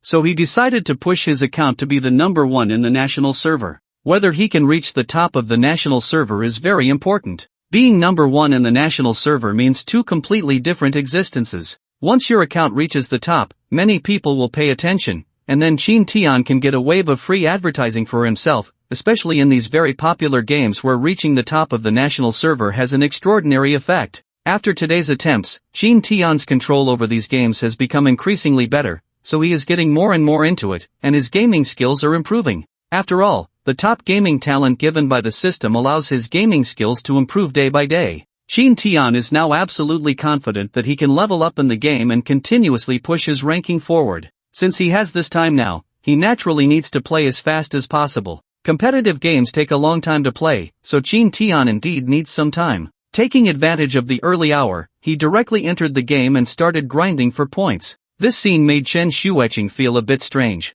What's going on with Qin Tian? At this time, he should be watching TV. How could he go to his room so early? Is he planning something again? With this thought, Chen Shuiqing arrived at the door of Qin Tian's room, wanting to listen for any sounds inside, but she didn't hear anything from the house. Instead, she heard the sound of someone typing on a keyboard. What's going on? What is Qin Tian doing? Could it be that he is checking something about employee benefits online again? No, I need to go take a good look at what's going on. If possible, I can appropriately stop Qin Tian. Chen Shuiqing immediately made up her mind to push open the door and prepare to walk into Qin Tian's room to see what was happening. Just as the door to the room was pushed open, Chen Shuiqing was momentarily stunned because she saw that Qin Tian was indeed playing on the computer, but he wasn't researching online, he was playing a game. This kind of shooting game requires listening for footsteps and gunfire, so one must wear a decent pair of headphones. Qin Tian was currently wearing a pair of headphones, his eyes fixed on the screen, one hand on the keyboard and the other constantly moving the mouse, looking very intense.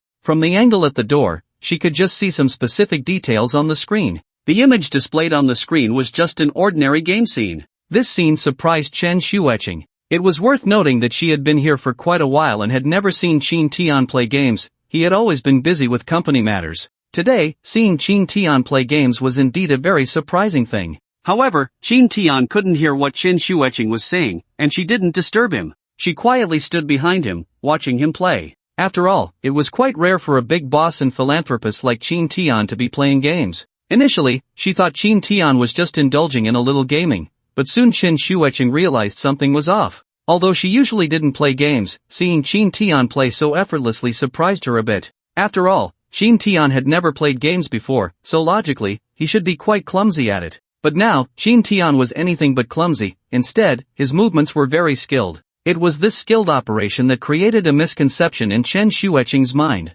Could it be that Qin Tian really liked playing games, which is why he started this gaming and software company? For some reason, Chen Shuiqing felt a small sense of disappointment. Was this guy doing it on purpose? Just when she was considering whether to take the next step with him, he had directly run into the room and focused on playing games? No way, after finally making such a big decision to do something enjoyable with him, he just went off to play games? Chen Shuiqing really didn't know what to say, but she didn't think too much about it. After all, it was rare for Qin Tian to play games for a while. At that moment, she quietly exited Qin Tian's room and returned to her own room, took out her phone, and started chatting in the colleague group. To be honest, the colleagues were having a great time chatting in the group. I was so full from dinner tonight. Wow, with a company team building like this, I won't be afraid of anything in the future. The things I ate just now are things I've never had in my life, including that lobster. The taste was so good that I really don't know what adjectives to use. I never thought I would one day eat at a hotel of that level, and eat such exquisite things like lobster and abalone. This is the characteristic of our boss, either he doesn't do it, or he does it very well.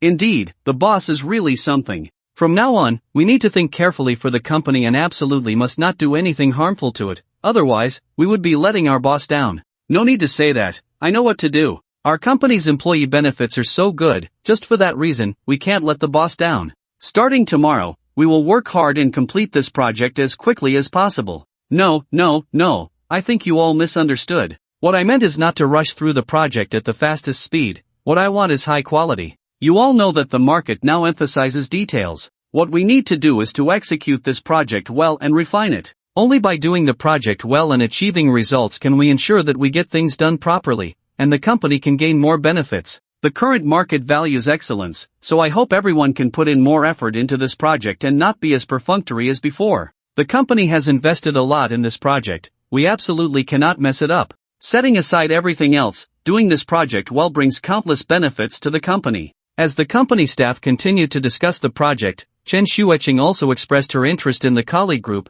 You are all right, we should do this project well, as it is very beneficial for both us and the company. Chen's secretary is also here, what's going on? Usually, Chen's secretary wouldn't speak up at this time. It's rare for her to come out and say something today. Yes, Chen's secretary, if possible, please help us thank the boss for tonight's hospitality. Each of us is very satisfied. Chen Shueching replied, there's no need to be polite, after all, the boss is quite stubborn. If he says he wants to treat you to dinner, he will definitely do so, and he usually chooses the most expensive and best places. He does this to hope to retain the employees' hearts and encourage everyone to work harder for the company. That goes without saying, we will definitely work hard. By the way, Chen's secretary, we heard that you and President Qin live together. Your relationship is so good, why not persuade President Qin a bit? Chen Shueching said, it's not that I don't want to persuade him, but I simply can't. You all know what kind of stubborn temper President Qin has better than anyone. Even if I talk until my mouth is dry, he absolutely won't change his mind. However, speaking of which, I encountered something quite unusual today. Our boss used to either watch TV or look up information online when he got home, but today he acted strangely. After a simple dinner, he went straight into his room and hasn't come out since. I don't know what he's pondering. At first, I thought he was thinking about employee benefits again, but when I entered his room, I found it wasn't as simple as I imagined. President Qin wasn't looking up employee benefits, he was playing a game. What? President Qin plays games too? Chen's secretary, you can't be kidding us. How could someone as mature and steady as President Qin play games? Is there some misunderstanding? Chen Shueching replied, there's no misunderstanding, he is indeed playing games, and he's playing the most popular battle royale game online. I just watched him for a while from behind, and I found out he's quite a skilled player. It seems he hasn't played games less in the past. What's so strange about that? After all, President Qin is a young person, sometimes he likes to play games. I think that's perfectly normal. I'm not talking about that. I'm saying he plays games like a pro, really fierce when he gets into it. Although I don't play games, seeing how President Qin operates, I can tell he's definitely a master. Alright, Secretary Chen, let's not talk about that anymore. Let's discuss how to proceed with this project. We've already mentioned that most people in the company are working on this project, and the funding is indeed sufficient now. However, we are hesitant to hire outsiders for the contract. If possible, could you ask the boss about it for us? As for the post-production rendering and art, we really lack professionals in that area. If it were possible, I would like to delegate this work to others, but there are regulations in the company, and we can't act recklessly. We must be cautious with everything we do. That's right, this project is very important for the company, and we need to pay attention to it. By the way, Secretary Chen, what do you think about my suggestion to hire some talent for post-production rendering and art? What did General Manager Qin say? Now that our project has started, we can't let outside companies handle the post-production presentations and art, as it would impact our project development to some extent. Faced with the employees' inquiries, Chen Shueching was momentarily at a loss for words because she had already submitted this matter to Qin Tian, but he had not yet responded. Qin Tian had spent all his time during the day playing games and hadn't had a chance to look at the materials, which was why he hadn't dealt with it yet. Otherwise, with Qin Tian's speed, he would have already handled it. At that moment, Chen Shueqing could only respond in the colleague group, "I've already discussed this matter with General Manager Qin, but he hasn't replied yet. As soon as he does, I'll let you know right away." Alright, given the current situation, that's all we can do. However, I still hope the company can recruit these people as soon as possible to get familiar with the project since it has already started, and we really need the post-production promotion and art. Chen Shueqing, I'll ask him again tomorrow morning. Right now, General Manager Qin is playing games, and I don't want to disturb him. What? General Manager Qin is playing games? Secretary Chen, you can't be serious. This busy man actually has time to play games? I'm not joking. General Manager Qin is indeed playing games right now, and he's quite serious about it. When I went into his room to check, he didn't even notice me. Wow. I never expected the company president would play games. Yes. Anyway, please help us ask him properly tomorrow, Secretary Chen. After Chen Shueqing replied in the colleague group, she stopped talking since it was getting late, and she needed to rest. To be honest, Chen Shueqing felt a bit disappointed. She had started to think about advancing her relationship with Qin Tian, but Qin Tian was focused on his games, and she didn't know whether to be happy or speechless. But anyway, since Qin Tian wanted to play games, let him play. It would save him from browsing employee benefits online all day, not knowing what he was doing. The night passed without a word. The next day, Qin Tian drove Chen Shueqing to work, but on the way, Chen Shueqing curiously asked Qin Tian, "I saw you playing games in your room last night. What got you interested in games lately? I noticed you were playing during the day too." "Yes, I've been quite interested in those popular games lately.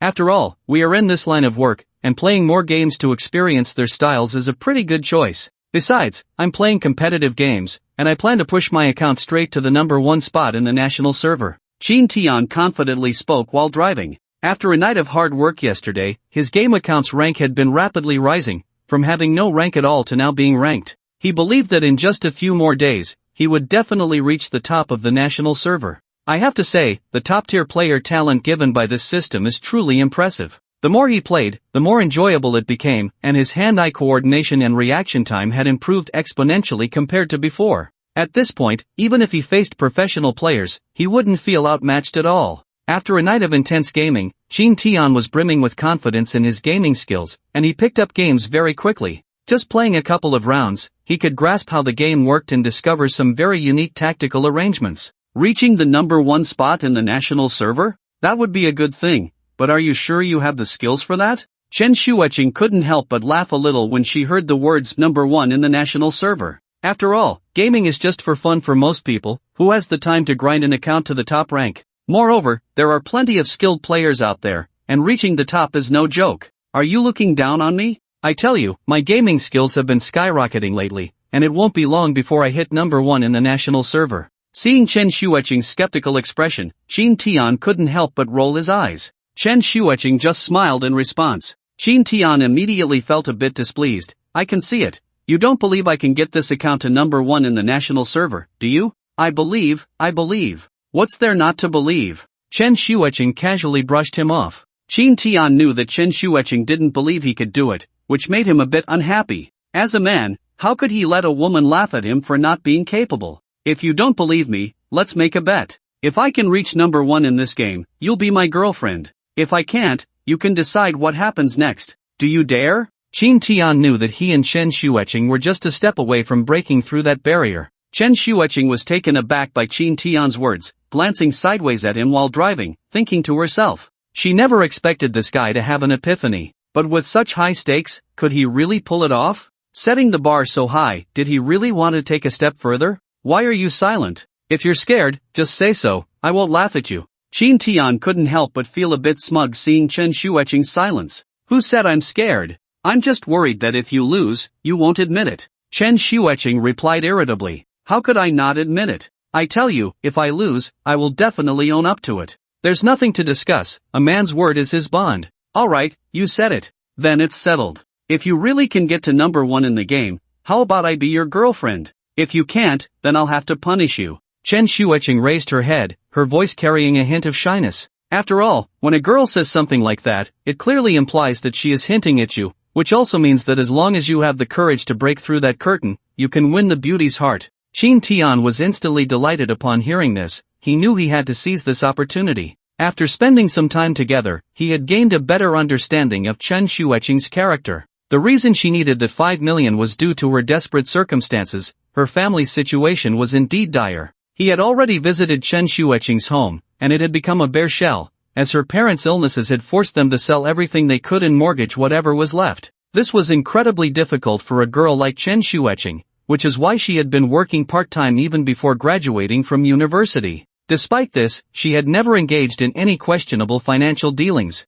With Chen Shueqing's figure and looks, countless people at school desired her. If she merely beckoned, many men would surely fall at her feet. Yet, despite this, Chen Shueqing had never been involved in any rumors with men. When she needed money, she still chose to work on her own, which was truly admirable. Furthermore, Chen Shueqing was quite principled. She would unhesitatingly reject the suitors at school. As for why she had to sell herself for 5 million last time, it was simply out of necessity. Without that money, her parents would die, and under such circumstances, she had no choice but to take that path. Comparatively, this was already quite good. Qin Tian still had a fondness for Chen Shueqing. If he could win her over, it would be a great choice. This opportunity was indeed significant. Alright, let's settle on that. Give me a few days, and let's see if I can get this game to the top, Qin Tian said. He had already been thinking along these lines, and with Chen Shueqing's promise, his mood instantly brightened. What a stroke of luck! It was as if the opportunity was handed to him on a silver platter. He was determined to seize it,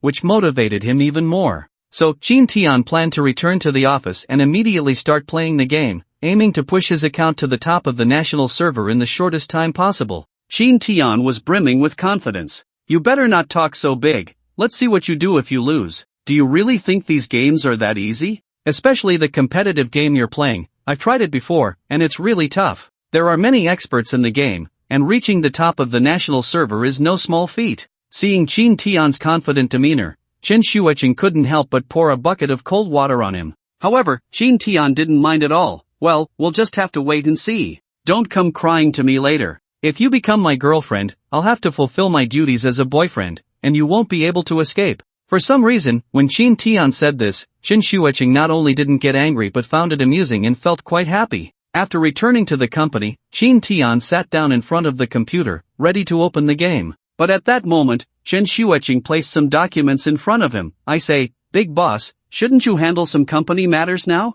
Look at these documents. They've been waiting for your signature for a long time. Hearing this, Qin Tian was momentarily taken aback, and after opening the documents, he realized that many of the company's business from yesterday had not been processed, leading to a pile of work accumulating on his desk. After all, many aspects of the company's operations require Qin Tian's signature, otherwise, the finance department won't allocate funds, and other departments wouldn't dare to execute anything. How about this, Shueqing? I might be a bit busy these days, so could you temporarily handle the company's affairs for me? Once I get everything sorted out, I'll take these responsibilities back. Qin Tian planned to first push the game's account to the top of the national server before dealing with company matters. So at this time, it was essential to have someone manage the company's business, and Chen Shueqing was a very good choice. Through this period of interaction, Qin Tian found that Chen Shueqing was indeed a remarkable person. Setting aside other factors, Chen Shueqing was quite disciplined in her work at the company. Even though she was Qin Tian's secretary, she had never done anything detrimental to the company. As long as the tasks were assigned, Chen Shueqing handled them thoroughly, which showcased her capabilities. Therefore, Qin Tian had a lot of confidence in Chen Shueqing's abilities and felt at ease handing the work over to her. What? You want me to handle it? Aren't you afraid I'll ruin your company? I'm just an intern who has only recently joined your company, and I haven't been here long enough to manage many things, Chen Shueqing said, feeling both happy and touched by his words. Don't worry, it's just for a few days to help out, not a long-term management role. Think of it as an internship opportunity. I believe you can handle these company matters quite well, Qin Tian said encouragingly, which felt like a recognition to Chen Shueqing. Alright, since you trust me so much, I won't let you down. However, when it comes to decisions that require your judgment, you'll still need to handle them. For example, the project department wants to increase talent in art and post-production. Such major decisions must have your approval, Chen Shueqing said, cautious about making decisions regarding hiring new staff, as it concerned the company's interests. What's there to discuss? If the company needs it, we can just recruit those people externally, Qin Tian replied. It's inconvenient that our company lacks such talent. Our business needs to be managed by our own people from start to finish. You should go to the HR department, and they can recruit a few externally. We still have vacancies in our office, so we can accommodate those in post-production and art, he added. In fact, Shin Tian's company could accommodate more employees, but he hadn't filled all the positions because he knew that in their line of work, they might need other talents at any time. In such situations, he naturally left some room to ensure they could hire the necessary talent later. But, Mr. Shin, you need to consider this carefully. The costs for such talent in post-production can be quite high, and the computers they need are also expensive. All of this requires spending money, Chen Shuiqing reminded him, as many people in the company were against hiring more staff. The expenses for specialized talent were inherently high, and if the company wanted to find such talent, the costs would be considerable. What's there to consider? Talent is necessary. Bringing them back is beneficial for the company. Think about it, if we outsource post-production and various art tasks to other companies, the costs will be even higher. Instead of that, it's better to find people ourselves. So things like hiring people basically don't need to be reported. As long as the company has available positions and needs, just hire directly and talk to the HR department. No matter how frugal I, Shin Tian, am, I won't skimp on these things.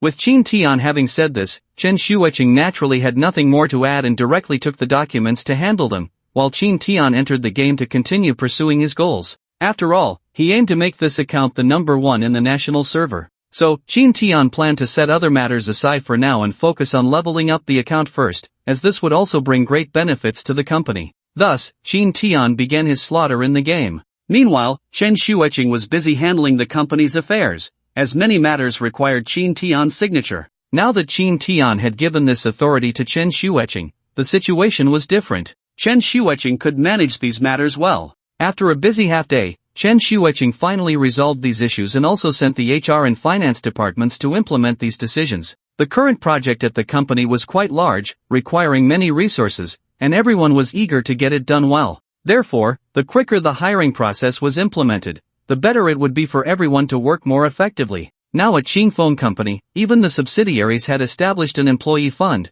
and this fund had accounts worth over 100 million. This meant that if any employee faced an urgent situation in the future, the problem could be easily solved by applying for this employee fund. For all employees at Qingfeng Company, this was like a calming pill, boosting their motivation at work. Although previously they could also apply for the employee fund from the headquarters, the process for their company to establish and apply was completely different. If a subsidiary applied to the headquarters for the employee fund, it had to go through a very complicated process. Despite being a subsidiary, there was still a certain distance from the headquarters. Because of this distance, applying for the employee fund required a more complex process, and the success rate was very low. However, if it was the employee fund established within their own company, it was entirely different. This was the company's employee fund, which didn't require such complicated procedures. They just needed to complete the company's process and then get the boss's signature. As long as the boss signed it, the problem would be minor. Thus, this calming pill was incredibly important for Qingfeng Company. The employees were already very satisfied with Shin Tian, and now with the establishment of this employee fund, they were overjoyed. This is just too good. I've heard that the boss of Shin Tian's company is a really nice person. I didn't believe it before, but now I finally do. I really didn't understand this operation by our boss. He actually made the employee fund happen. It seems the boss truly intends to implement these employee benefits in our company. Indeed, employee benefits have already started. I heard the boss is now discussing acquiring a dilapidated building in the suburbs. Although it's somewhat remote, the environment there is really good. Just like the employee dormitory at the headquarters, which was originally commercial housing. With a little renovation, it can be used as dormitories. The headquarters employee dormitory even has free parking. It's hard to imagine just how good the benefits are. I won't say how good it is, but our current work is all about this process of speaking. If that's the case, staying here a bit longer will soon allow us to save enough for a down payment on a house. That's true. If we consider that our expenses are covered, we've basically saved all our money. At this rate, if we save for a year with our current salaries, won't we be able to buy a house? The most important thing is that without all those miscellaneous expenses, we really are saving money, and the workplace rules they've set are genuinely refreshing. I haven't worked in such a company for a long time. I won't say anything more. From now on, I'll treat this company like home. If anyone dares to do anything to the company, I'll be right there with them. Now I understand why the employees of Qingtian Company are so protective of it. If it were me, I would do the same. I have to say, this action has put all the employees of Qingfeng Company in a joyful atmosphere. Although the HR department of Qingfeng Company is also hiring, the number of people they are hiring is very small. After all, they are only hiring what they need, everything else doesn't matter. As for the employee benefits of Qing Phone Company, they have quickly spread, creating a huge stir in the entire industry. What's going on? Qing Tian Company is going too far. It's one thing for their headquarters to do this, but their subsidiaries are doing it too. Don't they fear losing money? Exactly. There are so many employees at Qing Phone Company, if they want to maintain these benefits, how much will they lose? I can see it now, the boss of Qing Tian Company must be doing charity work. Otherwise, how could they provide such benefits to their employees? I think it's one thing for the headquarters to have such benefits, but now the subsidiaries have them too. This is really a bit excessive. I don't think it's excessive at all, I just feel that this is too blissful. Are the employees of Qing Phone Company just getting lucky? It's not just luck, benefits like this are hard to find anywhere else. So even if the employees of Qing Phone Company are asleep, they would wake up smiling. Goodness, I'm so envious and jealous, I can hardly imagine. Goodness, I even interviewed at Qing Phone Company before. I had passed the interview and was about to start working when I heard that Qing Phone Company was about to close down, and the boss was in debt. I ran away immediately. Did I miss my chance? It's not just missing a chance, you completely missed a golden opportunity. I heard that although Qing Phone Company is hiring now, it's only a very few positions. The threshold to enter the subsidiary is almost being trampled. Oh my, I had never seen such a scene at Qing Phone Company before. The current Qing Phone Company is no longer the same as before, they have become highly sought after. I don't know how many people want to join them. I heard their assessments have become quite strict. Oh my, I just left Qing Phone Company last month. Now I must be regretting it deeply. In an instant, many people in the industry were expressing their feelings, while those who had left Qing Phone Company were regretting it immensely. After all, for those who had left the company, wanting to return now is not a simple matter. Qing Phone Company has now become a subsidiary of Qing Tian Company, and even when their human resources department conducts selections, they must obtain the consent of the head office. This has created a very high threshold for their company. Such a scene has led many people in the industry to express their dissatisfaction, especially the bosses of those small companies, who are now feeling anxious and speechless. In their industry, an elite group has also been formed. In fact, this so-called elite group is just a coalition of small company owners coming together to discuss their business matters. Now, countless bosses in this elite group are venting their frustrations. What are we going to do? Qing Tian Company is clearly undermining our market. Look at this situation, the negative emotions among my employees are growing larger by the day. If this continues, I might as well close my company, because my employees will definitely leave. Do you think my company is doing any better? The kids in my company are practically rebelling. Today, during work, they told me they wouldn't work overtime. Can you believe it? They really didn't work overtime, and it was a collective decision, clearly protesting against me. If this keeps up and I don't back down, they'll definitely leave. My company is the same, those kids are ready to revolt. The key issue is that all the employees in my company are young post-2000s. These guys don't care about anything. If they decide to leave, they'll leave immediately. Once too many of them go, we might as well prepare to shut down. Speaking of which, most of the people in our company are these young guys. None of us are in a good situation. We need to come up with a way to handle this, or else our company is really going to go under. What kind of way can we come up with? Qing Tian Company really isn't simple. I've heard they have over $1 billion on their books to support them.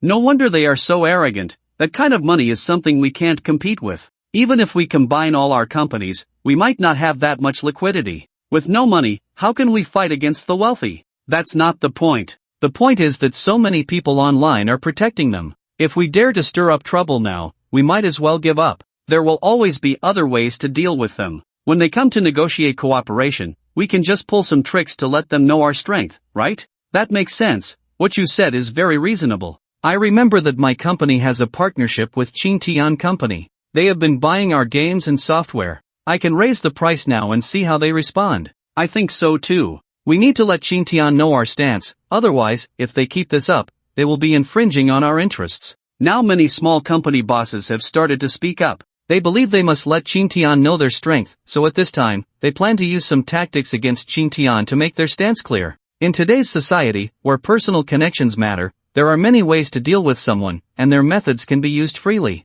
Qing Tian, however, doesn't care about any of this. As soon as he arrives at the office, he opens the game and plays until the end of the workday. After getting home and quickly washing up, he immediately starts gaming again. It can be said that Qing Tian now treats this game as his job, completely focused on playing. For 2 consecutive days, Qing Tian did not stop, spending almost all his free time on this game. This scene naturally caught the attention of Chen Shueqing, who felt an indescribable emotion in her heart at that moment. She truly did not expect Qin Tian to take it so seriously. What had been a casual remark in the car was taken to heart by Qin Tian. Now, as he continuously played the game and improved his ranking, to Chen Shueqing, this scene was Qin Tian pursuing her. After all, Chen Shueqing had promised Qin Tian that as long as he could reach the #1 spot in the national server, she would be his girlfriend. Under these circumstances, Qin Tian was desperately playing the game, and Chen Shueqing naturally noticed. However, she could no longer bear to watch, as Qin Tian was indeed pushing himself too hard.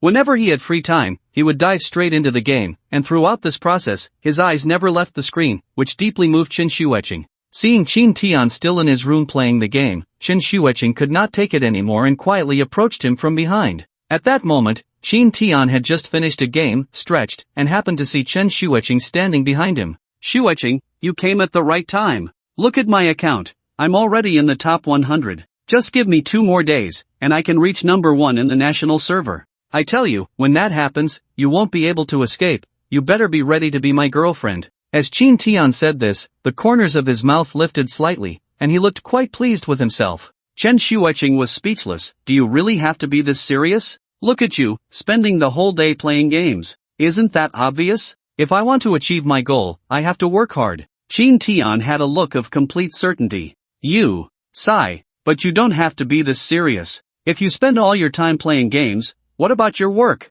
I'm stuck in the living room watching TV, and it's so boring. What do you want me to do?" Chen Shueqing's voice carried a hint of playful annoyance. "Ha ha. It's fine. I won't be like this for long. Don't worry, I will definitely end this gaming phase within a week. You, forget it. If you want to play, then play. I can't be bothered with you." After saying this, Chen Shueqing turned and left. When she came out of Qin Tian's room, her face was extremely flushed, feeling both shy and happy. At the same time, she hoped that Qin Tian could really reach #1 in the national server, so they could break through this barrier. Facing Chen Shueqing's words, Qin Tian did not mind and continued to focus on the game. His gaming skills had become increasingly high. Overall, he had already surpassed the level of professional players, especially with the astonishing data he had created in the game. This led to a lot of attention from people online due to his impressive achievements. In fact, the game was currently very popular, and many people were paying attention to it, especially since it had entered the professional arena,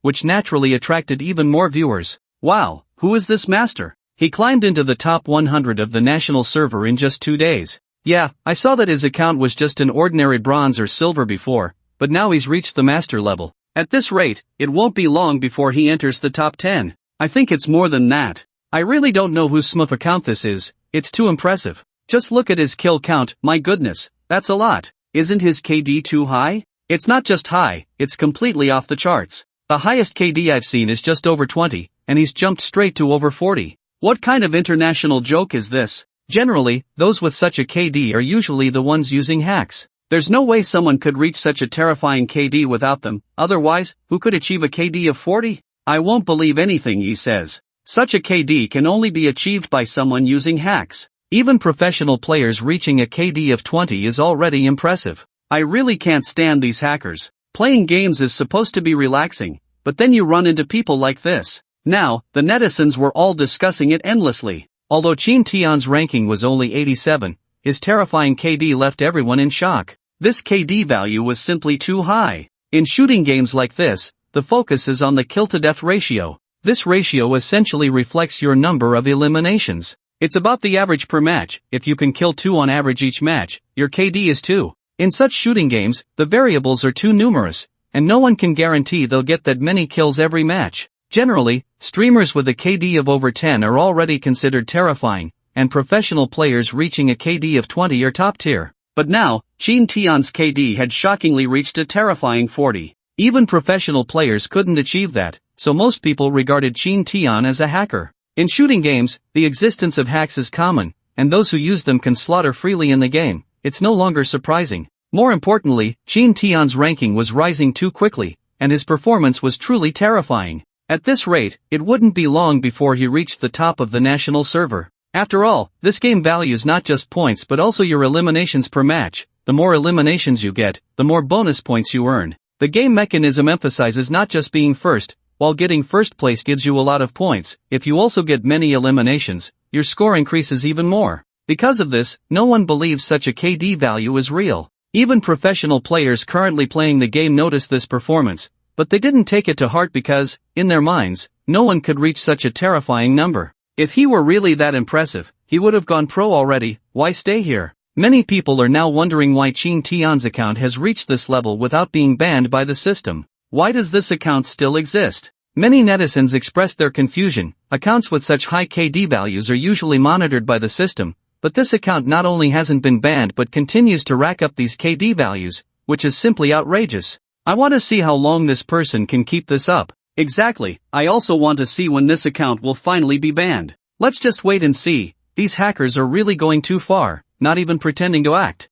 The vast majority of people online believe that the account Qin Tian won't last long before being banned. After all, his kill-death ratio is just too high. Although this means he can rank up quickly, it will directly attract the system's attention. Once the system takes notice, your account could be banned at any moment. The current system has a certain monitoring mechanism. If you're recorded, the system will conduct checks, and if they find anything suspicious, you'll be banned immediately. Right now, Qin Tian doesn't care about any of that. What he needs to do is push his account to the top rank as fast as possible. That way, he can win the girl and gain fame, which will directly benefit the company. There are many people in the industry who, on the surface, don't resist their companies, but secretly, there are plenty who are trying to trip them up. In this situation, Qin Tian should establish his own reputation beforehand. As long as his company's exposure increases, things will change, and he won't need to rely on anyone else. Anyway, Qin Tian has plenty of funds now. If they try any tricks, he can just burn money to counter them. Qin Tian wants to see who can outspend whom. In this industry, it's all about burning cash. Whoever secures the final victory is the ultimate winner. Of course, these are just small companies, and Qin Tian doesn't need to be afraid at all. As for the big companies, Qin Tian isn't intimidated either. After all, his company no longer needs to rely on anyone. It can be completely self-sufficient. Whether it's software development or game research, Qin Tian's company can manage on its own without needing help from others. Moreover, the emergence of the school training platform has greatly assisted Qin Tian. With this platform, Qin Tian doesn't need to join other companies' platforms or be held back by others. So now, Qin Tian doesn't care what these people want to do, he just needs to make his name known first, and everything else is secondary. Thus, Qin Tian spent another day in the game, and as he continued to push forward, his ranking kept rising. By the time he finished work in the afternoon, Qin Tian's rank had already reached second place. Now, he was just a few points away from first place, and he believed that with another 3 or 4 matches, he could surpass the top player and become the true number 1 in the national server. In this type of shooting game, the ranking system is quite good. It's not fixed. The more points you earn, the higher your rank. This gives many people a chance. In the past, many games had quota points, like the top 100 in the national server, which were limited. It was basically first come, first served, and if no one dropped out of the top 100, others couldn't get in. Now, this model has saved Qin Tian a lot of trouble. After work, Qin Tian and Chen Xueqing were having dinner in the cafeteria, but now Chen Xueqing was looking at Qin Tian with great interest. Aren't you the one who said you could quickly get your account to the national server's number 1? What rank are you at now? Chen Xueqing's voice carried a teasing tone, and she felt a sense of anticipation. For some reason, she really hoped Qin Tian could get his game account to the top rank. Qin Tian, who was eating, suddenly felt a bit displeased by Chen Xueqing's words. Why do I feel like you're looking down on me? I tell you, I can reach the national server's number 1 very soon. I'm already at second place. After tonight, you can wash up and be my girlfriend. As soon as Qin Tian said this, he made Chen Xueqing laugh. You just know how to talk. Wait until you can really do it before you talk to me. Let me tell you, if you can't reach the number 1 spot in the national server, then it doesn't count. Don't worry, I, Qin Tian, have always kept my word. I tell you, even if I have to break my own hands, I will reach the number 1 spot in the national server, or else I will regret it for the rest of my life. I don't want to leave any regrets in my life, so I am determined to take that number 1 spot. Even if the King of Heaven comes, he can't stop me, that's what I say. Chen Xueqing immediately burst into a bright smile, her heart feeling sweeter than ever. Qin Tian, when did you learn to talk so well? What you said almost made me believe you. Putting everything else aside, just for your attitude, how about we lower the difficulty a bit? By the time Chen Xueqing said this, her voice had dropped significantly, and there was a clear hint of shyness in her tone. What she meant by lowering the difficulty was obviously to give Qin Tian some leeway.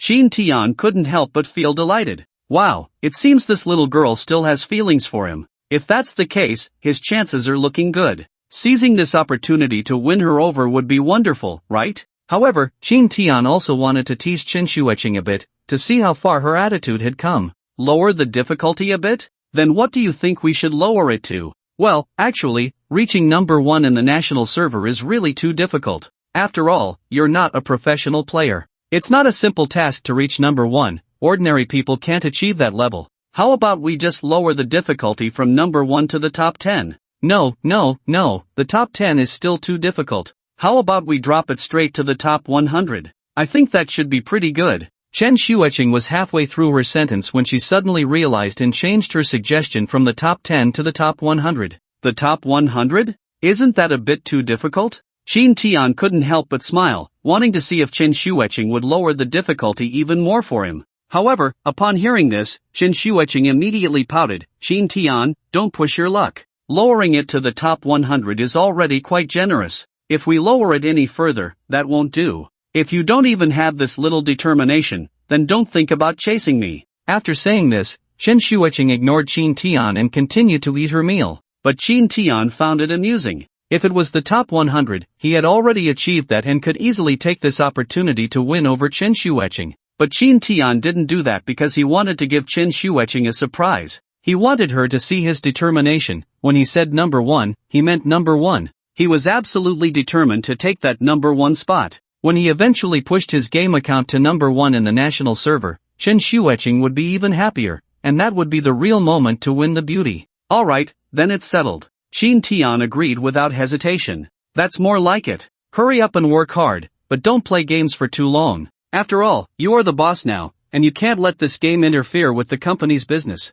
There are so many people in the company waiting for you to provide for them. If something happens to you, the others won't know what to do. At this moment, Chen Shuiqing couldn't help but remind him a few more times. Don't worry, I understand everything you said. I'm more anxious than anyone else. I have my own ideas about my company. Once I reach number 1 in the national server, I can use this account for advertising. You really plan to take this game to number 1 in the national server, huh? Of course, I said that once we get there, we will definitely make it, just wait and see. Alright, enough talk, let's hurry up and eat. After we go back, we still have to play this game well. I plan to put in some effort tonight and see if I can directly reach the top of the national server. Shin Tian was no longer concerned about anything else, and his eating speed increased, as he was now filled with great motivation. By the way, Shin Tian, there's a class reunion the day after tomorrow. Do you want to go together? Chen Shuiqing seemed to suddenly remember something and turned to look at Shin Tian. A class reunion the day after tomorrow?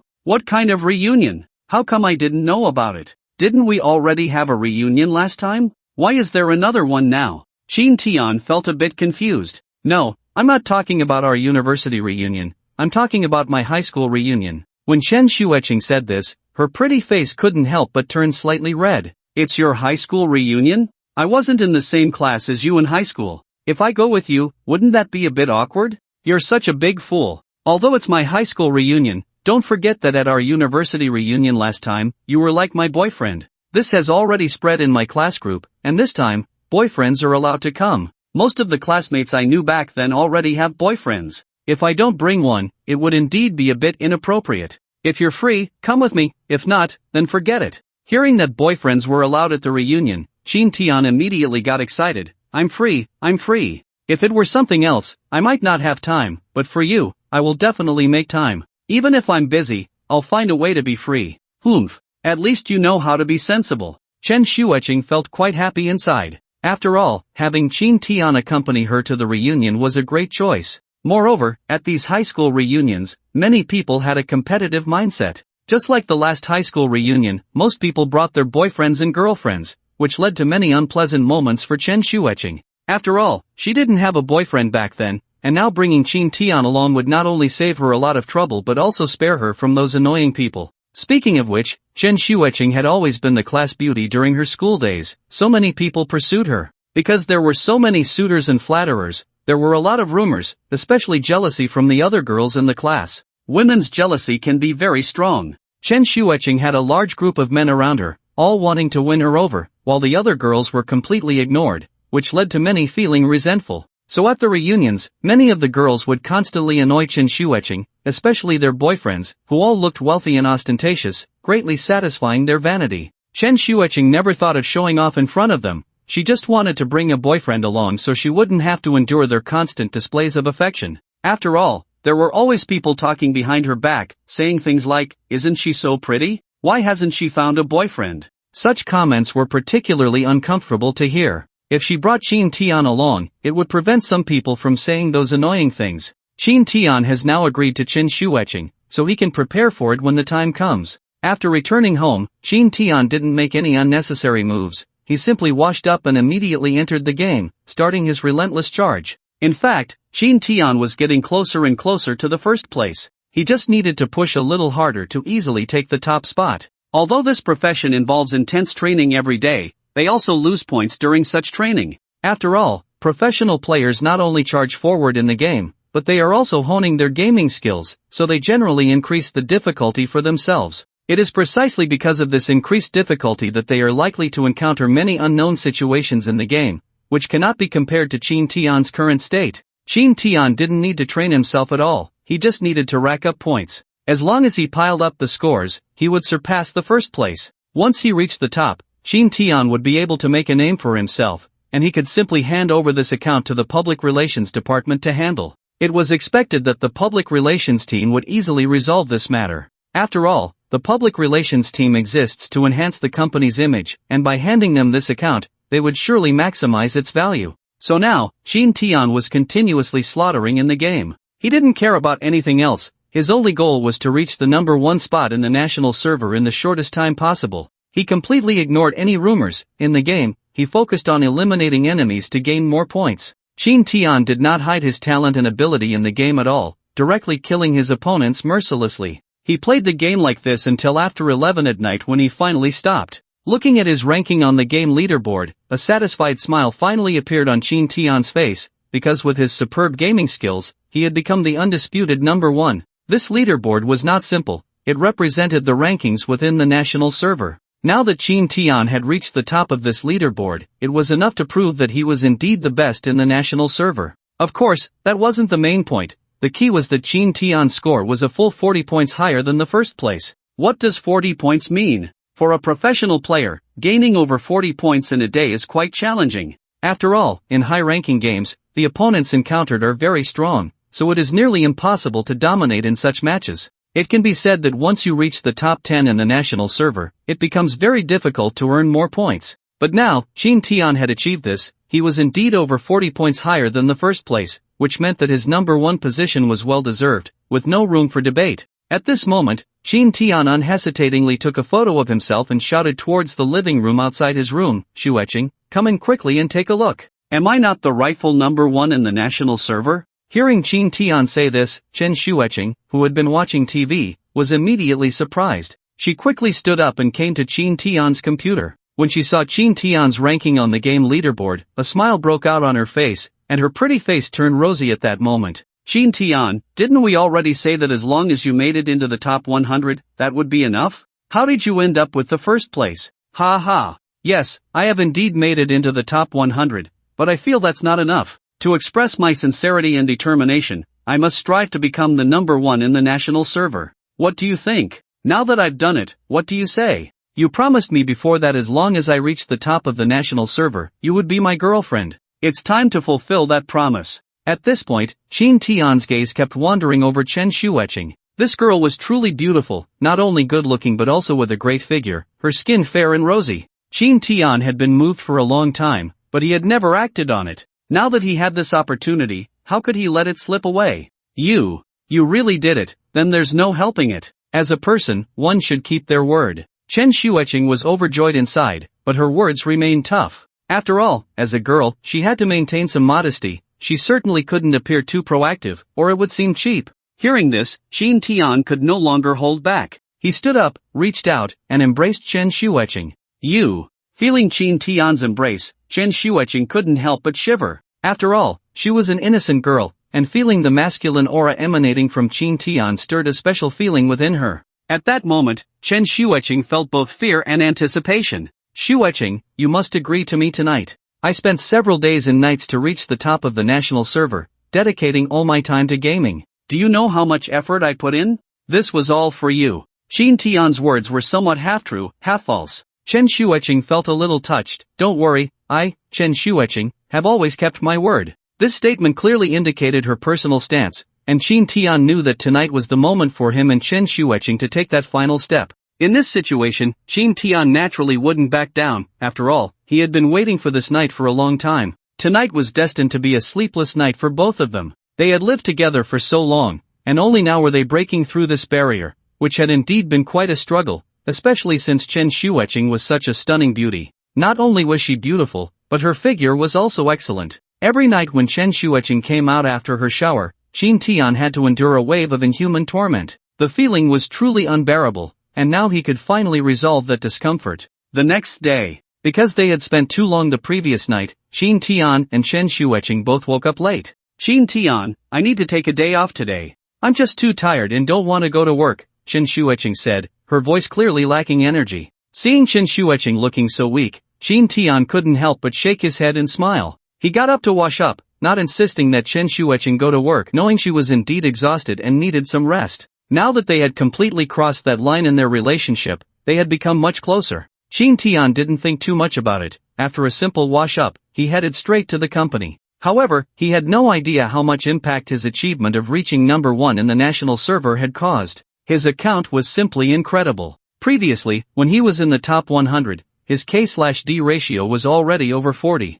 Now, having reached the first place in such a short time, how high would his K/D ratio soar? Now, Qin Tian's account was the number 1 in the country, and his K/D ratio had reached a terrifying 50+. Goodness, that's equivalent to eliminating 50 players in each match. What a terrifying number that is. Each game has about 100 players, which means you've directly eliminated half of them. Even professional players find it hard to achieve this, unless they are those who are flying high with hacks. They can manage such feats. Now, Qin Tian's account has even reached the top of the national server, leading many to believe that Qin Tian has become utterly arrogant, creating such data and still daring to climb the rankings? My goodness, how arrogant can this person be? They manipulate the data like this and still dominate the leaderboard? I think so too. This person is so arrogant. Why not just ban them outright? Goodness, could this be the game company's favorite child? With data like this, I'm truly impressed. If they aren't cheating, I'll chop my own hand off. I feel the same way. Mainly, this person is too arrogant, and I can't stand it anymore. With data like this, they dare to aim for first place? Just wait, this account will definitely be banned soon. Brothers, let's not say anything more. Let's quickly push this post online. We need to see just how arrogant these hackers really are. Exactly, we need to push it up. Naturally, this trending topic online has caught the attention of the game company. This game company is a recently emerged small gaming firm. They were a small company but exploded in popularity because of this game. Therefore, the construction of this game company is not very complete, yet they are still working hard to investigate Qin Tian's account. After all, this incident is too sensational, and the whole internet is watching. Now, this matter has been criticized by netizens and has trended. Such major events fermenting in the mouths of netizens are a completely different existence. In today's internet society, any particularly tumultuous event will immediately trend. And Qin Tian's account is indeed quite strange, and the data is astonishingly terrifying. No one would believe that Qin Tian's account is purely legitimate. Even the game company's dedicated inspectors are currently working hard to check Qin Tian's account.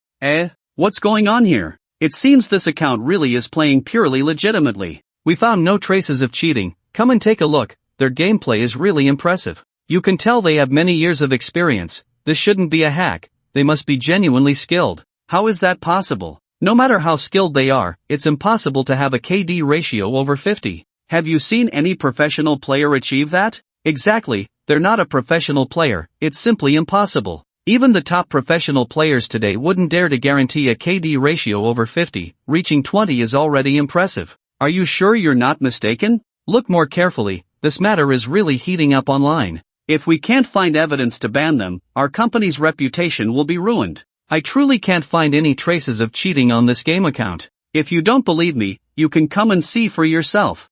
If it really comes to that, then just ban them directly. Their KD ratio is just too terrifying. I'd say there's an 80% chance they're cheating. You can't just ban someone else's account at will. If he really is cheating, then we have to ban him. If he isn't cheating and we go ahead and ban his account, this situation will escalate, and our company will have an even harder time surviving. So until we find absolute evidence, we must not act recklessly, the public relations manager of the company quickly explained. After all, their company was currently investigating Qin Tian's account to quell the online public opinion, and they certainly couldn't afford to make things worse. If a wrongful ban occurred and the other party questioned it, their gaming company would be ruined, especially if the other party made a big deal out of it. They would have no chance of surviving. One must not underestimate the pressure of public opinion. Once a wrongful ban happens, they would be pushed to the forefront of controversy. Therefore, they had to conduct a thorough investigation. If it turned out that the other party wasn't cheating, they not only wouldn't ban him but would also commend him.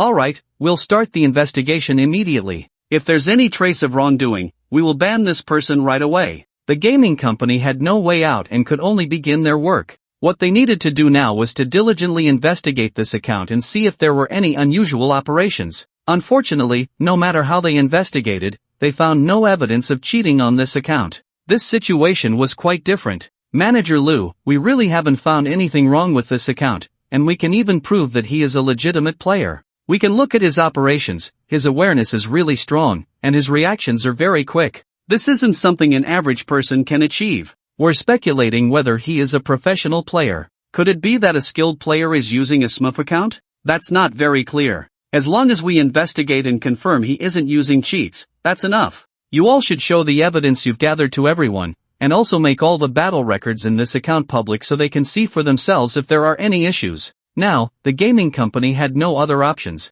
All they could do was release this evidence and all the conditions for public scrutiny. When these battle records were released, all the netizens were astonished because the vast majority believed this account must be using cheats, otherwise, it wouldn't have such impressive results. However, the answer given by the gaming company was that he wasn't cheating, this was all his true skill. Such a result was unacceptable to anyone. Seriously? A real gamer? Bro, don't joke with me. With such a terrifying KD ratio, if it's not cheating, I really don't believe it. You can go check it out. All the battle records of this account are now open. The gaming company did this on purpose so we can see if there are any issues with his records. I just checked, and to be honest, his gameplay really has no problems. I've seen it too. His reaction time in the game is extremely fast. It's clearly the kind of operation that only someone with strong gaming skills can perform. If that's the case, could he really be a strong professional player? My god, if that's true, then isn't he very strong? But I haven't seen any professional player in the competitive scene who is this strong. Even the strongest professional player I've watched in a livestream only had over 30 kills in his best game. When could a KD ratio reach 50? This gap is just too big. I don't think there's any possibility. The game results have been released, but I still can't believe these are real players. It's just ridiculous. For a moment, discussions online were constantly happening. This also led to the matter escalating on the internet, with countless people talking about the topic, whether they were knowledgeable or not. The topic, which was already trending, suddenly became even more explosive, capturing the attention of the entire network. As the instigator, Qin Tian was currently in a conference room holding a meeting with his employees. Qin Tian was discussing the specifics of a certain community with the company's staff, as Lu Chuxia had successfully acquired that community. Their finance department had directly transferred the money, which meant that the abandoned buildings now belonged to Qin Tian's company. Now that this area of abandoned buildings has been registered under our company's name, we can properly discuss the regulations for the company dormitories and the level of renovation.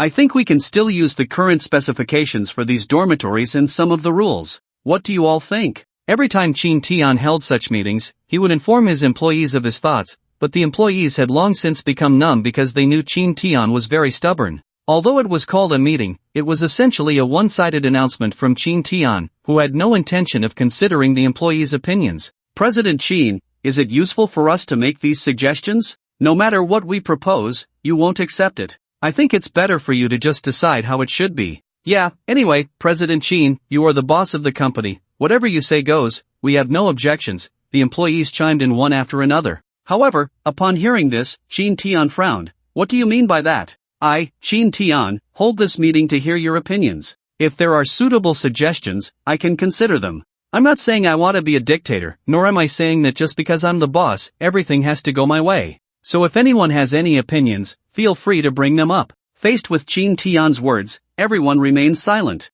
I'm serious. If the suggestions you make are useful, I can really consider them. At least you have to put forth your opinions so I can see if they are appropriate. If you don't even express your opinions, how will I know if they are suitable? As long as the proposals are good for the employees, I will definitely consider them. Shin Tian spoke again, knowing that his behavior indeed had a hint of being domineering. For many employees, they had already become numb, which is why they wouldn't bring up such matters. Now, Shin Tian didn't care about that, he just hoped the employees would provide more opinions to see if there was anything he could adopt. Listening to the employees' voices and understanding their needs would allow for better welfare arrangements, making all employees feel at home in the company. In this way, wouldn't it be easy to gain a sense of belonging? President Shin, we actually think that the dormitories shouldn't follow the current specifications of our company, as this would greatly impact the company's scale. First of all, we have already arranged for dedicated transportation and provided them with free dormitories, which is already a very good welfare treatment compared to many companies in the market. So I think the scale and specifications of the company dormitories can completely be differentiated from those of ordinary employee dormitories.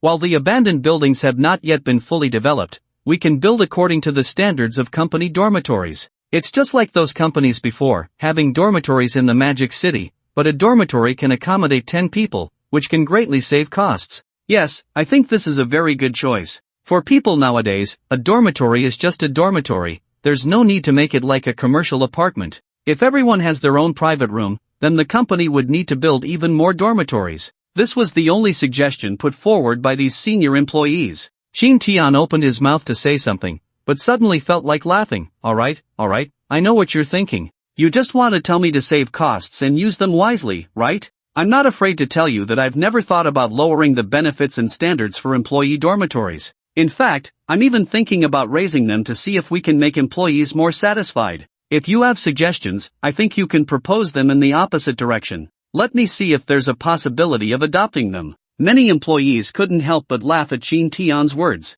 President Shin, please don't joke like that. The benefits of the employee dormitories are already good enough. What more do you want? Do you want to turn the dormitories into single apartments with all the amenities? Exactly, President Shin, a dormitory is a dormitory. It can never be compared to those rental houses outside. So let's not make a fuss about it. As long as it looks like a dormitory, that's enough. The rest doesn't matter. I think just putting in 2 iron beds would be more than sufficient. The iron beds they mentioned were the typical bunk beds. One bed can accommodate 2 people. Originally, everyone was just joking because they knew Shin Tian would definitely not adopt it. After all, with Shin Tian's stubborn nature, it was absolutely impossible for him to lower employee benefits. But what happened next surprised everyone. Hey, the suggestion just made by someone was actually quite good. Why didn't I think of this before? We can completely decorate the employee dormitory like a single apartment. After all, it's still decoration. Even if we turn the company's dormitory into that kind of single apartment, the cost won't be much higher, and it would allow everyone to rest better and more comfortably. Not bad, not bad. This is a very constructive suggestion you've made this time. I will seriously consider it. When Shin Tian said this, a smile involuntarily appeared on his face. Really, I think this single dormitory idea is better than the ones you proposed before. If you have more suggestions in this regard, feel free to bring them up. Anyway, I'm also planning to build this community, so building it together would be a good choice. Once Shin Tian said this, the employees present erupted again. They all wore speechless expressions. Now they really didn't know what to say. Alright, do you have any other suggestions? If not, let's adjourn the meeting for now. Next, the finance department should prepare a plan for me to review. If it's feasible, I'll sign it immediately and then find someone to start implementing it. We must build this dormitory as quickly as possible. After all, so many employees are waiting, and we can't keep them waiting too long. Seeing that no one else was speaking, Shin Tian made a decisive conclusion. What else could the people present say? They could only nod in agreement, because they knew that if they continued to talk, Shin Tian might come up with some unexpected ideas. So everyone expressed their tacit approval, which was the most appropriate response. Soon, Shin Tian returned to his office, but he no longer continued playing games, as he had already achieved the top rank and didn't need to work so hard at gaming anymore. What Shin Tian needed to do was to check the online discussions. In fact, he had already seen the buzz about his account rising to the top of the national server early that morning, and he noticed that many people were questioning his skills. Shin Tian was aware that his performance was a bit too flashy, which was why netizens were skeptical. The current shooting games were filled with advanced technology, and players were complaining bitterly, leading to a lot of resentment towards those who exploited these technologies. They were ruining the balance of the game, depriving other casual players of any real gaming experience. Shin Tian's achievements were indeed too reminiscent of cheating. No one would believe him, yet there was nothing wrong with his performance. His skills were still impressive. After all, netizens had clearly seen Shin Tian's various impressive maneuvers in the game. Without the ability, he simply couldn't pull them off. So now, there was a heated debate online, and Shin Tian was enjoying watching the arguments unfold. It was quite interesting to read the comments. The discussion had split into two factions. Some believed Shin Tian was cheating, while others insisted he wasn't. The voices of both sides intertwined, making it quite entertaining. In the past, Shin Tian had never seen anyone comment on him online, so it felt distinctly different now that people were stepping up to voice their opinions. While Shin Tian was happily engrossed in the netizens' comments, the company's employees were also discussing the matter. Have you heard? The company's benefits have come through. The small community we bought has now been handed over to the company, and President Shin plans to renovate these unfinished buildings. What do you think we should do next? What else can we do? President Shin insists on turning them into employee dormitories. What can we do about it? You know how stubborn President Shin is. Do you think a few words from us can stop him? That's true, President Shin's stubbornness is impossible to change, but overall, what he's doing is fantastic for us employees, especially the dormitories. It's simply beyond words. That's not the main point. The main point is that I heard President Shin plans to renovate those unfinished buildings into single apartments. No way! Turning those unfinished buildings into single apartments? Isn't that a bit too good? It's not just good, it's more than that. You have to understand that those single apartments are meant for one person, each with its own room. When we used to live in those single apartments, it cost at least 4,000 to 5,000 a month. If the company provides such single apartments, that would be truly great. Brother, that's not just about eating well and sleeping well, it's about being comfortable in both. It's like a divine treatment. I've never seen any company offer such benefits. If President Shin really turns those unfinished buildings into single apartments, wouldn't we be at a loss? The dormitory we live in now isn't bad, it's like a commercial apartment, but it can't compare to a single apartment. What are you talking about? The dormitory we live in is already quite good, okay?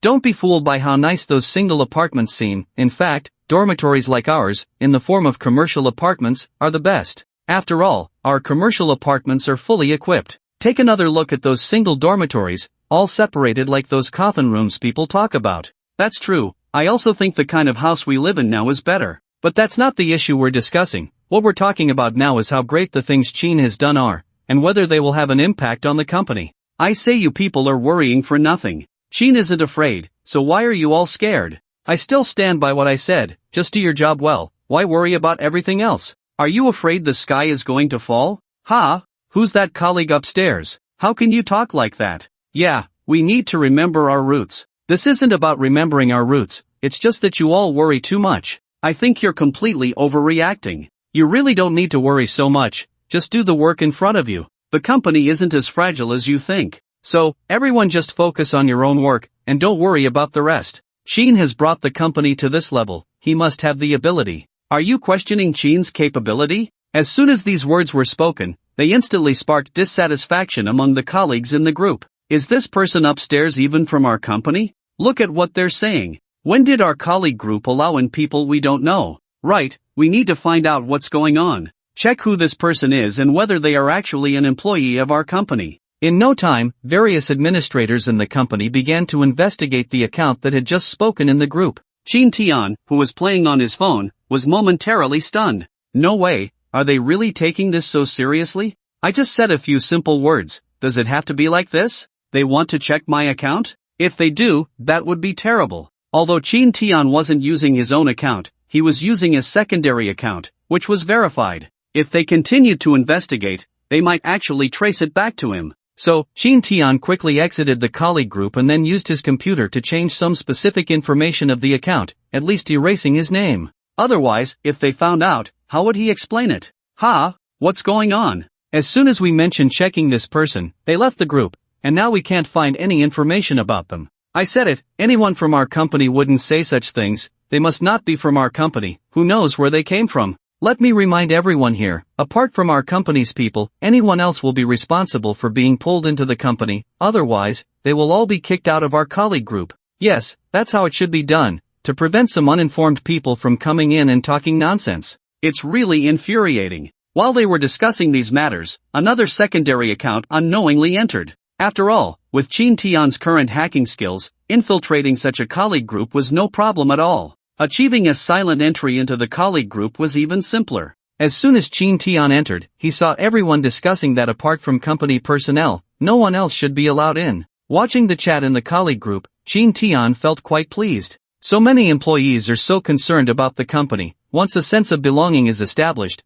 the number will surely be substantial. It seems he needs to think of ways to improve employee benefits. Let's see how to make employees feel a greater sense of belonging, thereby obtaining more resumes for the system. To be honest, although the talent of this top-tier gamer seems useless at first glance, it actually has a significant impact. Just the fact that his account can trend on hot searches shows how impressive this top gamer's talent is. With such skills to compete in professional matches, he is bound to hit the mark and gain fame. After all, no one dislikes a strong player. As long as you have the ability, you will always be the center of attention, which further solidifies Qin Tian's determination to gain more belonging value. However, the current situation is somewhat unusual because the company's benefits have nearly run out. If Qin Tian wants employees to feel a greater sense of belonging, he must find a way to improve their benefits. While Qin Tian was contemplating these matters, the online disputes gradually grew louder, especially the opinions and arguments from netizens, which flooded the internet. This created an increasing curiosity among online users.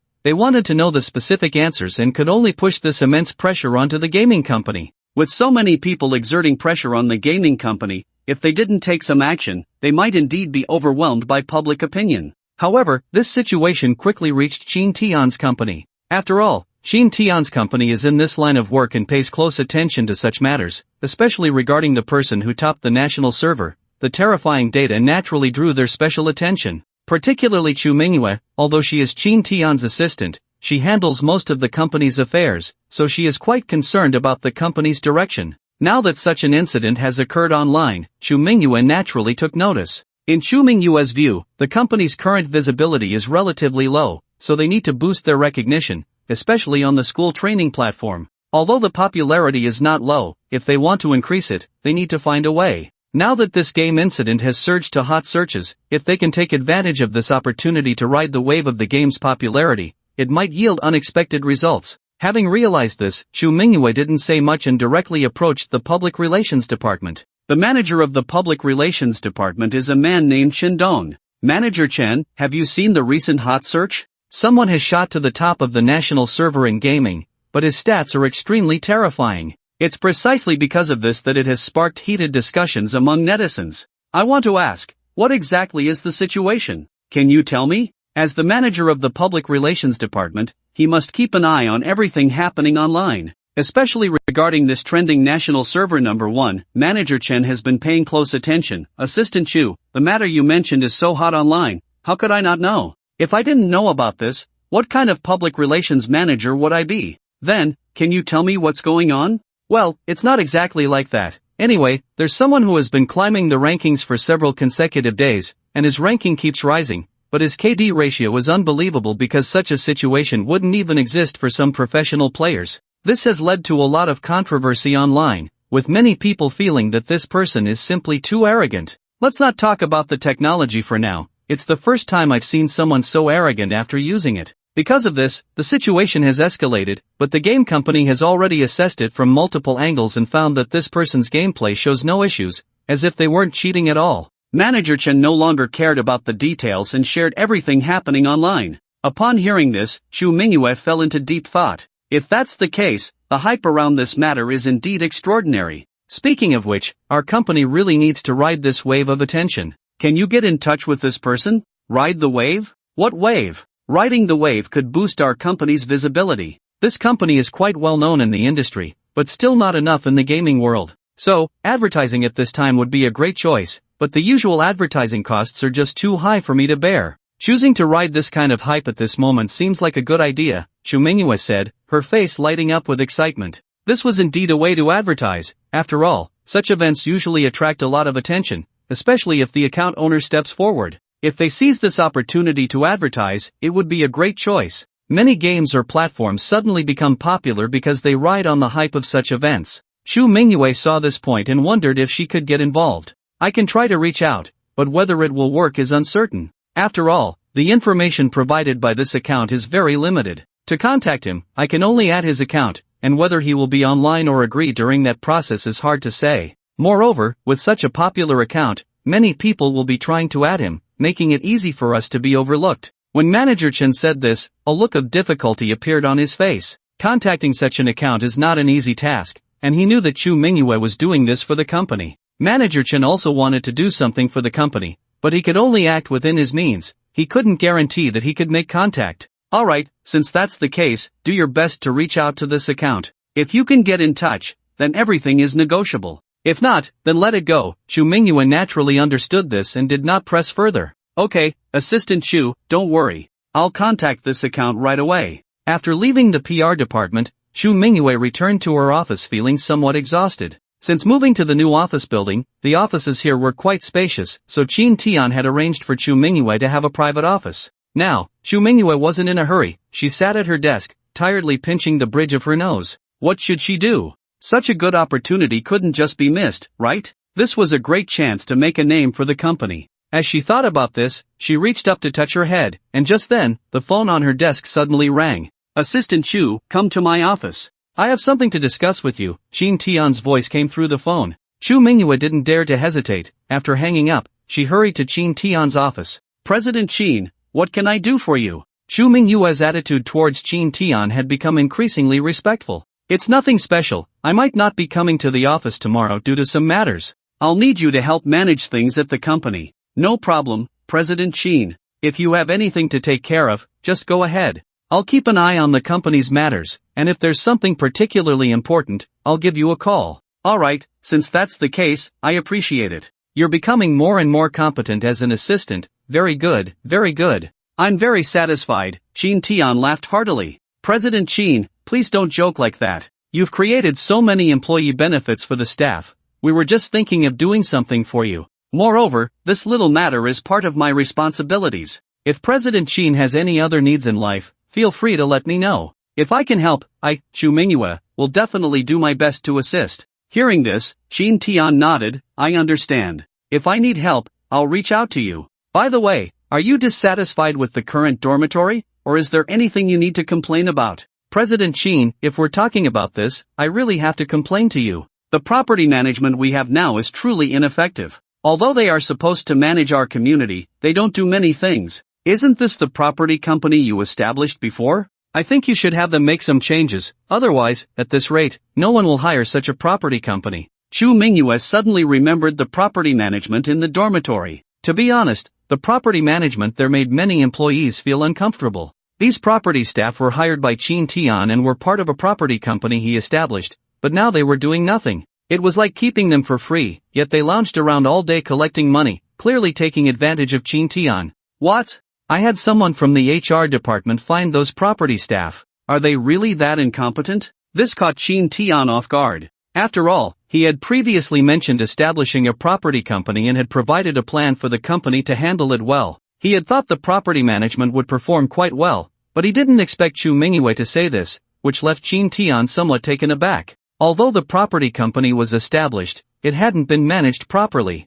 How should I put this? I really haven't managed this property company much or inquired about it. I didn't expect it to be like this. It seems this property company needs to be managed properly. This was indeed unexpected for Qin Tian. In fact, he needed more employees now, and this property company was quite important to him, as it could provide many employees when he needed to hire in the future. President Qin, I think this property company doesn't need to exist. After all, there are too many such property companies in the market, especially those well-established ones. They are deeply rooted in the industry, and ordinary small property companies can't shake their position. I feel there's no competitiveness in this industry. It would be better to save the money and invest in other ventures. Chu Mingyue suggested. Such companies without certain management experience would definitely struggle, and the establishment of this property company was bound to incur losses. Although the business department had tried to negotiate deals, the results weren't very good. Besides their community, the property company had no other business.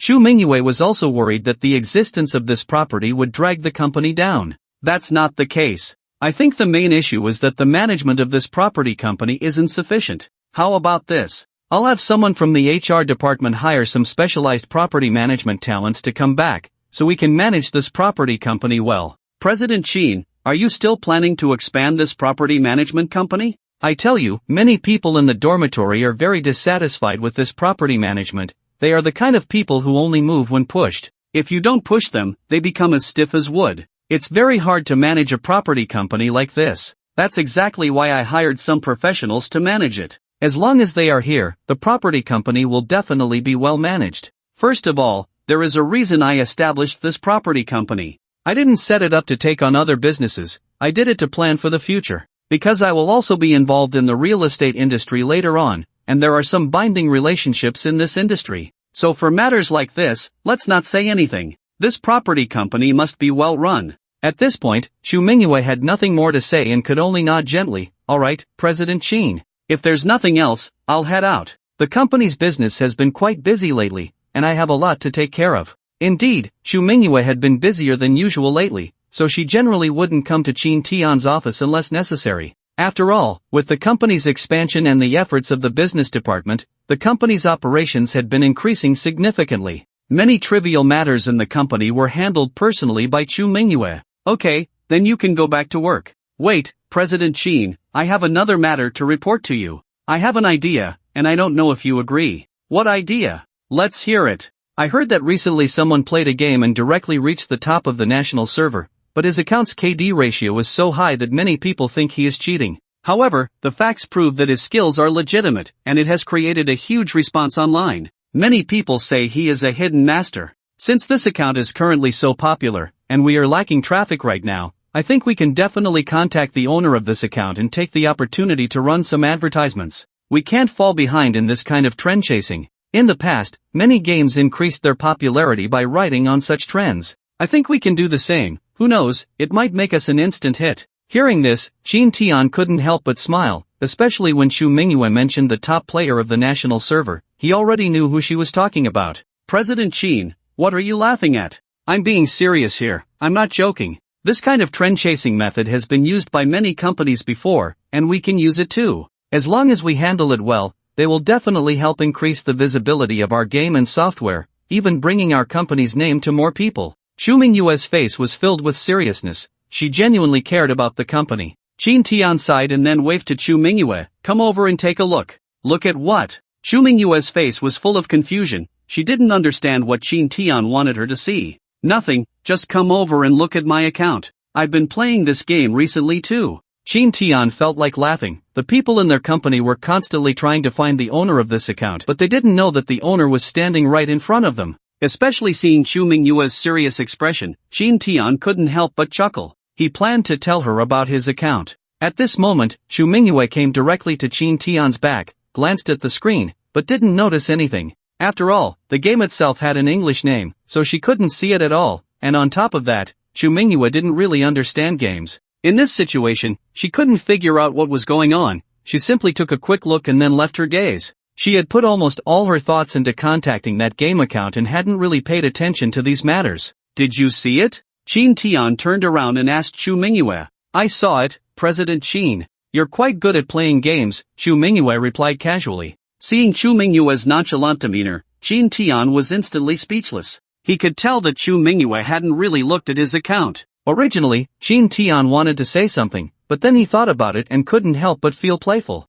Since Xu Mingyue didn't understand, he might as well tease her a bit, let her worry for a couple of days, and then decide after he returned from the class reunion. Is that so? Of course. President Qin, with your busy schedule, to achieve such results in gaming is indeed impressive. I think if you have time, you could play more games. Who knows, you might even become the #1 in the national server. If you do, our company's reputation will soar. When Xu Mingyue said this, she couldn't help but let out a sigh. Qin Tian almost couldn't hold back his laughter. Goodness, you can say such things? Haven't I already reached the #1 in the national server? It's just that you don't believe it. Assistant Xu, if I told you I am that #1 in the national server, would you believe me? Qin Tian couldn't help but ask teasingly. I believe you, of course. President Qin, you're so amazing, how could you not be #1 in the national server? As soon as Qin Tian said this, Xu Mingyue laughed, though her smile was somewhat insincere, and her words had a hint of flattery, which amused Qin Tian.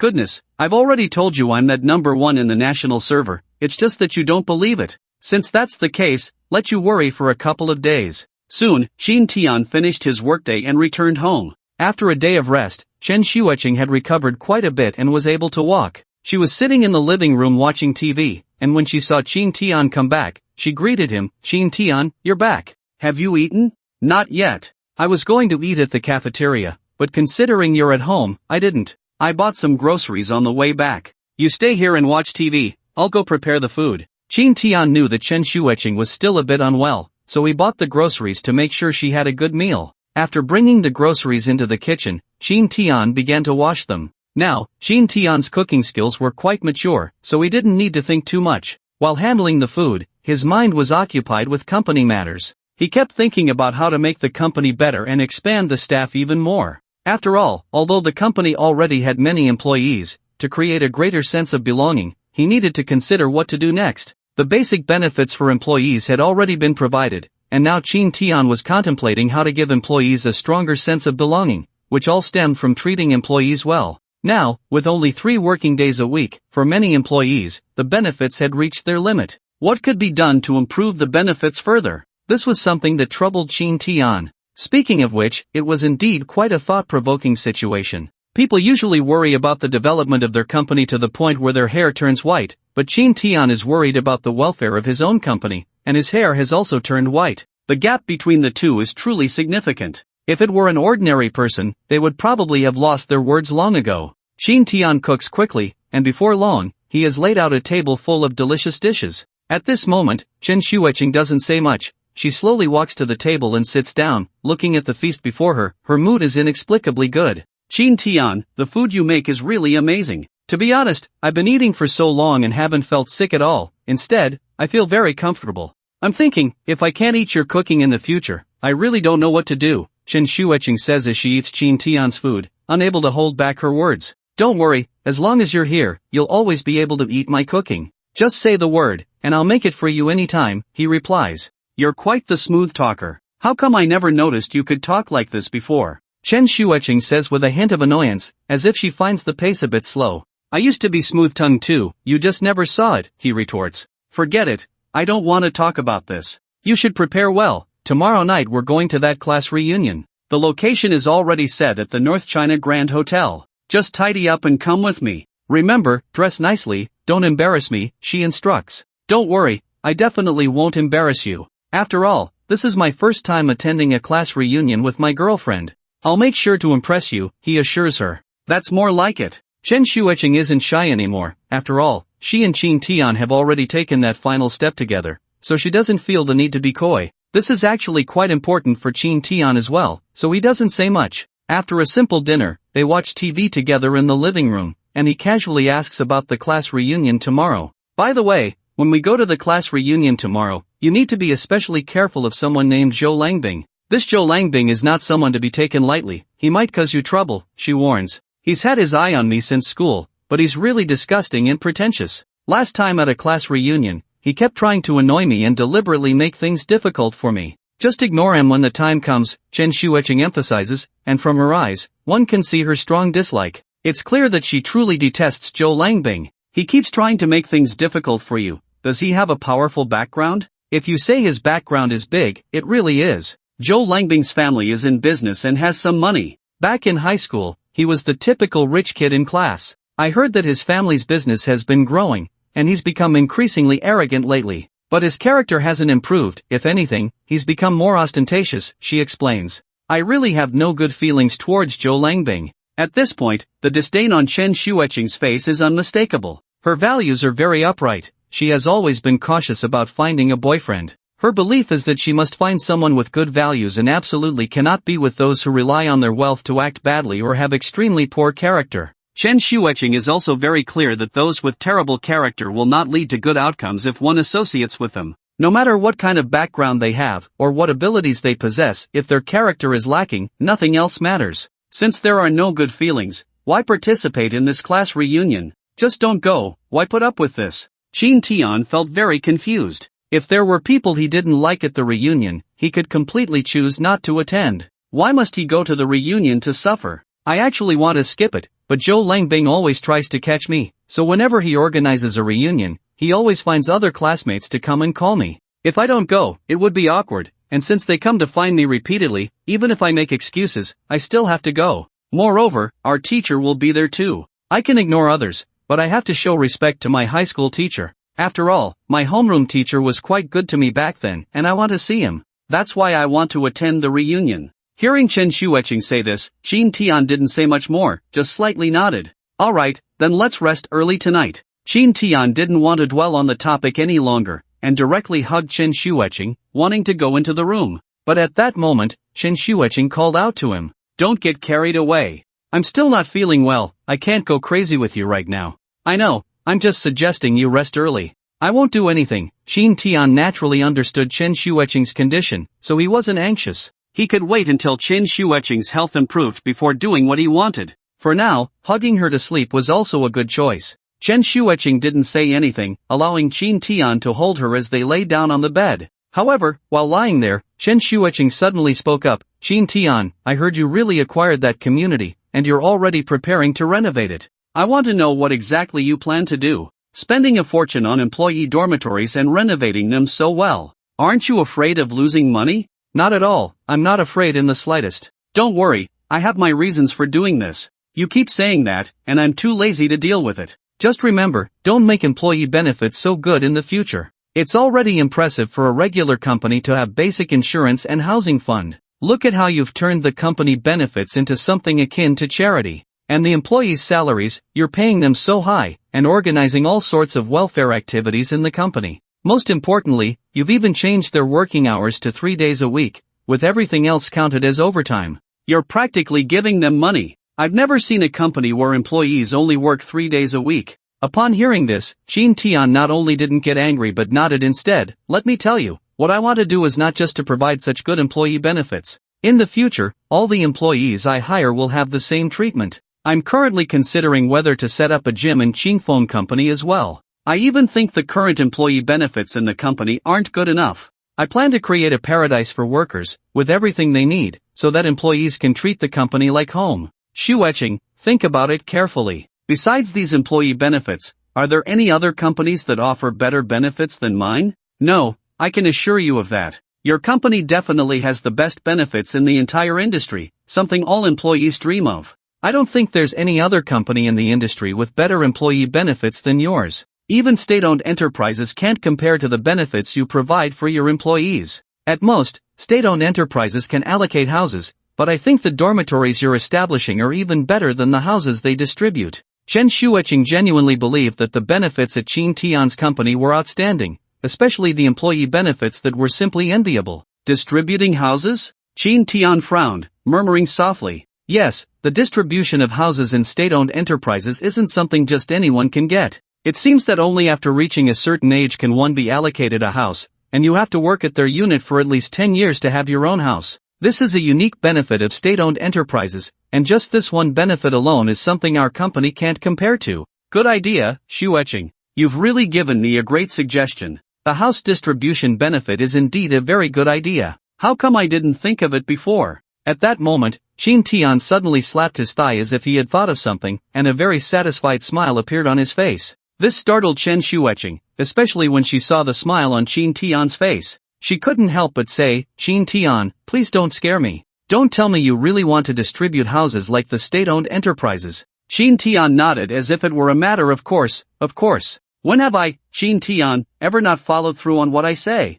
What do you think of my idea? Chen Shueqing rolled her eyes in annoyance. Nonsense. I don't even know what you're talking about. Don't forget, we're just a private enterprise. We're just a private enterprise. We're just a private enterprise. Important things should be said 3 times. Given our situation, how could we possibly compare to state-owned enterprises? Do you think the money we have comes from thin air? Although it seems like our company's account has a lot of funds, that money doesn't last long. The company needs money everywhere, and once something happens, what do you think we should do? Moreover, distributing houses is something our company can't afford. You know how high the housing prices are in Magic City. The land here is worth its weight in gold. People spend billions and still might not secure a piece of land. How could our company's strength support that? As soon as Qin Tian said this, Chen Shuiqing directly dismissed it, as distributing houses was simply too contrary to their company's interests. Even when state-owned enterprises distribute houses, there are certain conditions, and state-owned enterprises have inherent advantages. Whether it's acquiring land or anything else, they almost always need funds, and such a scale is not something an ordinary company can compare to. So when Chen Shuiqing heard Qin Tian mention distributing houses, she thought he was simply crazy. I know that building houses in Magic City is inherently very costly. I understand everything you're saying, but what I want to say now is that the reason I want to implement the house distribution benefit is actually to attract more capable employees to serve our company, especially those core members. I think you should understand better than I do that talent is more important than many resources. In this situation, what we need to do is attract more talent. Besides, when I talk about distributing houses, it doesn't necessarily mean those very nice houses. The houses our company distributes could be built in neighborhoods or similar places and then allocated to outstanding employees who contribute to our company. This way, we can stimulate employees' passion for their work and encourage them to create benefits for the company at all costs. Do you think my approach is bad? Chen Shuiqing was momentarily at a loss for words. I understand what you're saying, but this seems a bit too extravagant. The financial losses from these matters are not important. What matters is that we can create profits for the company. If we want to carve out a path in this internet market, we must present some real substance. As long as our company can produce some impressive games and software, we will definitely become a leader in the industry. Shuiqing, we can't be afraid of these trivial matters. In fact, there's no need to fear them. Even if we break them, we can rebuild. People who truly achieve great things have a broad vision and won't be concerned with these small issues. So you can rest assured, everything I do is well planned. After Qin Tian said this, Chen Shuiqing was left speechless. Every time I talk to you, you say the same thing. I don't even know what to say anymore. Forget it. I won't say anything. You can handle it yourself. It's getting late. Let's hurry up and rest. Chen Shuiqing didn't want to continue the conversation because she was afraid that the more she spoke, the more mistakes she would make. Rather than risk that, it was better to close her eyes and sleep, to avoid saying something that might lead the company to create some astonishing benefits. After all, every time Qin Tian had an idea or spoke, it was always surprising, which left her at a loss for words. Now, Chen Shuiqing even began to regret it. Had she known it would turn out this way, she shouldn't have mentioned anything about state-owned enterprises distributing housing. Forget it, from now on, whenever company matters are mentioned, I will just keep my mouth shut. Chen Shuiqing had made up her mind that if Qin Tian asked for opinions on company benefits, she would definitely be the first to remain silent. Earlier, Chen Shuiqing had found it strange that whenever someone in the company mentioned benefits, everyone would fall silent. Now she understood why. It turned out that once benefits were mentioned and Qin Tian accepted the suggestions, it would be impossible to retract them, no matter how hard one tried. So, it was better for Chen Shuiqing not to get involved in these matters in the future. The next day, Qin Tian did not get up to go to work but slept until noon. To be honest, sleeping until noon felt quite nice. When he was working before, he always hoped to sleep until noon because he believed that waking up naturally was the start of a beautiful day. However, after becoming the company's boss, he realized that to make the company succeed, he could not have the same mindset as the employees. Setting aside everything else, sleeping in until noon was not something a boss should do, so he made it a point to arrive at the company on time every day. Now Qin Tian finally understood why the bosses at the companies he worked for were always punctual. Especially when a company is just starting out, it is only right for the boss to lead by example. Once the company stabilizes, wanting to slack off or even skip work is not a problem, as the normal operation of the company would be entirely different then. After getting up and washing up, Qin Tian left with Chen Shuiqing. They were going to a class reunion that evening, so they needed to go out and get ready. Additionally, the location of the reunion was quite a distance away. Therefore, it was best to leave early. First, Chen Shuiqing took Qin Tian to a clothing store to carefully select outfits. By the time they finished choosing clothes, it was already noon. They had lunch at a restaurant outside, and after that, they headed towards the reunion venue together. This time, Chen Shuiqing was attending a high school reunion, so the chosen location was relatively more towards the outskirts of the magical city. Although it was the outskirts of the magical city, it was still a quite developed area. It was precisely because of this developed city that there was a significant flow of people, many advanced entertainment facilities were available, and many people liked to come here to spend, which also led to a gathering of wealthy individuals in this place. Since it was chosen by the rich second-generation Wan Langbing, the venue was relatively upscale. The dining place was a very high-end restaurant, and the private room they selected was quite spacious. When Qin Tian followed Chen Shueqing into the private room, a few classmates were already waiting inside. Upon seeing Chen Shueqing's arrival, everyone cast surprised glances. Of course, the surprise from these classmates was not due to Chen Shueqing's arrival, but because of Qin Tian's presence. It should be noted that over the years, whenever Chen Shueqing attended a reunion, she had never brought a boyfriend. Chen Shueqing, you're here? Is this really Chen Shueqing? Oh my, it really is Shueqing. You're getting more and more beautiful. Shueqing, it's been a year, and you've turned into a stunning beauty. By the way, Shueqing, what's going on? We've never seen you bring anyone before. Why did you bring a handsome guy this time? Is he your boyfriend? One of the female classmates who was closer to Chen Shueqing quickly stepped forward to ask. Yes, this is my boyfriend Qin Tian. Let me introduce him to everyone, Chen Shueqing said without any hesitation, directly pulling Qin Tian to introduce him to her classmates. Setting aside everything else, Chen Shueqing and Qin Tian's relationship had genuinely become that of a couple, and there was nothing more to say about it. Chen Shueqing began to introduce Qin Tian's identity, but she didn't mention that he was the owner of Qin Tian Company. She only said they worked at the same company, and that Qin Tian was now an executive there. So it's Mr. Qin. Mr. Qin is truly accomplished at a young age. To win over our Shueqing, Mr. Qin must be an outstanding person, otherwise, how could he capture the heart of the beautiful Qin? Thus, Qin Tian and Chen Shueqing's classmates began to chat amicably. However, as more and more people entered the private room, an elderly woman with slightly graying hair soon appeared in everyone's view. The appearance of this elderly woman immediately made everyone stand up and greet her, calling out, "Hello, Teacher Li. Hello, students. It's been a long time, now you've all grown up, each one of you is so accomplished. As your teacher, I'm truly gratified to see this," Teacher Li said after greeting the students, unable to help but express her feelings. "Teacher, all of this is thanks to your teachings. If it weren't for you tirelessly tutoring us in high school, none of us would have been able to get into college. Yes, we will never forget your kindness, teacher. By the way, teacher, how have you been lately? Is there anything we can help you with? If you need anything, just let us know. We will definitely do our best to help." Everyone present showed great respect for Teacher Li, as the talents in their class all knew what had happened back then. Chen Shueqing had also mentioned this to Qin Tian. In the past, their class had very poor grades.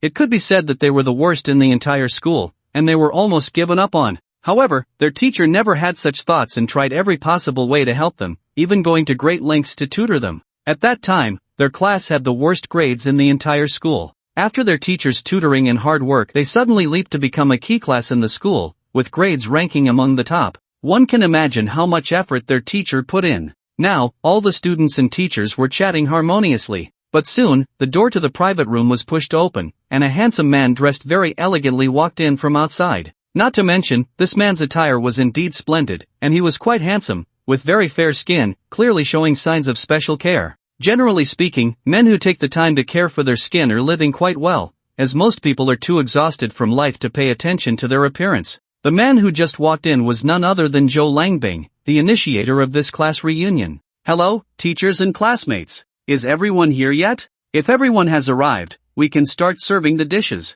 Let's not just sit around, let's eat and chat at the same time," Zhou Langbing said as soon as he appeared, waving his hand and taking on the role of the host. In fact, most people in the class had no good feelings towards Zhou Langbing, and their gazes carried a certain degree of disdain. To put it bluntly, Zhou Langbing's character was really not great. "It's Zhou Langbing. You're getting more and more handsome. So, how is it? Have you settled down yet?" It was Teacher Li who spoke. "Teacher Li, I'm still not married. Finding a wife isn't that easy. Although my dad has arranged dozens of blind dates for me, none of them were suitable. To be honest, none of my blind date candidates can compare to Shueqing," Zhou Langbing replied. "How about this, teacher, you arrange a blind date for me with our classmate Chen Shueqing. If it's someone else, I wouldn't be interested, but I'm sure I could be interested in Chen Shueqing. Who knows, maybe after trying, I'll just marry her directly," Zhou Langbing said. As soon as he finished speaking, everyone fell silent, and one by one, their gazes turned to Qin Tian. After all, everyone present basically knew that Chen Shueqing had come with her boyfriend.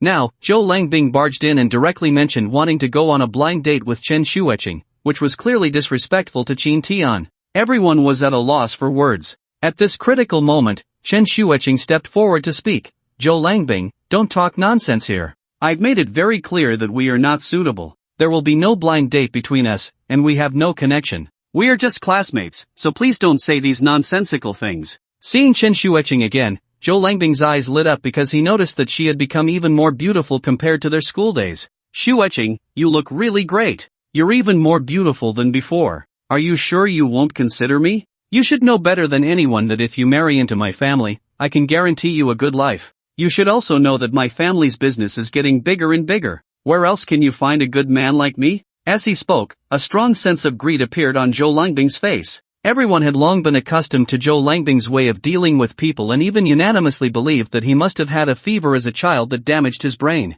Now, whether in his behavior or actions, he seemed particularly foolish, as if he were missing a few screws. Qin Tian looked at Zhou Langbing's piggish demeanor and felt extremely speechless. He had never seen anyone speak like that. Even if you wanted to pursue someone, you wouldn't say it like this, would you? Now Qin Tian finally understands why Chen Xueqing dislikes Zhou Langbing so much. This guy is just a brainless person. Chen Xueqing looks at Zhou Langbing's pig-like demeanor and shakes her head directly. Zhou Langbing, I don't know where you got the idea that there's a possibility between us. I've made it very clear that we are not suitable for each other, so you should give up on that. Moreover, I already have a boyfriend now, so please don't make such jokes in the future. As she speaks, Chen Xueqing reaches out and wraps her arm around Qin Tian's. Well, this embrace is no small matter. It feels as if she has stepped on Zhou Langbing's sore spot. Since high school, Zhou Langbing has been very eager to win over Chen Xueqing but has never succeeded. Now Chen Xueqing says she has a boyfriend and even takes the initiative to hug Qin Tian. This is something Zhou Langbing absolutely cannot accept, so he involuntarily shifts his gaze to Qin Tian and starts sizing him up.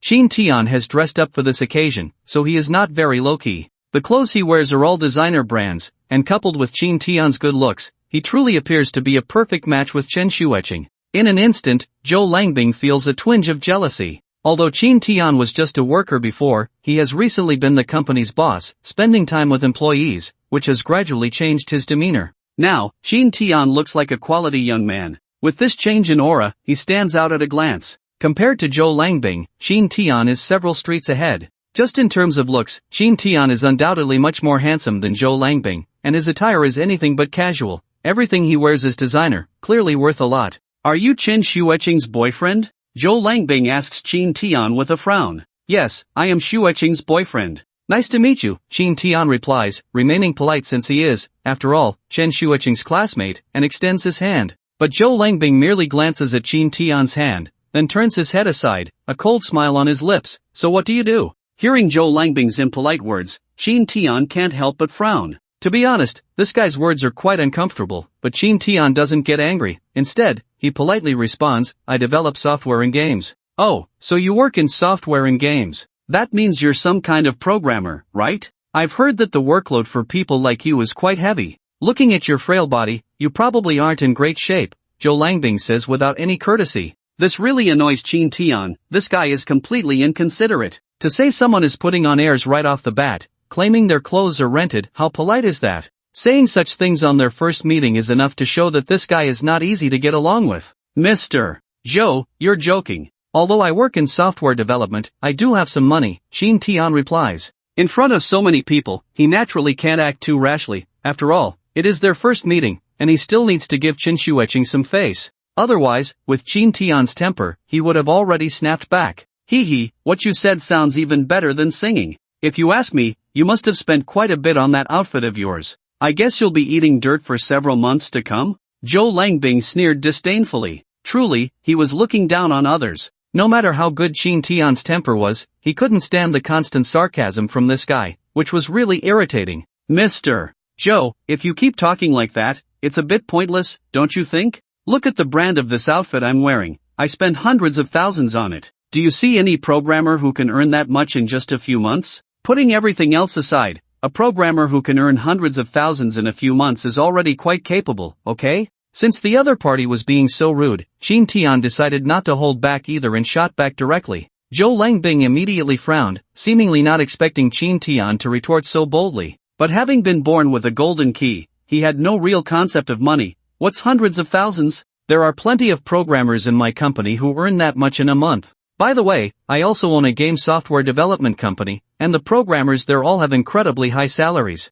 Forget about earning hundreds of thousands, making over $1 million in a few months is no problem at all. Hearing this, Qin Tian couldn't help but roll his eyes. Mr. Zhou, I'm a programmer in this field myself, and I know very well how much a good programmer can earn. Earning 30 to 40,000 a month is already quite good. No matter how strong the skills, it's impossible to earn hundreds of thousands in just a few months. Don't try to fool me. Why would I randomly fool you? Fine, for Shueching's sake, I can give you a chance. I can't guarantee anything else, but as long as you have the ability, you will definitely be valued in my company. Forget about hundreds of thousands, even $1 million can be easily earned. As he spoke, Zhou Langbing showed a proud expression. This made Qin Tian laugh. It sounded even better than singing. He had never seen a programmer with a monthly salary exceeding 100,000 in this world. Even the top ones only made around 40 to 50,000. Thank you for your kindness, Mr. Zhou, but I'm quite happy at my current company, so there's no need for you to worry about me, Qin Tian said with a smile, shaking his head. But Zhou Langbing was displeased at this point, coldly glancing at Qin Tian. You really don't know how to appreciate kindness. I'm looking out for you, and you don't even know how to cherish the opportunity. This is how your life will be. Just as Qin Tian was about to speak, Chen Shueching couldn't hold back any longer. Zhou Langbing, that's enough. Is that how you talk? Do you think having some money at home makes you special? What my boyfriend does is my business. What does it have to do with you? How much he earns is his business. He doesn't eat your family's rice. What are you acting all high and mighty for? If you don't welcome us, we can leave any time. Chen Shueching was genuinely angry. Zhou Langbing's words were really unpleasant, and she couldn't tolerate it. This was the first time Qin Tian accompanied her to a class reunion, and she intended to formally introduce him to her classmates, which was equivalent to acknowledging him. Zhou Langbing's various difficulties upon entering were truly affecting her mood, and Chen Shueching absolutely could not tolerate that. Moreover, after spending time together, she had seen Qin Tian's character clearly. She felt that his values were very upright, and they got along pleasantly. Besides, just now, Qin Tian had already been polite enough to Zhou Langbing, all for her sake. If she, as his girlfriend, didn't stand up to speak, it would indeed be unreasonable. Chen Shueching, I'm not talking to you right now, I'm talking to Qin Tian. Maybe he has such thoughts. Zhou Langbing couldn't care less about all that right now. A fire of jealousy was constantly rising in his heart, making him very uncomfortable, so he decided to teach Qin Tian a good lesson. He wanted to see if Qin Tian would agree to such enormous benefits. Once he did, he would think of all sorts of ways to humiliate him in front of Chen Shueching. Zhou Langbing didn't believe that after humiliating Qin Tian, Chen Shueching would still like him so much. Alright, everyone stop talking. Since all the classmates are here, let's take our seats. We haven't seen each other for so long, we should sit down and have a good chat. We can't just start arguing as soon as we meet. It was still Teacher Li who stepped up to speak. Seeing Teacher Li speak, Chen Shueching didn't say anything and took Qin Tian to sit down in a nearby seat. The other classmates also began to take their seats, and some even started to change the topic. After all, this was a rare class reunion, and no one wanted to make the atmosphere so tense. Only Zhou Langbing's expression seemed a bit off at this moment. His eyes were fixed on Qin Tian, as if he was always looking for an opportunity to deal with him. Alright, since we rarely gather as classmates, let's not bring up any unhappy topics. Shueching, I heard you recently graduated and started working at Qin Tian's company. I've heard of that company. They say the employee benefits are excellent, and they always prioritize employee welfare, Teacher Li said kindly, looking at Chen Shueching. This company is really good. I didn't expect you to have the chance to join it. That's great, Teacher Li continued. The other classmates chimed in. I've heard of Qin Tian's company too. It's indeed a very good company. I heard that everyone who works there doesn't want to leave, and they are even more afraid of the company going bankrupt than the boss is. Are you joking? What kind of company is Qin Tian's? You know very well that they provide 5 insurances and 1 fund as soon as you join, and they have a dedicated cafeteria and dormitories. Their salary and benefits are the highest in the industry. Which company can compare to that? Every employee who gets in says it's great. I heard they even have a special tea room and a gym. My goodness, these benefits are so much better than those of state-owned enterprises. I heard that countless people have tried to get into that company before but ended up with no way in. Yes, I also heard that when they were hiring, the entrance was packed with people. The scene was simply indescribable. When the topic turned to Qin Tian's company, everyone present began to discuss it, their tone filled with admiration for the company. Putting everything else aside, Qin Tian's company had indeed become very popular recently. Countless people had heard of it, and many wanted to join. This included the people present, but unfortunately, most of them were not in the right field, and even if they wanted to enter Qin Tian's company, it was unlikely. They could only envy from afar. How should I put it? I think Shueching has the ability to enter Qin Tian's company. That's her skill. Speaking of which, Shueching is the one who has done the best among our group of classmates. Yes, I think so too. Those who can enter Qin Tian's company are almost all elites in the industry, everyone agrees on that. Everyone present had a unanimous positive opinion about Qin Tian's company. After all, for workers, Qin Tian's company was definitely a paradise, and when talking about this company, everyone had nothing but praise. By the way, Shueqing, when is Qin Tian company hiring again? You have to help an old classmate ask about it. If possible, get us in too, let us see what this paradise for workers is like. Yeah, I think so too. The company I'm at now has decent benefits, but compared to Qin Tian company, it's like heaven and earth, there's really no comparison. If I get the chance to join Qin Tian company, I promise I'll resign immediately. I feel the same way. Shueqing, you must let me know when your company is hiring next. As more classmates spoke up, Chen Shueqing began to feel a bit embarrassed. Okay, everyone, don't worry. If my company is hiring, I promise to let you know first. Now, let's not talk about this anymore, let's eat quickly. Speaking of which, I'm a bit hungry too. Chen Shueqing didn't want to dwell on this topic because she felt quite embarrassed, especially since Qin Tian was the boss of the company and he was sitting right next to her. What could she possibly say? However, while Chen Shueqing was reluctant to continue the topic, some people were eager to keep it going. Zhou Langbing was very dissatisfied with Qin Tian, and now that Chen Shueqing had a boyfriend, he wanted to show off and let her know just how excellent he was. Hey, classmates, have you forgotten? There's someone here who runs a business. I forgot to mention it before, but I now own my own company. I have 3 companies under my name, and they cover various industries, with registered capital exceeding 10 million. Right now, my company is in need of talent. If any of you are interested, you can come to my company. I can't promise anything else, but as old classmates, I will definitely take good care of you. Actually, you don't need to have too many expectations for Qin Tian company. If others don't know, I certainly do. Qin Tian company is not a good company. There are so many people in the industry discussing this company. When they started, they didn't even have a decent business. Although they now have a school motto platform, it still can't support their huge expenses. I suspect that there must be some special dealings behind Qin Tian company, otherwise, how could they possibly sustain it? Of course, this isn't just my opinion, many people in the industry have said the same. As Zhou Langbing spoke, a smug expression appeared on his face. However, Zhou Langbing's words made Chen Shueqing a bit unhappy. To her, Qin Tian company was like family. Especially for Chen Shueqing, Qin Tian was extremely important. Without him, her life would have fallen apart long ago. Zhou Langbing, do you even know what you're talking about? Our Qin Tian company is so well known in the industry for a reason. We are a good company, and that is beyond doubt. I ask you not to slander our company here, this could lead to legal consequences. Legal consequences? Shueqing, what are you talking about? Qin Tian company is just like this. Are you afraid of what others say? Besides, this isn't just me saying it, many people in the industry say the same.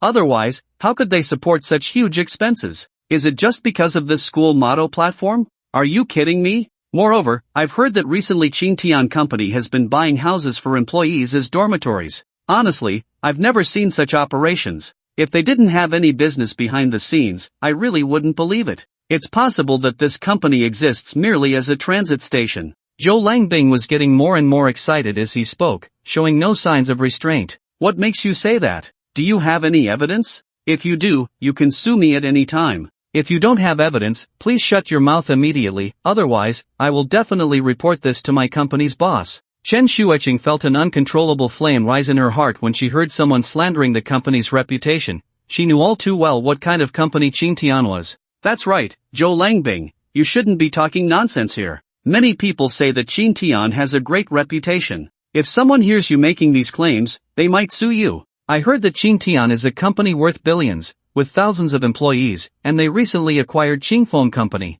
Their scale is getting bigger and bigger. I agree, I think Qin Tian is quite a good company. If there's a chance to join, that would be great. Zhou Langbing, we appreciate your good intentions, but we still want to join Qin Tian. After all, the benefits there are really good. Putting everything else aside, I've been eyeing their dormitories for a long time. I heard their dorms are as good as regular apartments, and they even have private rooms. This kind of benefit is indeed excessive. In this city, just renting a single room costs several thousand. Having such free dormitories can save a lot of money. Plus, I heard that the longer employees stay at the company, the more benefits they enjoy. Who knows, maybe by then, they could even get a 2-bedroom apartment. A group of classmates chimed in, showing no interest in what Zhou Langbing said about his company, but were very interested in Qin Tian. They knew very well what kind of person Zhou Langbing was. He was just a flash in the pan, lacking any real talent. The only reason he could start a company was because of the money from his family. Generally speaking, companies like his were just for show, and there was no way to achieve anything significant. They understood that joining such a company had no future, as these companies were just playthings for rich second-generation kids, lacking any drive or space for development. Now that they had just graduated, everyone was aiming for a promising future. No one wanted to waste time in such a company, even if the benefits were good. Seeing everyone say this, Zhou Langbing's face immediately darkened. What do you mean by that? Do you look down on me? Do you think my company is not good? Let me tell you, the registered capital of my company is quite high, and my family has great expectations for me. I plan to achieve something big. If you join my company and make a name for yourselves, I promise to give you stock options. Zhou Langbing wanted to throw out this olive branch. Whether these classmates joined his company or not didn't matter much to him. He mainly wanted to showcase his strength in front of Chen Xueqing. We'd better explore other companies, the people present echoed. This was equivalent to stepping on Zhou Langbing's tail. I really can't see what's so remarkable about this small Qingtian company. Although their scale is large, their business doesn't even qualify as third rate. At this rate, I don't think it will last long before it goes bankrupt. Mr. Zhou, is it really okay for you to make such reckless comments about other companies? You have no idea what the company is like, yet you randomly comment here. I think Qingtian's company is developing quite well, while your company may not be doing so great. Zhou Langbing had repeatedly slandered Qingtian's company, and as the boss, how could Qingtian tolerate it? At such a moment, Qingtian had to stand up and fight back. I'm talking to my classmate right now. What does it have to do with you? Am I talking to you? Zhou Langbing was worried about finding an excuse to trouble Qingtian, but now that Qingtian said this, he instantly became energized, furrowing his brows and his tone becoming sharper. I am an employee of Qingtian's company. You slandering my company, do you think that has nothing to do with me? I can clearly tell you that there is absolutely nothing false about Qingtian's company. All the funds of the company are clear and transparent, and we certainly do not engage in any shady dealings behind the scenes. So I hope you will stop making such slanderous remarks about my company's reputation, otherwise, I will sue you at any time. Although Qingtian had a good temper, it didn't mean he wouldn't get angry. This guy had repeatedly slandered his company, so why should Qingtian be polite? So what if I say it? What do you, a mere employee, know? Do you even know what my company is called? Have you ever heard of Qingkong Company? If you haven't, let me tell you, I founded this company, and I spent a lot of money to register it. Now the scale of my company has reached 300 employees. Do you know how much salary I need to pay every month with this scale? Do you know what my company's current turnover is? It might scare you to hear this, but my company's monthly turnover has long exceeded 10 million, so I've basically recouped my investment. Hearing Zhou Langbing's words, Qingtian immediately laughed, feeling as if he had heard the biggest joke. I say, Zhou Langbing, are you too naive? You say your company's turnover exceeds 10 million. But have you thought about what scale Qingtian's company is at now? If you don't know, I can tell you that Qingtian's company now has over 1,500 employees, and the turnover of our recruitment platform has already surpassed 100 million. How can a small company like yours compare to such a big company? Qingtian found Zhou Langbing extremely ridiculous, knowing nothing yet daring to speak out. So what if the turnover exceeds 100 million? With Qingtian's current expenses, it definitely won't last long. I say, are you crossing the line? You're just an employee. Why are you helping this company so much? Even if you help him, he won't give you any benefits. Moreover, in my opinion, as an employee, what qualifications do you have to talk about these company matters here? Qingtian couldn't help but laugh, especially seeing Zhou Langbing's ridiculous expression. He directly spoke up, who says I'm just an employee? You really have a low opinion of people. Who are you calling low? Zhou Langbing immediately raised his head and casually picked up a nearby bottle, walking towards Qingtian, clearly intending to make a move. Qingtian calmly picked up a bottle beside him and stood up. I'm talking about you. I've tolerated you for a long time. From the moment I walked in, you've been chattering non-stop. I've been giving you face not because I'm afraid of you, but out of respect for your connection to Xueqing. I haven't held it against you, yet you take advantage of it. Let me tell you, if you want to fight, then come on.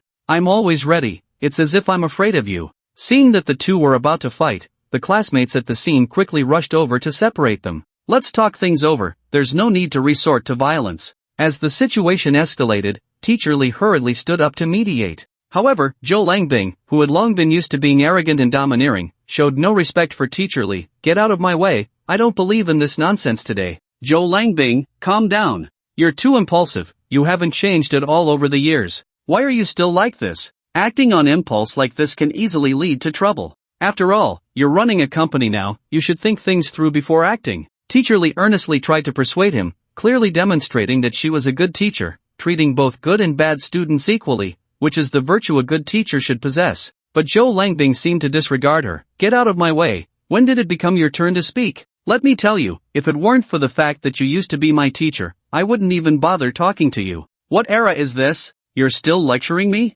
Out of respect, I call you teacher, but if you don't deserve it, I can make you leave any time. If it weren't for me, would you even be able to eat in such a high-end place? Zhou Langbing's arrogant words instantly angered everyone. Zhou Langbing, don't go too far. How can you speak to a teacher like that? I know you have some background, but you can't act like this. Don't forget how the teacher treated us, you can't be so ungrateful. Even if your family is wealthy, so what? Does having money mean you can look down on others? Teacher Li had a deep sense of gratitude towards her students, and even when facing Zhou Langbing, they were not afraid because his words were simply too harsh. He may have treated you well, but it doesn't matter to me. After all, whether I studied or not back then was the same. Besides, even if my grades were poor, I could still go to college. In this world, as long as you have money, you can go anywhere. Everyone step aside, today I'm going to teach this ungrateful brat a lesson. Zhou Langbing said, getting agitated, raising the bottle in his hand to strike at Qin Tian. At this moment, Chen Xueqing became anxious. She regretted bringing Qin Tian here. If she had known it would turn out like this, she wouldn't have done it. Now, both sides were on the verge of fighting. Zhou Langbing, don't be reckless. Qin Tian's identity is not ordinary. He is the president of Qin Tian Company, which he founded. If we're talking about wealth, can you compete with him? At this moment, Chen Xueqing had no choice but to reveal Qin Tian's identity. This tactic proved to be very effective. As soon as she said this, everyone present gasped in surprise. Moreover, Zhou Langbing's raised hand hesitated, and a hint of astonishment and disbelief appeared in his eyes. The atmosphere at the scene instantly froze, with everyone wearing nearly identical expressions, staring in shock at Qin Tian. The silence was so profound that only their breathing could be heard. As for Qin Tian, he hadn't expected Chen Xueqing to directly reveal his identity. After all that had happened, he had grown and was no longer the impulsive young man he once was. Having been classmates for 4 years, he had long seen through the true nature of these people, and since they had little interaction, he didn't want to stoop to their level. He even felt that explaining himself was a waste of breath. As Chen Xueqing was about to continue talking about the restroom, Qin Tian directly grabbed her wrist and shook his head. Forget it. We shouldn't stoop to their level. It's not worth ruining our health over them. Qin Tian gently stroked the back of Chen Xueqing's head, his voice incredibly tender, as if comforting a small child. But Chen Xueqing was somewhat indignant. She had witnessed Qin Tian's strength firsthand, and his reliability had helped her through the most difficult crisis. She felt she could never repay kindness with malice. Of course, the most crucial point was that ever since she and Qin Tian had established their relationship, she seemed to have transformed completely. She couldn't stand to see anyone bully Qin Tian or speak ill of him. So, she shook off Qin Tian's hand and boldly walked up to Zhou Langbing. Chen Xueqing looked at Zhou Langbing with a fierce glare, her disdain reaching its peak. With a cold smile, she said, "What's wrong, Zhou Langbing? Why are you silent now? Are you scared? Let me tell you, with your little broken company, you won't even know if you'll be able to collaborate with us later, and by then, crying won't help you. And I also work at Qin Tian's company. I know exactly what his salary situation is, much better than you do.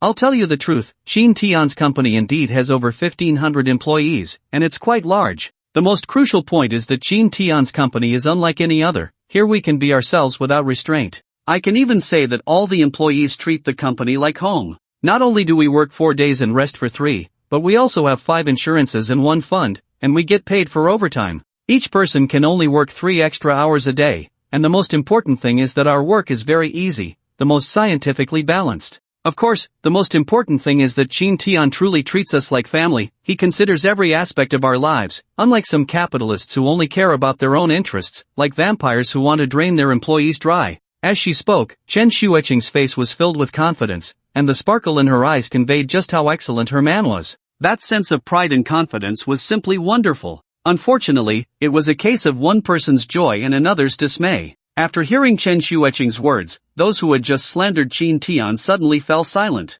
However, they didn't fully believe Chen Shuiqing's words. Instead, they looked at Qin Tian with a mix of skepticism and disdain, their expressions filled with doubt, contempt, and amusement. At that moment, Zhou Langbing suddenly burst into laughter. When Chen Shuiqing turned around, she saw Zhou Langbing with his hands on his hips, clutching his stomach, laughing so hard he could hardly breathe. After about 10 seconds, Zhou Langbing's exaggerated smile finally began to ease. He snorted dismissively, casting a scornful glance at Qin Tian, then looked at Chen Shuiqing with a mocking expression. He sneered, "Chen Shuiqing, I didn't expect your judgment to be this poor now, that you'd look up to anyone, even a nobody, right? Who here doesn't know that when Qin Tian wanted an internship certificate, he was kicked out of that company? How much success can someone like that achieve? You're actually here making up lies for him? You said you could have lived a good life with me. Why are you clinging to a useless beggar?" Zhou Langbing crossed his arms, exuding an air of smugness. I don't know if it's because Zhou Langbing's voice is more confident and his demeanor more flamboyant,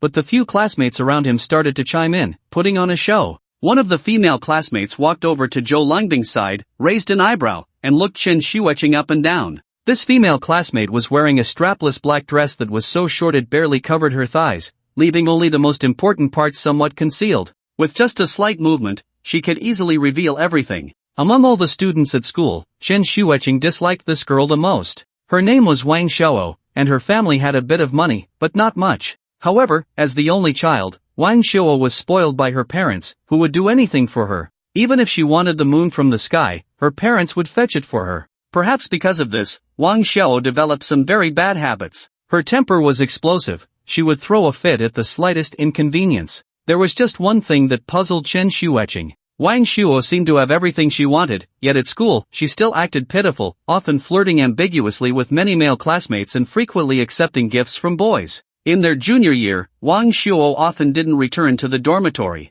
Everyone was an adult, and since Wang Xiaohong was usually close with the male classmates, they all understood the reasons for her staying out. Thus, the other girls in the dormitory had a very poor impression of Wang Xiao. Yet, despite this, Wang Xiao remained a prominent figure at school. After all, her looks and figure were indeed impeccable, and her pitiful demeanor easily triggered the protective instincts of boys. Just like at this very moment. Brother Wang, this Shuiqing is really something. She has you, a diamond bachelor, yet insists on chasing after that poor guy. Her taste is just as bad as it was in school. Wang Xiao's voice was particularly pleasant, like a lark, sharp and delicate. Especially when she spoke gently, her voice was like a feather, lightly stirring the strings of your heart. Chen Shuiqing felt a tingling sensation just listening, let alone those greedy and lustful men. As expected, after Wang Xiao's words, Zhou Langbing's facial muscles twitched violently a couple of times, followed by a disdainful grunt. Then Chen Shuiqing saw Zhou Langbing's short, chubby hands suddenly grasp Wang Xiao's smooth and delicate hand.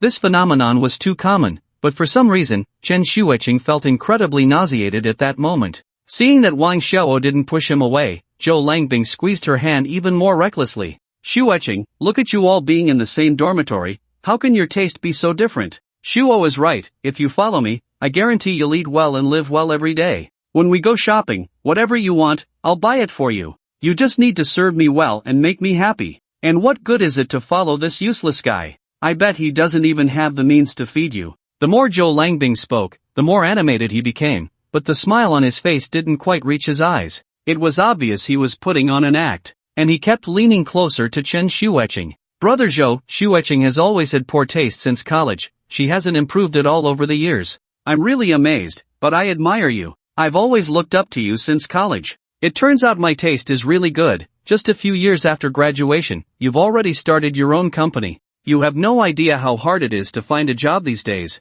It's always this requirement or that requirement. Why don't you just bring me to work at your company? After all, we are old classmates, from the same major, and we know each other well. Instead of looking for strangers to work at your company, why not hire me? This way, we can look out for each other, and since we are classmates, it would be more reassuring to collaborate. Wang Shuo's silver tongue could make Zhou Langbing smile so wide it seemed he might reach the back of his head. Upon hearing this, Zhou Langbing slowly turned around, his gaze roaming over Wang Shuo. She was wearing a tight-fitting dress that accentuated her curvaceous figure perfectly. His eyes finally lingered on her smooth shoulders, and the next moment, his hand reached out to touch them. Wang Shuo showed no signs of resistance. Instead, she deliberately leaned her impressive chest against Zhou Langbing's arm. One of her hands was also caressing his chest. Brother Zhou, can you just tell me if it's possible? Can you give me a job opportunity? Wang Shuo asked, twisting her body intentionally as she spoke. This move completely enchanted Zhou Langbing, making him feel lightheaded. Shuo, saying that makes me feel like you're being too formal with me. We've been classmates for 4 years, how could I not know your abilities? If you really want to work at my company, I would be more than happy. Let me tell you, our company is currently developing a game, and we've already started bidding. The requirements from the company we're bidding for are quite high, but if we win the bid, it could be a project worth billions. Our company will go public immediately, and it won't be easy for anyone to join us then. It was clear that Zhou Langbing transformed when he spoke about this, exuding an air of wealth and confidence. At that moment, a few people nearby began to tease. Wang Xiao, I heard you don't have a boyfriend. Why not pair up with brother Zhou? Yeah, it's a perfect coincidence. Look at today's class reunion, if you two could end up together, that would be great. Exactly, brother Zhou is not lacking. The key is that everyone says you should find someone you know well. Brother Zhou is our classmate and was our class monitor, he seems honest and reliable. That makes sense. Brother Zhou is the most successful among us. Look, he's young and already has his own salary, and he's about to go public. After that, you'll be the boss's wife. You two actually seem quite compatible. If you could become a couple, it would be a happy event for our class. Teacher Li, you were our counselor for 4 years, and you know everything that happened at school. Please tell Wang Xiao, is brother Zhou good? Because of what had just happened, Teacher Li was still a bit startled, and now being called out, she remained in a daze. She squinted her eyes, looking around. Teacher Li, look at Wang Xiao and Zhou Langbing. If they really get together, you'll be the matchmaker. Teacher Li squinted at the two and nodded. You young people's affairs are beyond my understanding at my age. But in this day and age, love is free, and marriage is free. You can be with whoever you want, I have nothing to oppose as long as you follow your feelings. As expected of a teacher, her words carried weight. Everyone immediately applauded. Meanwhile, Zhou Langbing's eyes were fixed on Chen Xueqing in front of him. Swear, don't listen to their nonsense. My heart is only for you, I will always love you alone.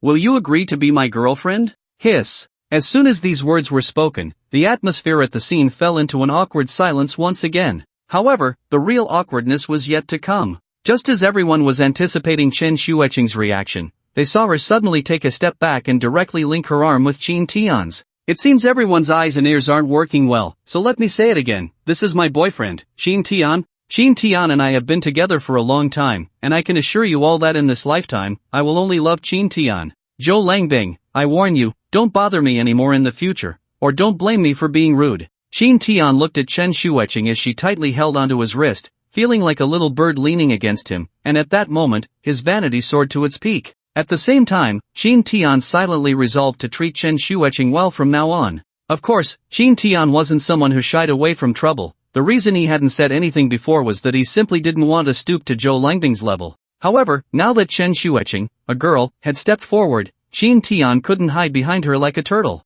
He turned and held Chen Xueqing's hand. Chen Xueqing was quite angry with Zhou Langbing in front of her, and it wasn't until Qin Tian's warm palm grasped her small hand that she regained her composure. At that moment, Chen Xueqing's heart skipped a beat. As Qin Tian's personal secretary, she was well aware of his situation. Qin Tian had been preparing to compete for a major project recently, so he had told her to handle the company's affairs during this time. He also instructed Chen Xueqing to avoid trouble and to steadily secure the project, assuring her that everything would be fine afterward. Especially when dealing with a man like Zhou Langbing, who liked to play dirty, Qin Tian preferred to ignore him, so Chen Xueqing never expected this man would take the initiative to hold her hand. Chen Xueqing turned her head slightly, tilting it up, her eyes misty and gazing dreamily at the man in front of her. It had to be said that Qin Tian was incredibly handsome, even in simple attire. He stood out in the crowd like a crane among chickens. Especially now, as he stood under the soft lighting in the private room, the gentle light made his face even more tender, as if he had stepped out of a painting. However, Chen Xueqing was still a bit surprised. What did Qin Tian's current expression mean? Before she could ponder it further, Qin Tian took a big step forward, pulling Chen Xueqing along, and stood face to face with Zhou Langbing. At that moment, Wang Shuo, who was beside Zhou Langbing, felt the domineering aura radiating from Qin Tian and was momentarily stunned, her eyes flickering uncontrollably. However, her gaze seemed glued to Qin Tian, because it had to be said that despite his casual attire, his physique and face were unmatched, capable of making any woman swoon. The tense atmosphere in the room suddenly escalated, and the classmates watching the spectacle fell silent one by one. Even Zhou Langbing, who was usually arrogant, couldn't help but feel a jolt in his heart upon seeing Qin Tian. He had to admit that he had indeed been intimidated by Qin Tian's presence just now. But he quickly regained his composure, glancing sideways at Qin Tian with a smirk and said, "This is quite amusing. Just now, I mentioned that my company is going public, so why not ask our handsome Qin Tian where he works?" Qin Tian nodded and let out a cold laugh,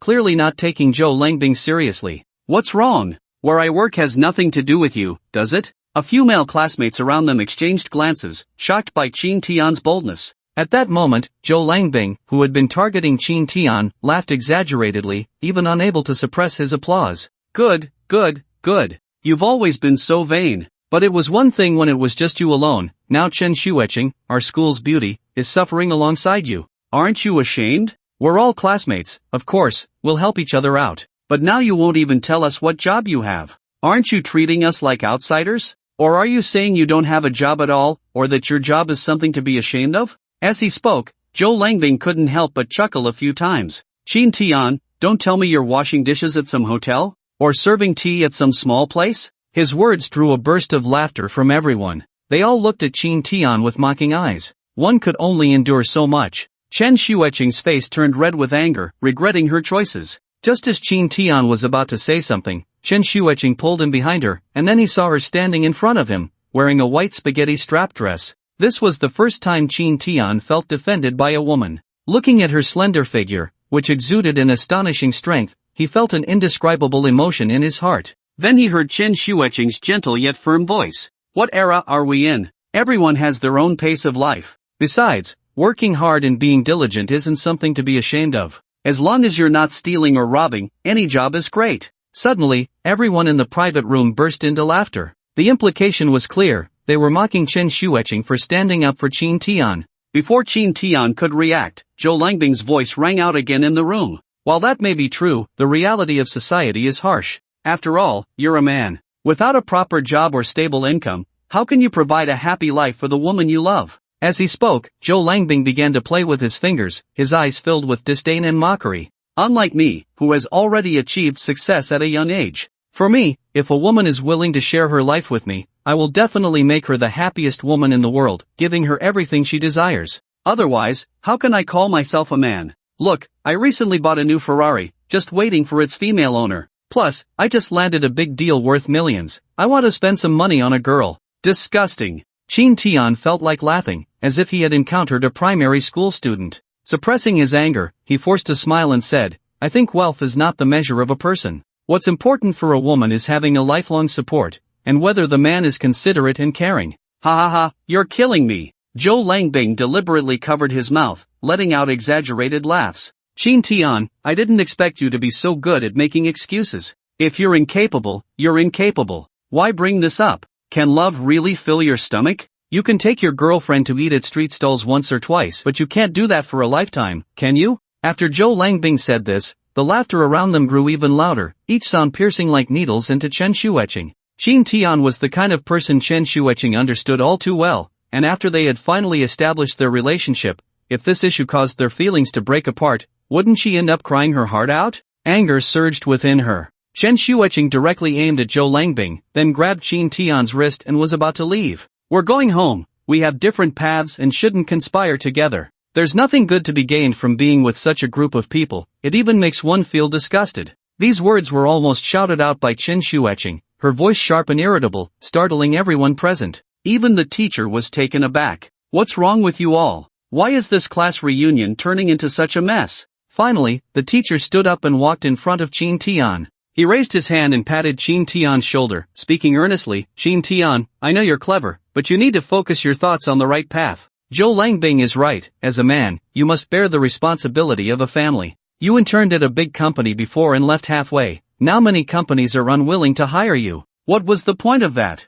I see you all as classmates, and it's not easy to have a reunion today. If there's something to discuss, let's talk it out. Zhou Langbing is doing so well now, you should communicate more with him and let him guide you. Wouldn't that be better for you?" The teacher's heartfelt words made many around him look enlightened, each with their own thoughts. Wang Shuo even came over to add fuel to the fire. Look, the teacher understands a lot. Qin Tian, why don't you just lower your head and let Brother Zhou help you? This society is too realistic. You have no money and no skills, how can you marry a wife? Exactly. What doesn't require money nowadays? You need money to get married, money for the banquet, everything costs money. Just saying sweet nothings won't help, right? Do you think a few sweet words can charm someone? If you two were just dating, it might be okay, but have you ever thought about considering marriage? The teacher already said that dating without the intention of marriage is just playing around. Yes, Jin Tian, if you don't have a decent job, you might as well follow Brother Joe. That's right, Brother Joe is doing the best among us classmates.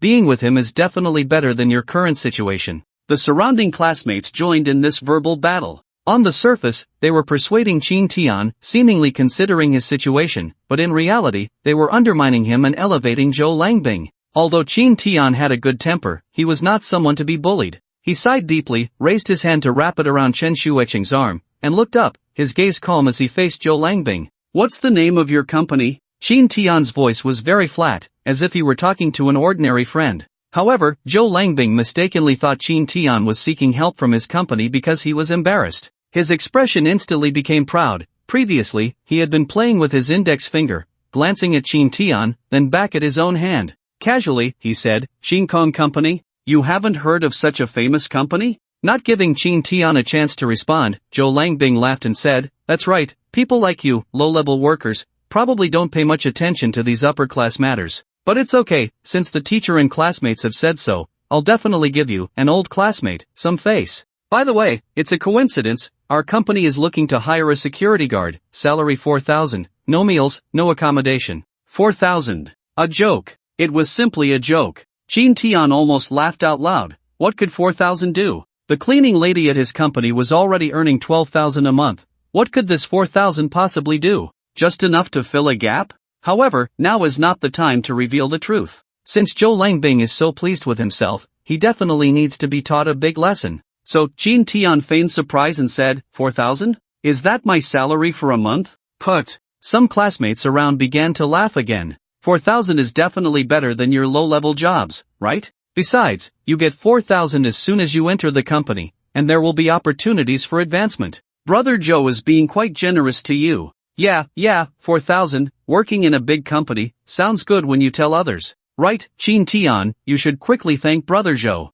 This is a big company, and you won't have to hide your job anymore. These people around were really enjoying the spectacle. Just as Jin Tian was preparing to retort, a slightly balding male classmate rushed to the front and directly hugged Zhou Langbing's arm. Brother Joe, look at me, do you remember me? I'm Chen Mao. I used to sit right behind you in school. Chen Mao said while touching his bald head, making funny faces. Brother Zhou, look, we're all classmates, how about you hire me in your company too? 4,000 a month, I'd be so happy I'd wake up smiling. And I like the security job, it's so easy. Watching surveillance, patrolling, it's just my style, what do you think? He looked just like a clown performing on stage, as if he was afraid Zhou Langbing wouldn't remember him. However, Jin Tian really couldn't help but want to laugh. How could this Chen Mao be so unambitious? Fighting for 4,000 a month? What can 4,000 do in this day and age? It's barely enough for meals, right? Zhou Langbing frowned, then suddenly looked enlightened. I remember now, you're the one who could never graduate,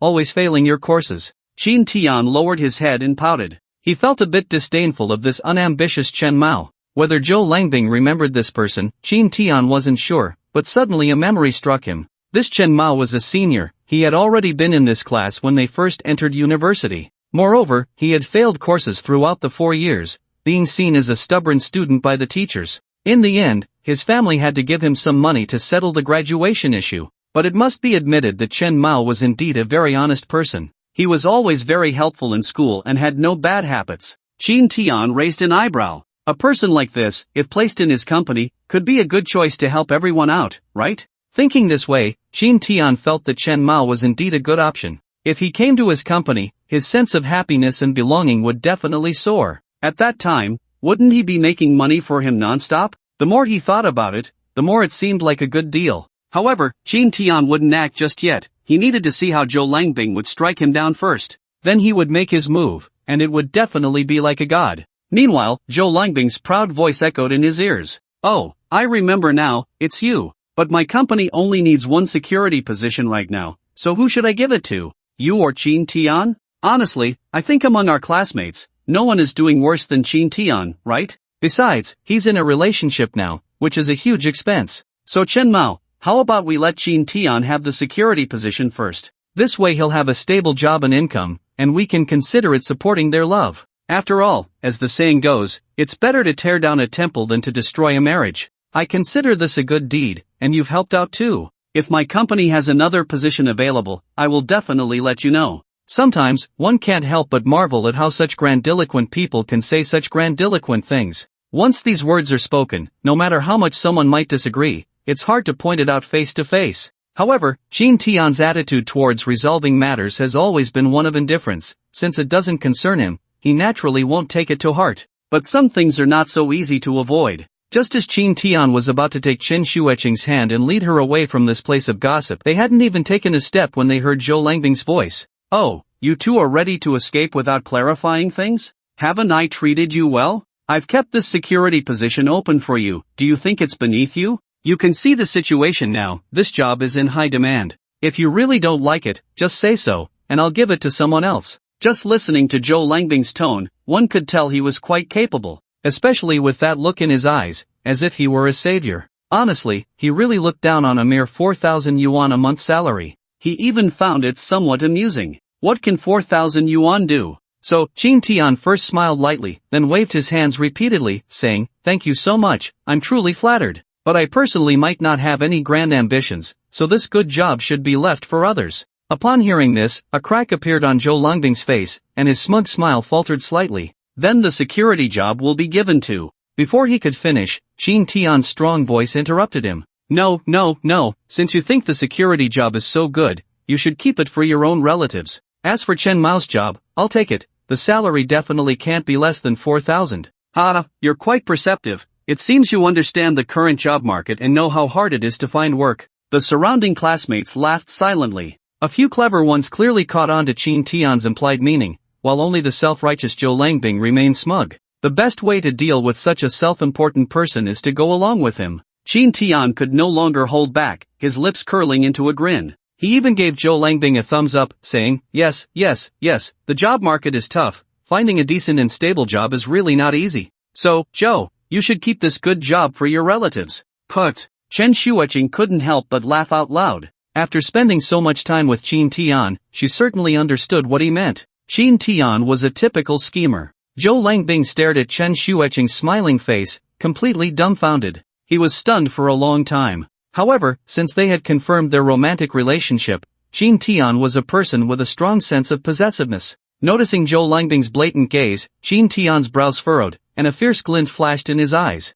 He could be called a useless coward or a freeloader, all of that was fine. But when it came to coveting his girlfriend in front of him, that crossed his bottom line. As the saying goes, a friend's wife should not be wronged. Moreover, for Qin Tian, when a woman is willing to entrust her life to you, it is a form of trust, and if that's the case, you must cherish her even more. Shuer, let's go home, Qin Tian said, pulling Chen Xueqing's hand and heading outside. Chen Xueqing did not hesitate at all and immediately followed Qin Tian's pace. Who would have thought that Zhou Langbing would stick to them like a little dog, suddenly blocking their way and spreading his arms wide? Chen Xueqing, are you sure you want to go with him? A nice BMW is right there, and you insist on sitting on the back of his bicycle, right? Haven't you had enough of sleeping rough? You know I've always admired you since university, and now that I'm successful, I can provide you with a good life. Why do you want to suffer with him? As he spoke, Zhou Langbing resumed his arrogant demeanor. He rubbed his thumb, looking smugly at Chen Xueqing and said, let me tell you, my assets are already in the tens of millions.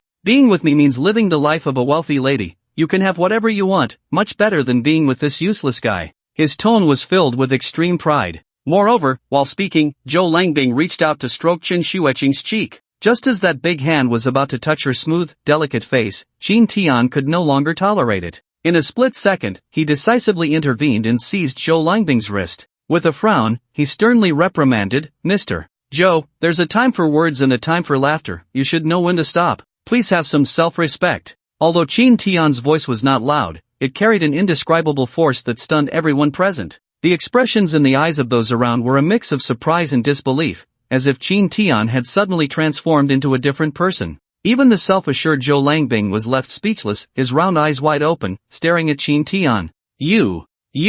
After a long time, he couldn't even complete a single sentence. Qin Tian unceremoniously brushed Zhou Langbing's hand away and coldly said, the gathering is over, but if you really want to talk to me, there will be plenty of opportunities. With that, Qin Tian took Chen Xueqing's hand and left the private room. He didn't look back, truly looking cool. Chen Xueqing's heart raced like a startled deer, deeply attracted to the man before her. As soon as they stepped out of the hotel, she could no longer contain her excitement. She turned around, stood on her tiptoes, and hugged Qin Tian's neck, planting a kiss behind his ear. At the same time, she whispered softly in his ear, "Qin Tian, you were so handsome just now. I thought you wouldn't stoop to their level, but you surprised me with your sudden brilliance." Qin Tian held Chen Xueqing's waist with both hands, slowly creating some distance to meet her gaze. In a good mood, he raised an eyebrow and looked intently into her eyes, asking, "Oh, what do you mean by that?" In fact, Chen Xueqing was an unexpected surprise for Qin Tian. Ever since he acquired the system, he had been focused solely on his career and had not considered matters of love.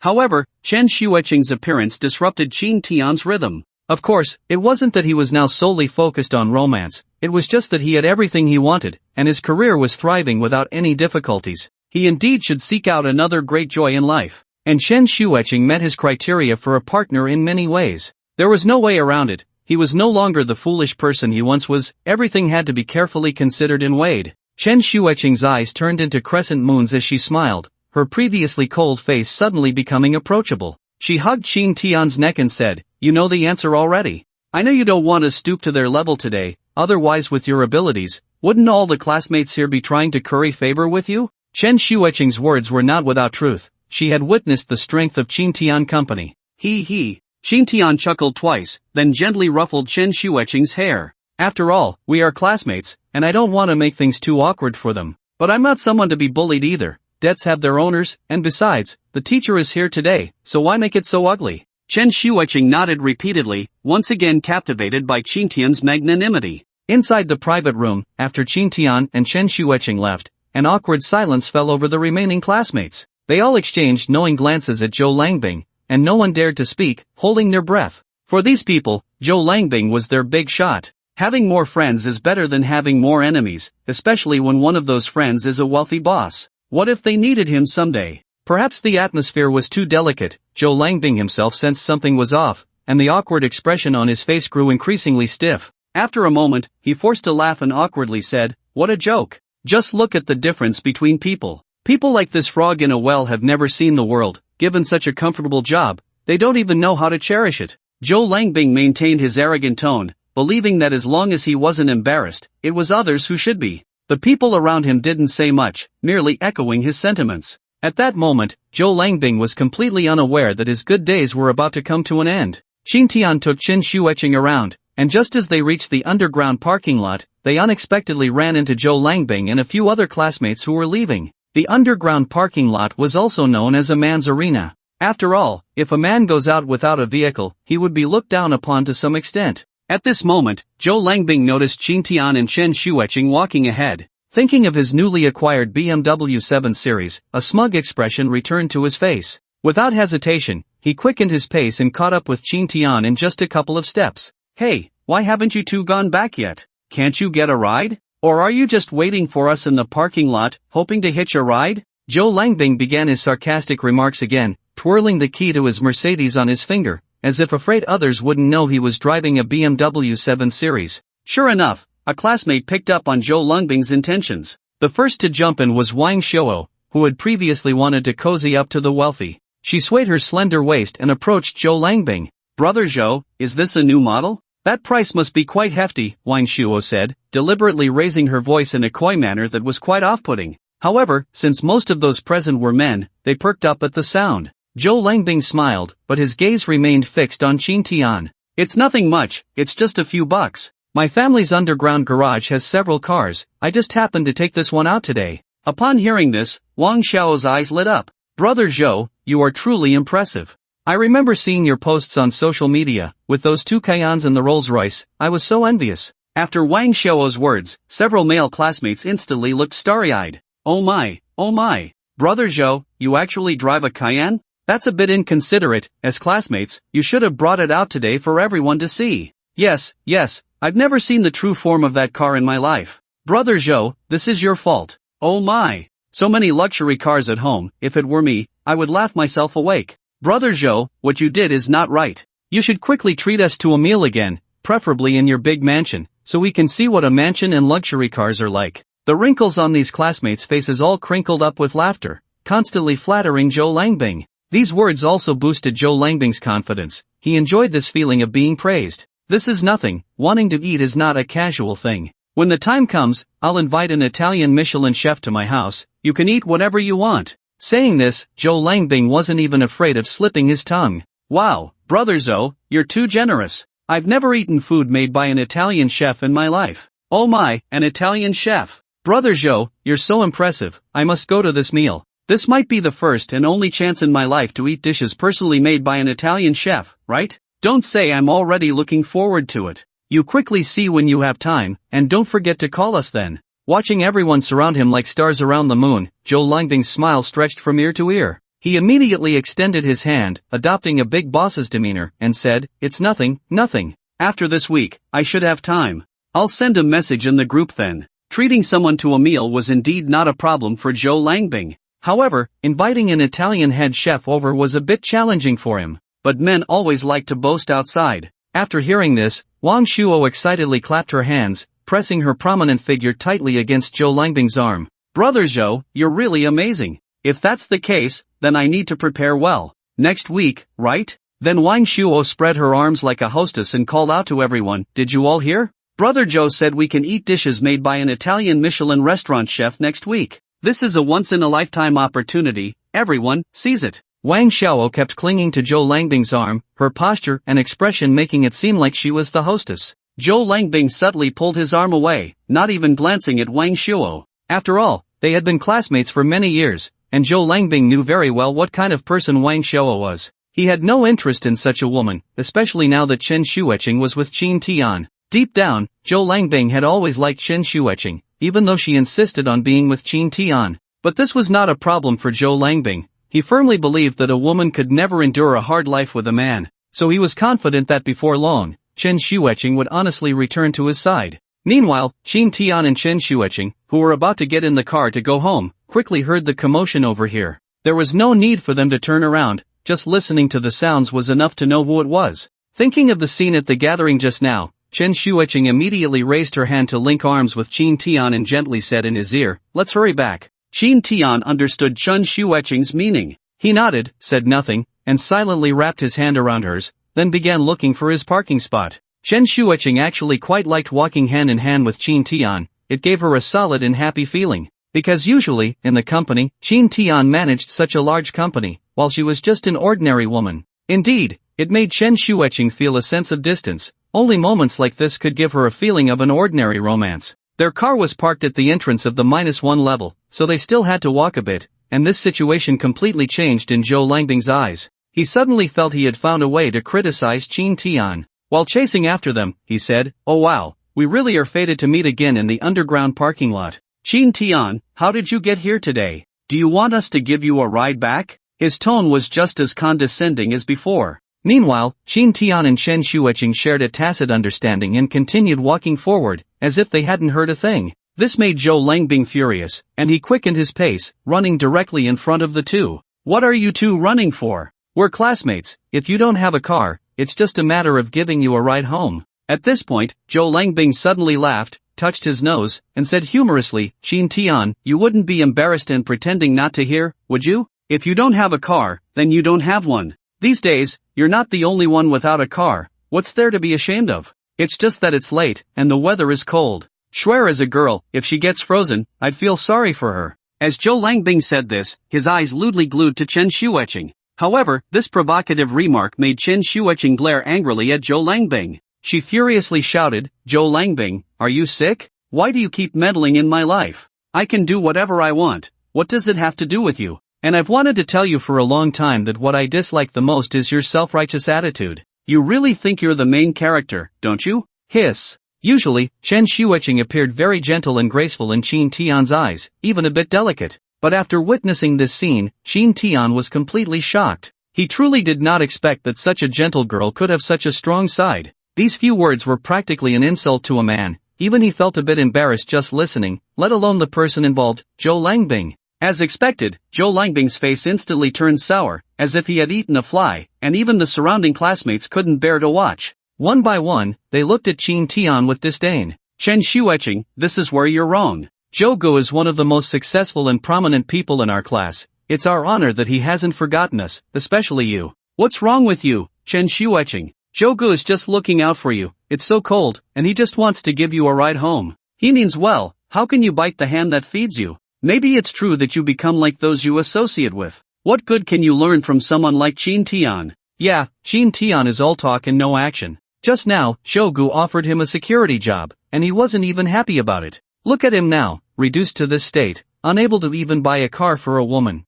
Xueqing, with your good conditions, why waste your time on a good-for-nothing? Zhou Gu is 1,000 times better than Qin Tian. Exactly, the most important thing for a woman is to find a good man. If you stick with Qin Tian, your life will be ruined. Several classmates chimed in with their opinions. In fact, they were all looking to gain something, just trying to curry favor with Zhou Langbing, completely disregarding Chen Xueqing and Qin Tian's feelings. Chen Xiaoqing was furious once again, directly shaking off Qin Tian's hand and walking up to a few classmates with a dark expression, saying, "What benefits did Zhou Langbing give you? Are you really going to speak up for him? Besides, do you even know Qin Tian? How can you just meddle in our private lives like this?" Seeing Chen Xueqing's angry demeanor, the atmosphere on site suddenly became exceptionally awkward. The classmates who had just been chattering immediately lowered their heads and dared not speak. At this moment, Zhou Langbing knew he had to step in as the good guy. With his hands clasped together and a fake smile on his face, he looked like a cunning businessman.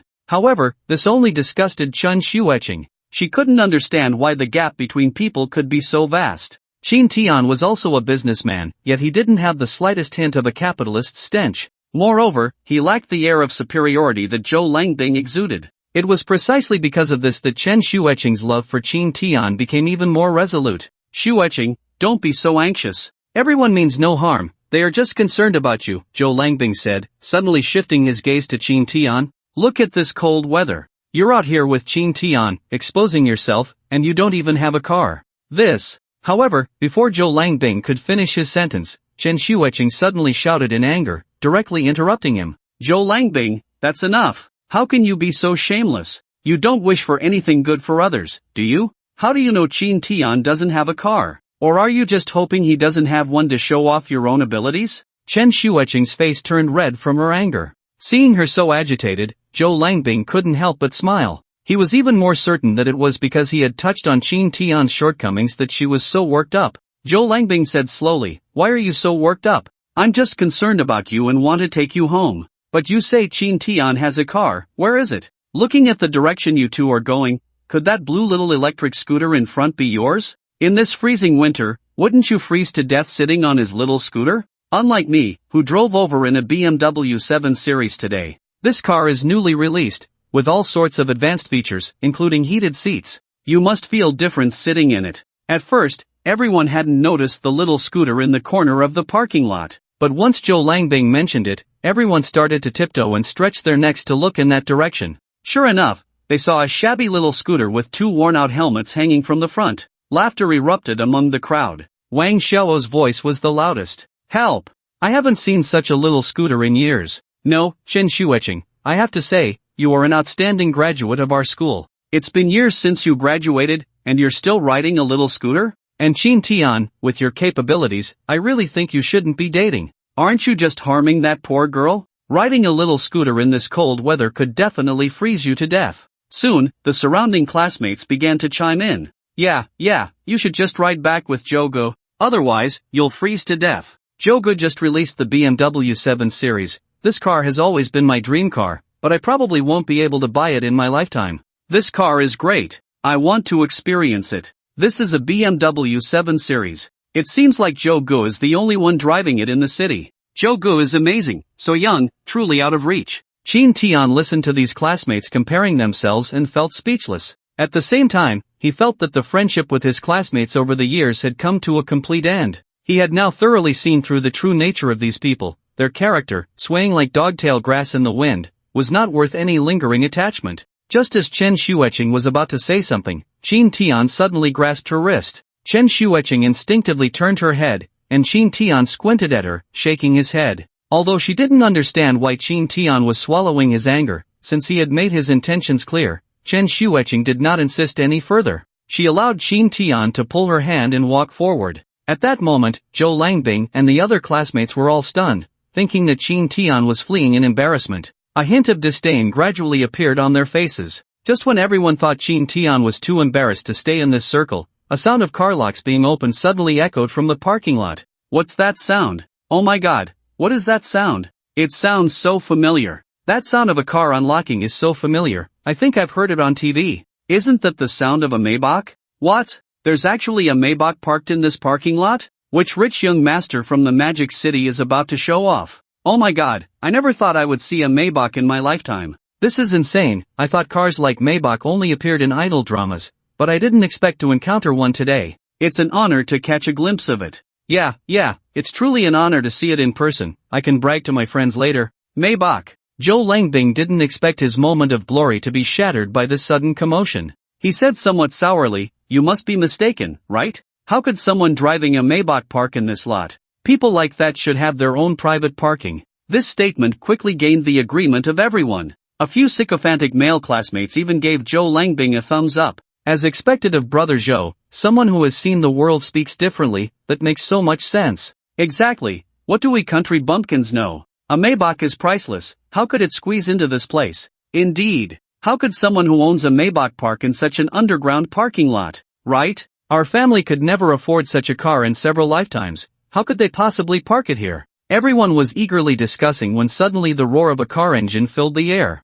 Then they felt a gust of wind rush past their faces. At first, they didn't think much of it until someone in the crowd suddenly jumped up and screamed. When everyone turned around, they saw this person excitedly waving their arms. Help! Help! You guys, look what I saw. It's a Maybach, a real Maybach. Initially, everyone thought this person was just acting crazy, but upon hearing the word Maybach, everyone's eyes lit up. They followed the direction the classmate was pointing and saw a black and gray Maybach slowly driving over. Luxury cars and beautiful women have always been a dream for men. As the Maybach approached, the eyes of these male classmates were almost glued to it. They were even breathing heavily with excitement, and a few directly put their arms around each other's shoulders, jumping up and down like rabbits. You have to know, this was a Cayenne. How many people might not even see this car in their lifetime? Yet here they were, encountering such a luxury car in an underground parking lot. How could these men not be excited? This was something they wouldn't even dare to dream of. Oh my god, I never expected that coming here for a meal today would allow me to see a Cayenne. Unbelievable, this car looks even better in person than in the pictures. Isn't that obvious? Pictures are static, now the living, breathing Cayenne is right in front of you. How could it not look good? Don't even get me started on how good cars are, just listen to the sound of that engine starting up. It's like a bass drum playing. Isn't that where the cost comes from? Yeah, a good car is expensive because of these hardware aspects. Exactly. My car has a lot of features, but the hardware is poor, it rattles when I drive. Right? My old car needs to be replaced too. Every time I go uphill, it sounds like an old cow. I really envy the people who drive Cayennes. They probably have no worries in life, right? Definitely no worries. Their worries are probably just about what to eat, what to drink, and where to go for fun. Everyone's tone was filled with envy, and for a moment, all attention was on the Cayenne. Zhou Langbing, who was ignored, had a somewhat unpleasant expression on his face. He deliberately said with a hint of sarcasm, "This kind of car isn't that impressive, right? If we wanted to buy one, we all have the chance, it's just unnecessary. After all, a car is just a means of transportation." There was a hint of bitterness in his words. However, the people around didn't dare to offend Zhou Langbing. Although the manager was dissatisfied with what Zhou Langbing said, he still wore a smiling face. "Brother Zhou, you really speak with wisdom. It is indeed just a means of transportation. What's the use of buying such a good car? Aren't we still just wandering around here every day?" Exactly, someone like Brother Zhou is better off. The BMW 7 Series is not only stylish but also a well-known brand, showcasing status, low-key yet luxurious. So, we should all be like Brother Zhou, the car is just right. Right, a Cayenne is so big that it's inconvenient in some places. It's probably just driven by some rich kids for fun. Exactly. For a big boss like Brother Zhou, driving a Cayenne is clearly inappropriate. Finally, they managed to pull everyone's attention back, and a hint of pride appeared on Zhou Langbing's face. "Yes, it's not that I can't afford a Cayenne, I just think it's unnecessary. If I wanted to, I could buy one too." However, Zhou Langbing's casual remark made everyone roll their eyes. The Cayenne was clearly a limited edition. It was said that there was only one in each city, and this one had already been taken away by someone else. Zhou Langbing was just a small boss, how could he possibly buy one? But everyone didn't want to break the facade, so they all nodded in agreement. Yet only Zhou Langbing knew how much he envied the people driving Cayennes at that moment. The Cayenne was a symbol of status. Just as everyone was casting envious glances at the Cayenne, they suddenly saw the car slowly come to a stop right in front of them. At that moment, no one sensed anything unusual. They just looked at the Cayenne parked in front of them, feeling incredibly excited. Oh wow, it stopped. It really stopped. Oh my god, this is probably the closest I've ever been to a Cayenne in my life. I wonder why the car stopped. Can I go touch it? This car actually stopped. I really want to go take a picture with it. To be this close to a Cayenne in my lifetime, I can brag about it for the rest of my life. Yeah, in our usual lives, how could we ever come into contact with a car of this level? Everyone, hold on, let me go ask if I can take a picture. That would be amazing. Just then, the self-important Wang Shuo flipped her big wavy hair and swayed her hips as she walked towards the Cayenne. As she was leaving, she couldn't help but turn to her classmates behind her and say, "Just watch me. I've never lost at picking someone up." This kind of thrilling event was something every student enjoyed. So after Wang Shuo finished speaking, all the classmates whistled and swayed, eager to see who the true owner of the Cayenne was. In just a few steps, Wang Shuo had reached the side of the Cayenne. She gently tapped on the car window and, in a deliberately coy manner, asked, "Hey handsome, can I get a ride?"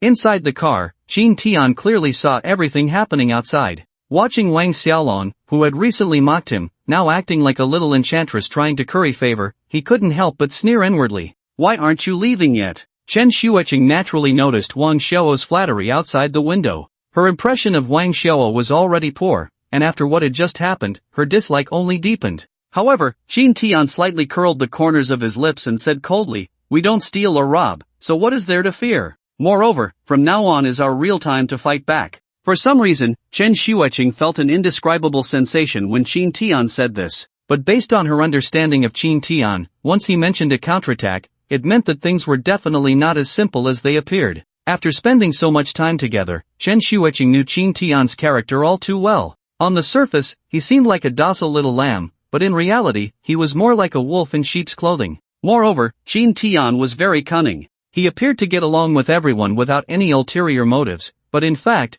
he was meticulous and sharp-minded. He silently remembered everything everyone said and did, keeping an accurate measure in his mind. Now that Qin Tian said he was going to start fighting back, it indicated that these people might face the greatest challenge of their lives. Especially seeing Qin Tian's serious demeanor, Chen Xueqing found it somewhat amusing. "What are you planning to do, Mr. Qin?" Because outside the car, Wang Shuo was still pinching her voice, making a nauseatingly sweet sound. This made Chen Xueqing unable to resist mimicking her. However, when Qin Tian heard Chen Xueqing's gentle and playful tone, his heart raced. Finally, he gently stroked Chen Xueqing's fluffy little head and said softly, "Baby, you can't talk to other men like that in the future." At that moment, Qin Tian's voice was deep and had an indescribable huskiness. Chen Xueqing, being quite innocent, didn't pick up on the oddness in Qin Tian's voice. She only felt that his words were vague and confusing. Chen Xueqing instinctively let out a puzzled sound. However, she was completely unaware of how adorable she looked at that moment.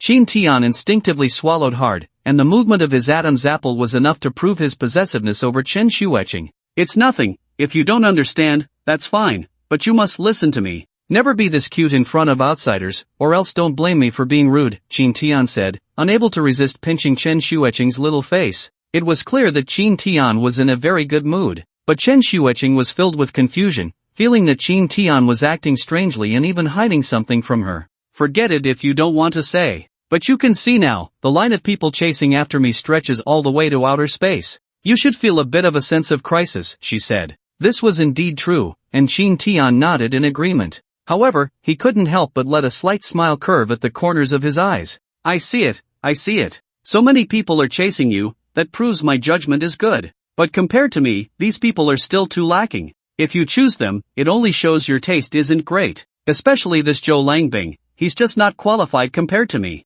If you end up with him, I will look down on you. This Zhou Langbing is good at bragging, but when it comes to real skills, he's just a pile of trash. That company he mentioned is just a shell company, although it claims to have millions in registered capital, it's just a number, he doesn't have that much money at all. Just now, I was thinking we are all classmates, so I didn't hold it against him. But you know me, if someone repeatedly challenges my bottom line, I won't be polite. So I'm telling you honestly, you'd better stay by my side, that way, you can ensure your livelihood. If you end up with this kind of trash, you'll have something to cry about. Put. Seeing Qin Tian so serious while explaining all this made Chen Xueqing feel warm inside, and at the same time, she found Qin Tian's pretentious seriousness particularly cute. What are you laughing at? Qin Tian was a bit confused. He had explained the matter so seriously, yet this woman was still smiling so happily in front of him. Chen Xueqing didn't answer Qin Tian's question immediately. Instead, she stared seriously into his eyes. Just when Qin Tian was puzzled, Chen Xueqing suddenly leaned in and quickly kissed him on the cheek.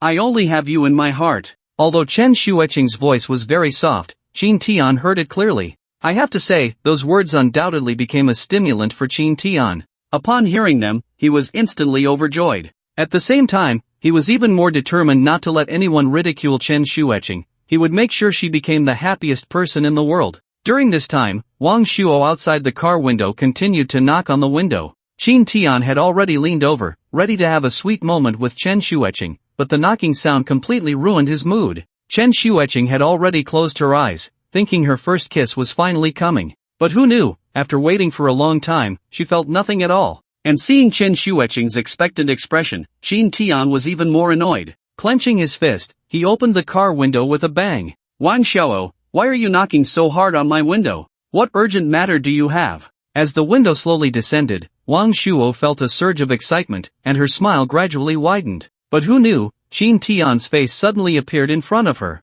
When the window came down, Qin Tian was looking outside with a disdainful expression. When their eyes met, Wang Shuo's gaze was filled with despair and confusion. Meanwhile, the classmates standing by the roadside were staring at the Cayenne, eager to see who the owner was. However, they never expected the annoying owner to be Qin Tian. Of course, Zhou Langbing was even more shocked. He thought he was the star of the class reunion. He believed his BMW 7 Series was already the best among classmates. Who knew Qin Tian would show up driving a Cayenne? After a brief moment of surprise, the people around burst into laughter. A few male classmates even laughed so hard they bent over. Help! Is there something wrong with my eyes? Qin Tian actually drove a Cayenne? To put on a brave face, it can't be this exaggerated, right? I'm dying of laughter. It's the first time I've seen someone pretend like this, truly a master of deadpan. Ha ha ha, this is killing me. A few male classmates walked directly to the side of the Cayenne, looking at Qin Tian with extreme disdain. Qin Tian, if you want to show off, you need to be realistic.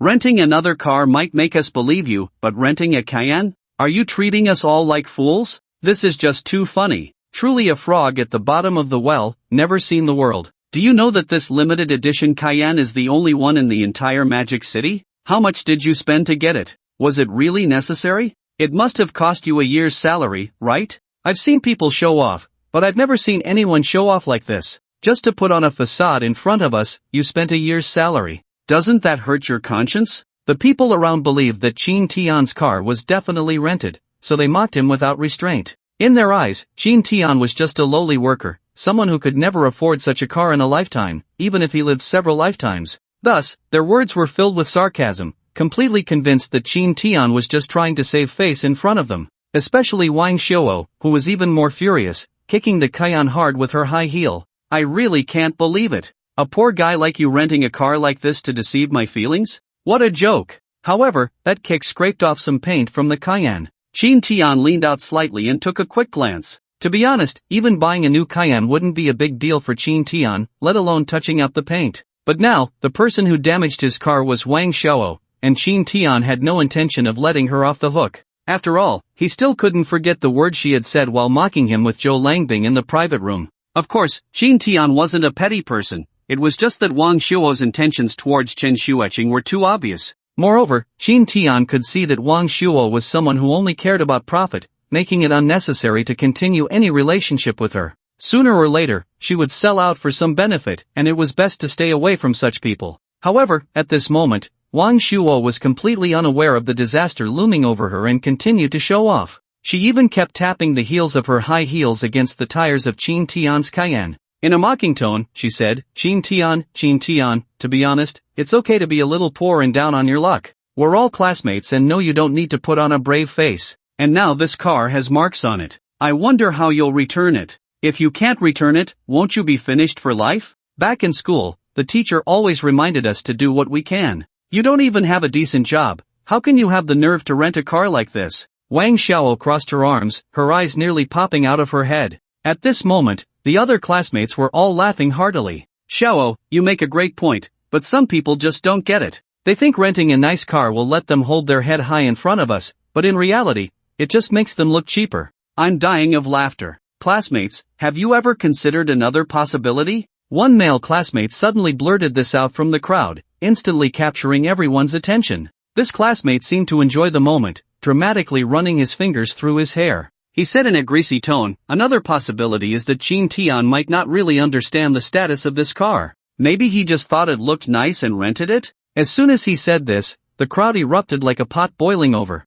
A few people laughed and shouted, their words filled with mockery towards Qin Tian. Oh my god, you're going to make me die laughing, but what you said is actually quite possible. Yeah, just look at what Qin Tian is wearing. Not a single branded item on him, and he doesn't even have a decent job. He probably hasn't seen much of the world, he must not even know what this car is. Now that you mention it, it really does seem like Qin Tian has no idea what this car represents. That's why he rented it. Everyone took turns trampling on Qin Tian's self-esteem. Before Qin Tian could retaliate, a classmate walked directly to his side, lifting an arm to rest on Qin Tian's shoulder. Qin Tian, let me tell you, this car is called a Cayenne, and it's globally limited. There's only one in this area. Why did you have to rent this car? Is it something you can actually afford? You don't think a globally limited car could possibly end up in the hands of someone like you, who has never seen the world? Renting this car is just embarrassing. You must be afraid others won't know it's rented. Oh my god, this is too funny. I've seen stupid, but never this stupid.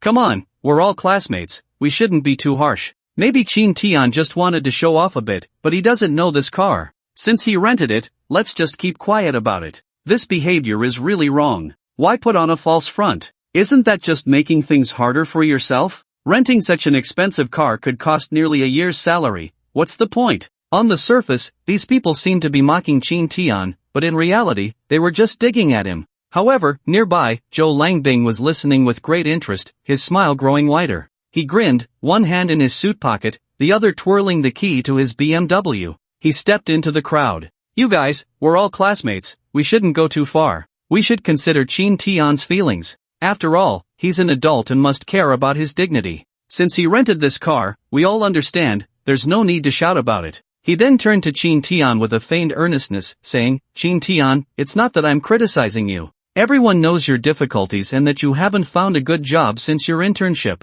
We haven't isolated you. But even so, your current behavior is a bit speechless for us. Look, even though I'm about to become the CEO of a listed company, I still drive a car within my means. You could have just rented a BYD. It must be said that Zhou Langbing really managed to show off here. With just a few words, the surrounding classmates praised him repeatedly. Wang Shuo immediately ran to Zhou Langbing's side. You should learn more from brother Zhou. She then wrapped her arms around Zhou Langbing's arm, speaking in a delicate, affected tone, Brother Zhou, you can't underestimate yourself, you're the most successful among us. Look at this BMW you have, it's clearly this year's new model, and you've got it, proving your extraordinary ability. Wang Shuo was clearly aiming for Zhou Langbing, perhaps hoping to become a wealthy wife. Ah, you just don't understand. I need a good image for my business, but this BMW 7 Series is the one I find most appealing and performs the best. I often have social engagements, so I need a car like this. A Cayenne wouldn't suit me, otherwise, I could get one to drive around. Qin Tian watched the two of them banter back and forth, unable to suppress a smile in his heart. The Cayenne isn't a car you can just buy because you have a bit of money, so you might as well stick to driving your BMW, Qin Tian suddenly spoke, catching the nearby classmates, who were laughing and chatting, off guard. A few of them were momentarily stunned, then they realized Qin Tian had spoken. They first looked at him in confusion, then burst into laughter again right in front of him. Some of the less refined classmates even pointed at Qin Tian, their expressions and looks making it seem as if he were just a clown trying to amuse them. At that moment, with the car window still open, Chen Xueqing, sitting in the car, couldn't help but clench her fists in anger upon witnessing this scene. When Qin Tian was at the company, he was always surrounded by admirers. When had he ever been subjected to such humiliation? Unable to hold back, Chen Xueqing got out of the car and walked over to Qin Tian. However, she didn't say anything, she just tugged at Qin Tian's wrist, signaling him to get in the car and leave. but Qin Tian gently shook his head at her and raised his hand to lightly pat her hand.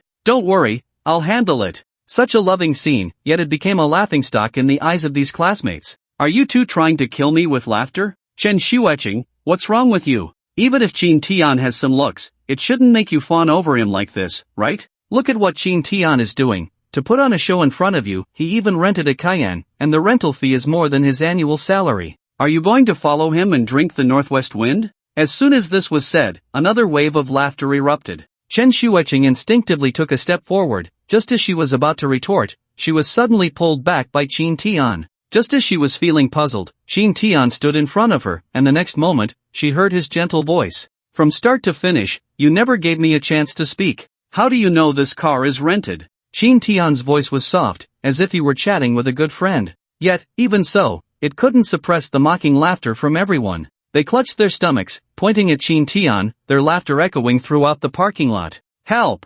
I'm really going to die laughing. Is this even human language? Why can't I understand it? This car isn't rented by you. Did you buy it? Do you know what kind of car this is? Do you know how much it costs? As he spoke, he suddenly burst into laughter, pointing at the car. You say you're pretending, but this car costs tens of millions. Even if you don't eat or drink, you couldn't buy it in several lifetimes. Moreover, this car is limited edition. How could you possibly afford it? This was common knowledge, so when the lie was exposed, the classmates immediately laughed even harder. This is the biggest joke I've seen this year. You're pretending too much, Qin Tian. Do you even know what you're saying? You're just shooting yourself in the foot. If you can't pretend, then don't. The life of the upper class isn't something you can just pretend to have because you don't understand it at all. Watching everyone mock Qin Tian, Zhou Langbing's vanity was greatly satisfied. He swaggered over, like an elder, and patted Qin Tian on the shoulder. Qin Tian, what you did was indeed wrong. Just say you rented a more ordinary car, no one would say anything.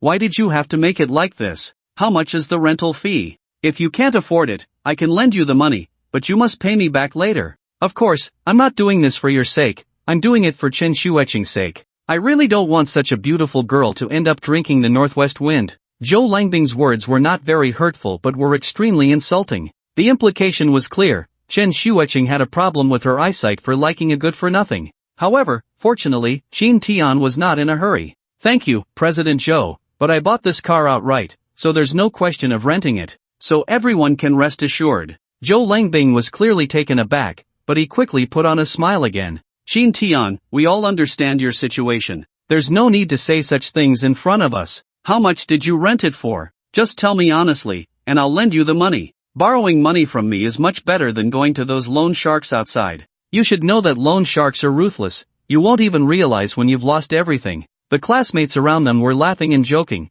putting their arms around each other's shoulders. Yeah, you were lucky to run into Brother Joe today, otherwise, you would be completely finished. This car of yours is a Cayenne. Do you know what a Cayenne is? How are you going to pay back tens of millions? Fortunately, Brother Joe has the means, otherwise, if you can't pay the rent, you'll probably end up in jail. Unexpectedly, not a single person believed him. Qin Tian was not angry, he turned and got into the back seat of the car. His sudden action piqued everyone's curiosity. They all thought Qin Tian was being cowardly, hiding in the back seat. Zhou Langbing seized the opportunity and deliberately moved closer to Chen Xueqing. Xueqing, Qin Tian's behavior is really too immature. I think you will definitely suffer if you follow him. You should think it over, otherwise, just come with me. Zhou Langbing didn't have much love for Chen Xueqing. It was mostly a matter of competition between men. Chen Xueqing saw this clearly and immediately rolled her eyes at Zhou Langbing. Zhou Langbing was not annoyed, instead, he spoke gently. Xueqing, everyone knows my feelings for you since college. Why don't you understand? I fell in love with you at first sight. I never flirted with any other girl in college, I was wholeheartedly devoted to you. Now that I've developed my career so much, it's all to give you a good life. Are you sure you won't take a good look at me? While he was talking, Zhou Langbing even reached out to touch Chen Xueqing's shoulder. His hand kept moving down, just as Chen Xueqing was about to stop him. Suddenly, Zhou Langbing felt a weight on his shoulder. Habitually, he turned around and saw Qin Tian's face, dark as thunder. The muscles on Zhou Langbing's face twitched slightly, and before he could force out an awkward smile, he suddenly felt a sharp pain on his face. Bang! I spit. You can't bully a friend's girlfriend. Who do you think you are to touch my girlfriend? Qin Tian threw a punch at Zhou Langbing's face. With all his strength, Qin Tian knocked Zhou Langbing to the ground. Zhou Langbing propped himself up with one hand while covering his face with the other. He glared at Qin Tian, are you out of your mind? You can't achieve anything yourself, yet you want to stop others from finding happiness? And now you dare to hit me? Do you believe I won't let you off the hook? After shouting, Zhou Langbing struggled to get up from the ground, pressing his tongue against his sore face. You, Qin Tian, you better wait for me. You. Zhou Langbing pointed at Qin Tian, unable to articulate his thoughts while covering his face. Seeing Zhou Langbing like this, Qin Tian couldn't help but chuckle. Walking up to Zhou Langbing with a carefree demeanor, he deliberately mimicked Zhou Langbing's stuttering. You. What are you trying to say after stuttering for so long? Weren't you just being so cocky? If you have the guts, hit me, Qin Tian said, pointing to his own face. Zhou Langbing clenched his fists, but at a glance from Qin Tian, he shrank back in fear. Only Zhou Langbing knew how hard Qin Tian's punch had been. Moreover, Qin Tian's speed was exceptionally fast, and Zhou Langbing was well aware that he was no match for him. Of course, the most important reason was that Zhou Langbing was notoriously vain. He was worried about losing face in front of so many people if he couldn't beat Qin Tian. Seeing Zhou Langbing hesitate to fight back, the surrounding classmates grew anxious. Zhou, what are you still dawdling for? He's already done this to you, hurry up and fight back. Yeah, don't be polite, he's already hit you, why aren't you hitting back? Zhou, Qin Tian is really going too far, daring to hit you in front of all of us. A gentleman doesn't let such grievances go unpunished. Zhou, you're just too dignified, he's already made a move, and you're still here talking about principles. Everyone thought Zhou Langbing was holding back out of gentlemanly decorum, unaware that he was actually weighing his own abilities and was too afraid to retaliate.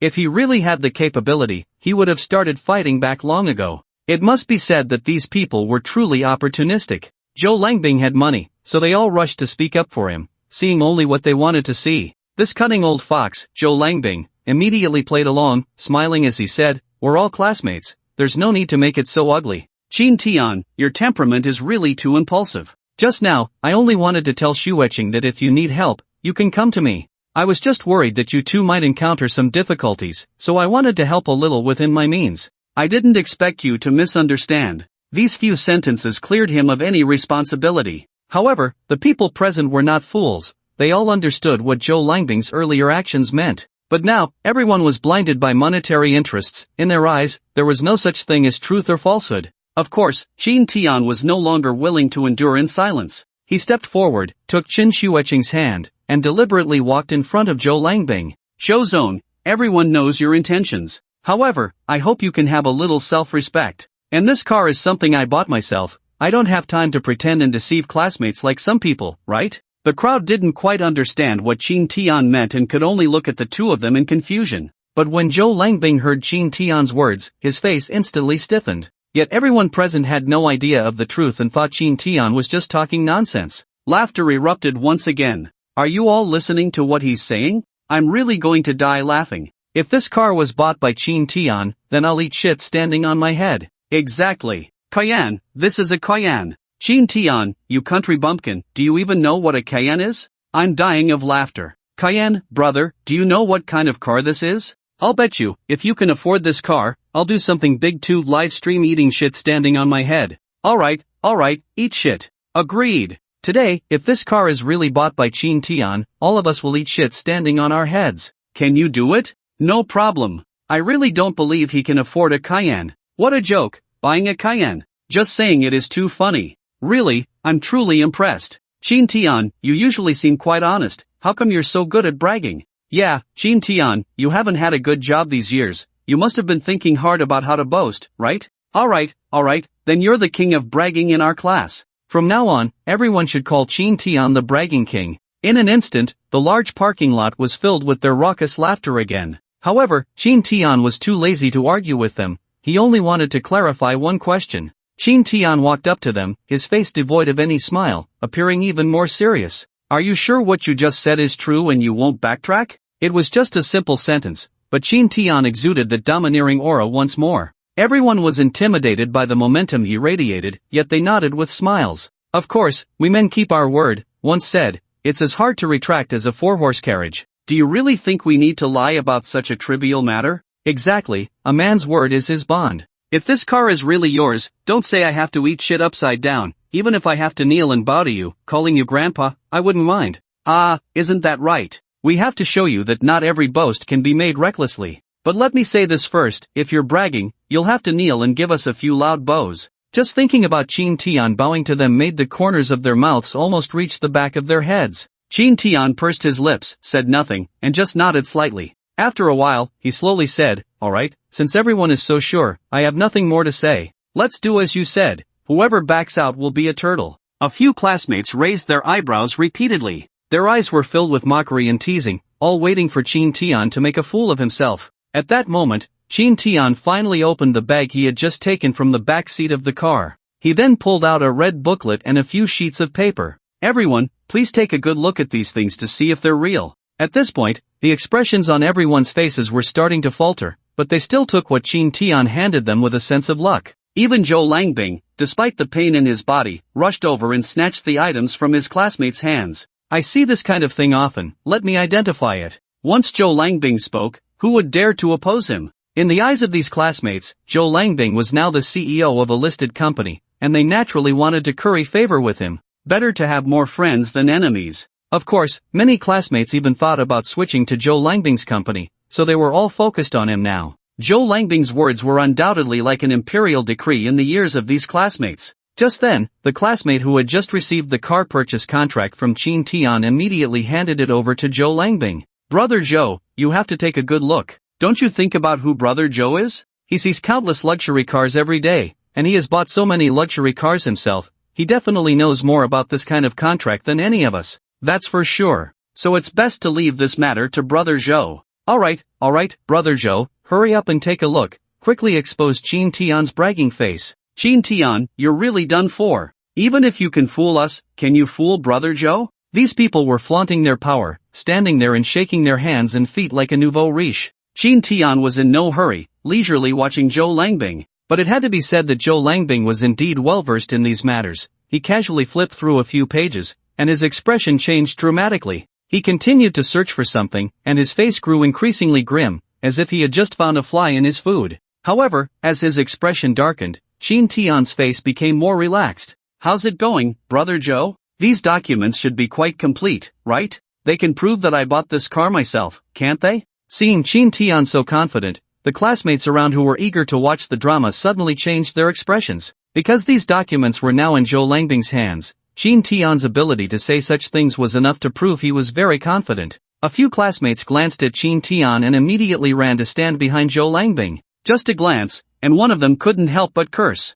"Damn! Are these contracts real? God, it looks like they might be real. And not only is there a car purchase contract, but also a tax document, and so many other random things. The seals on them seem real too. No way? This one says the Cayenne's transaction amount is over 25 million, a full payment contract. Damn! A full payment for a car worth over 25 million. No way? Where did Chin Tian get so much money to buy a car for over 25 million? Their voices grew quieter, but it was clear from their tone that there was obvious envy and surprise. However, the most panicked person now was Wang Shuo. She had just kicked the Cayenne hard, and now she could clearly see the obvious scratches on the car. Wang Shuo looked down at her shoes, her mind filled with the memory of kicking Chin Tian's car. Coupled with the glaring scratches on the car, she suddenly felt like she wanted to die. This was a Cayenne, just that kick from her could cost her over 100,000. For someone like Wang Shuo, who lived paycheck to paycheck, that amount could very well be her life. Thinking of this, her eyes began to well up.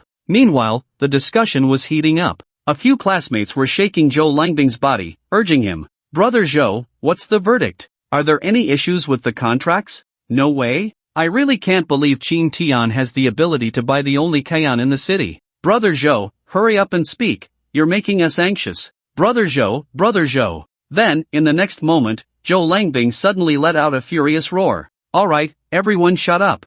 I don't know if these are real or not, after all, the technology for counterfeiting has reached an extreme level, and I can't tell at the moment." Everyone was in a state of doubt and didn't pay attention to the tone Zhou Langbing used when he said this. In fact, one can deceive others but not oneself. Zhou Langbing knew very well that everything Chin Tian handed him was real and very legitimate. However, Zhou Langbing was unwilling to lose face in front of so many classmates and even less willing to give this opportunity to Chin Tian. Then Zhou Langbing deliberately disdainfully threw the documents back into Chin Tian's hands. "Chin Tian, where did you get these things? This counterfeiting technology is indeed impressive, even I can't see the traces. Indeed, Zhou Langbing was deliberately saying these things to confuse everyone, making them initially think that Qin Tian's documents were all fake. Sure enough, just moments ago, everyone was stunned, but now they began to speak with sharp tongues again. It was clear to see that these people had let out a huge sigh of relief. As long as they could prove that this car wasn't Qin Tian's, they could continue to flaunt their superiority and mock him. In their eyes, they felt they were doing better than some but not as good as others. From the moment they started eating, they regarded Qin Tian as the lowest of the low. How could they possibly accept a reversal now? Qin Tian, you really are something, putting on a full act, huh? But your little cleverness is quite impressive. You even know how to fake a car purchase contract. That's pretty impressive. If it were me, I wouldn't have thought of that much. Just think, if you had put that brain of yours to good use, you could have been a high executive at a big company by now. We're almost 30 years old, can't we take a more legitimate path? Chen Xueqing, I really don't understand how you could fall for such a slippery man. Aren't you afraid he'll sell you out? Exactly, Chen Xueqing, you should think about your own safety, don't let yourself be sold off so foolishly. It was unexpected that these people still chose to speak nonsense, unwilling to acknowledge Qin Tian's success. Qin Tian directly took the contract from their hands and fanned himself with it. You all say I'm a frog at the bottom of a well, but I see you really haven't seen the world, have you? How can you not recognize a Kian purchase contract?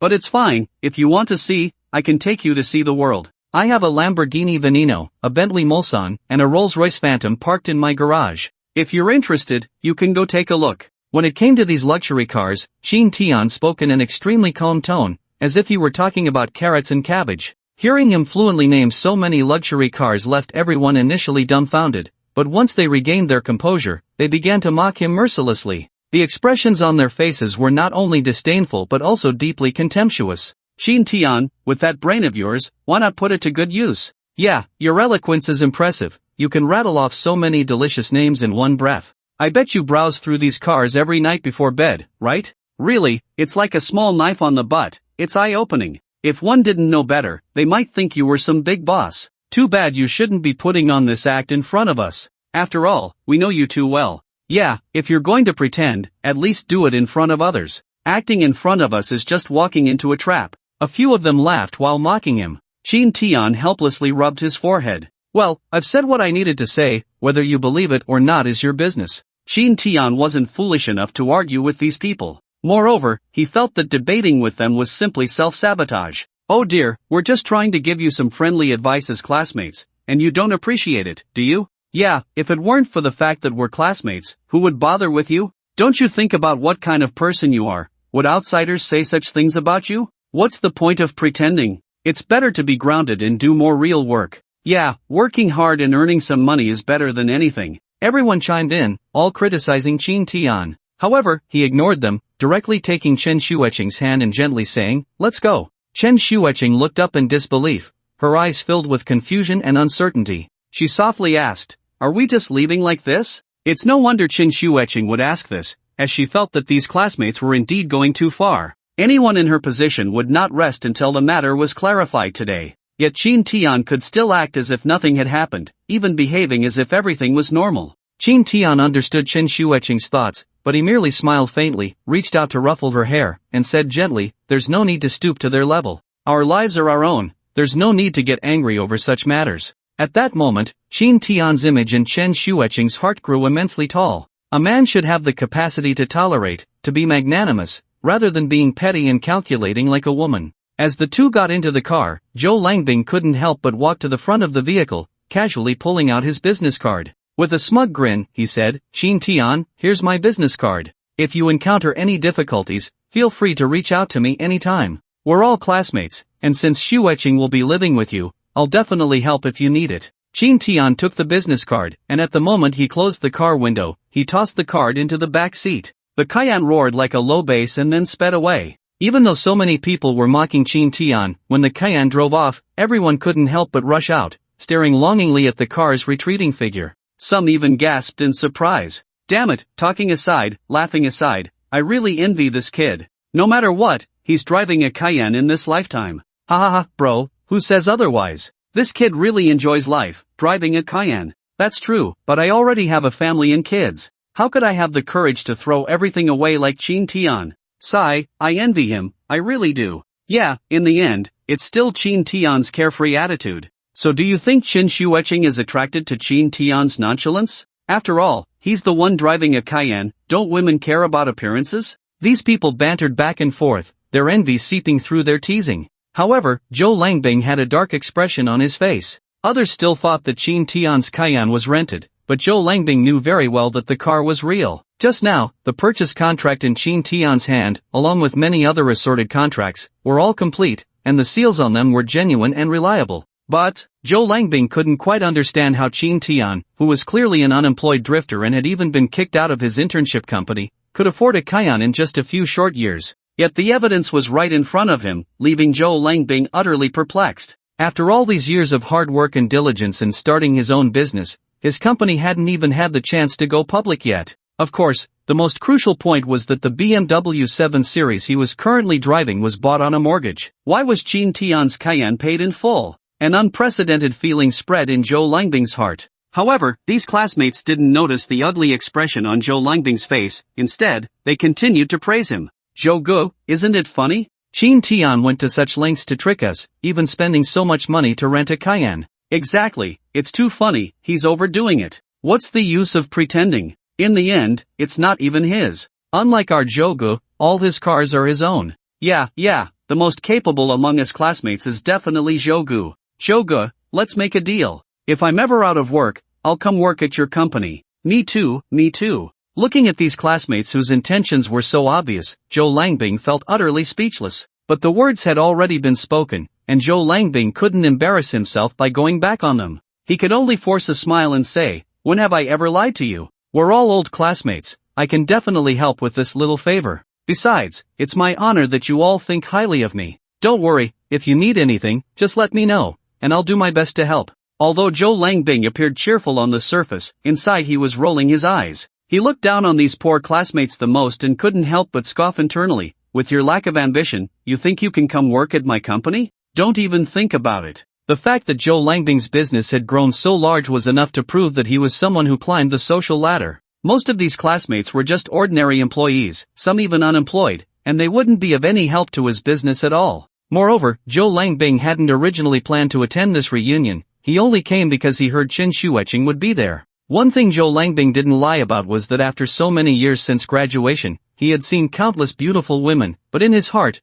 there was only Qin Shueqing. So when he learned that she would attend the reunion, he had already made up his mind to seize the opportunity to win her over and immediately decided to join the gathering. But who would have thought that the girl he had been thinking about would bring along the most unsuccessful man from their class? And this man was Zhou Langbing's longtime rival. The more he thought about it, the angrier he felt. He could only walk out from the group of classmates, waving his hand repeatedly and saying, everyone, it's getting late, and I have to return to the company to handle some matters, so I won't stay with you any longer. However, whether you want to go singing or drinking, it's on me. As Zhou Langbing spoke, he got into his car. The whole action was swift and decisive, as if he was eager to avoid these people. For Zhou Langbing, some people might not cost much to drink or sing with, but they could help him establish a good image. This kind of thing is more effective than spending money on public relations. This is what it means to be a businessman. No matter what they do, they always consider their own interests first. Seeing Zhou Langbing about to leave, the classmates immediately showed reluctant expressions, and everyone rushed to the side of the car to send him off. Their exaggerated demeanor made it seem like some important leader was visiting. Brother Zhou, the company's matters are quite important, so you should hurry back to handle them. Yes, Brother Zhou, you're a busy person, with deals worth billions, don't waste time here, hurry back, we'll handle things ourselves. Right, you're at a critical moment, don't let us delay your company's affairs. These polite words flowed easily from a few male classmates. Zhou Langbing's vanity was greatly satisfied, and he smiled like the Buddha, nodding repeatedly at these classmates. Alright, I'll head back first. Don't worry, I'll take care of the food, drinks, and fun. Our only task is to eat well, drink well, and have a good time. After all, it's not easy for us to gather like this. I really feel bad about it. Although he said this, Zhou Langbing's tone and expression showed no hint of guilt. Instead, he appeared arrogant and self-satisfied, completely placing himself in a position of superiority. However, these classmates had already been won over by his small favors and couldn't see any flaws in Zhou Langbing. They only found his actions very likable. Of course, this might also validate the old saying, one should not bite the hand that feeds them. Looking at everyone gathered around his car window, Zhou Liangbing couldn't help but wave his hand. Alright, you all can disperse now. It's getting late, so enjoy yourselves and head back early. I really don't have time to chat with you all right now. I need to hurry back to deal with some issues, but since we're classmates, we have plenty of time ahead. Let's keep in touch when we can. As soon as he finished speaking, Zhou Liangbing slowly rolled up the car window, started the engine, and with a roar, sped away. It was completely different from when Qin Tian had just left. After Zhou Liangbing's car drove off, the classmates cheered and encouraged one another, acting as if they were something special. See? It has to be Zhou Liangbing. That Qin Tian can't even compare. Yeah, back in college, Zhou Liangbing was always so composed. He looked like someone who could achieve great things, and he really has. Exactly. Qin Tian was always so out of touch. I can't believe he's still the same after all these years.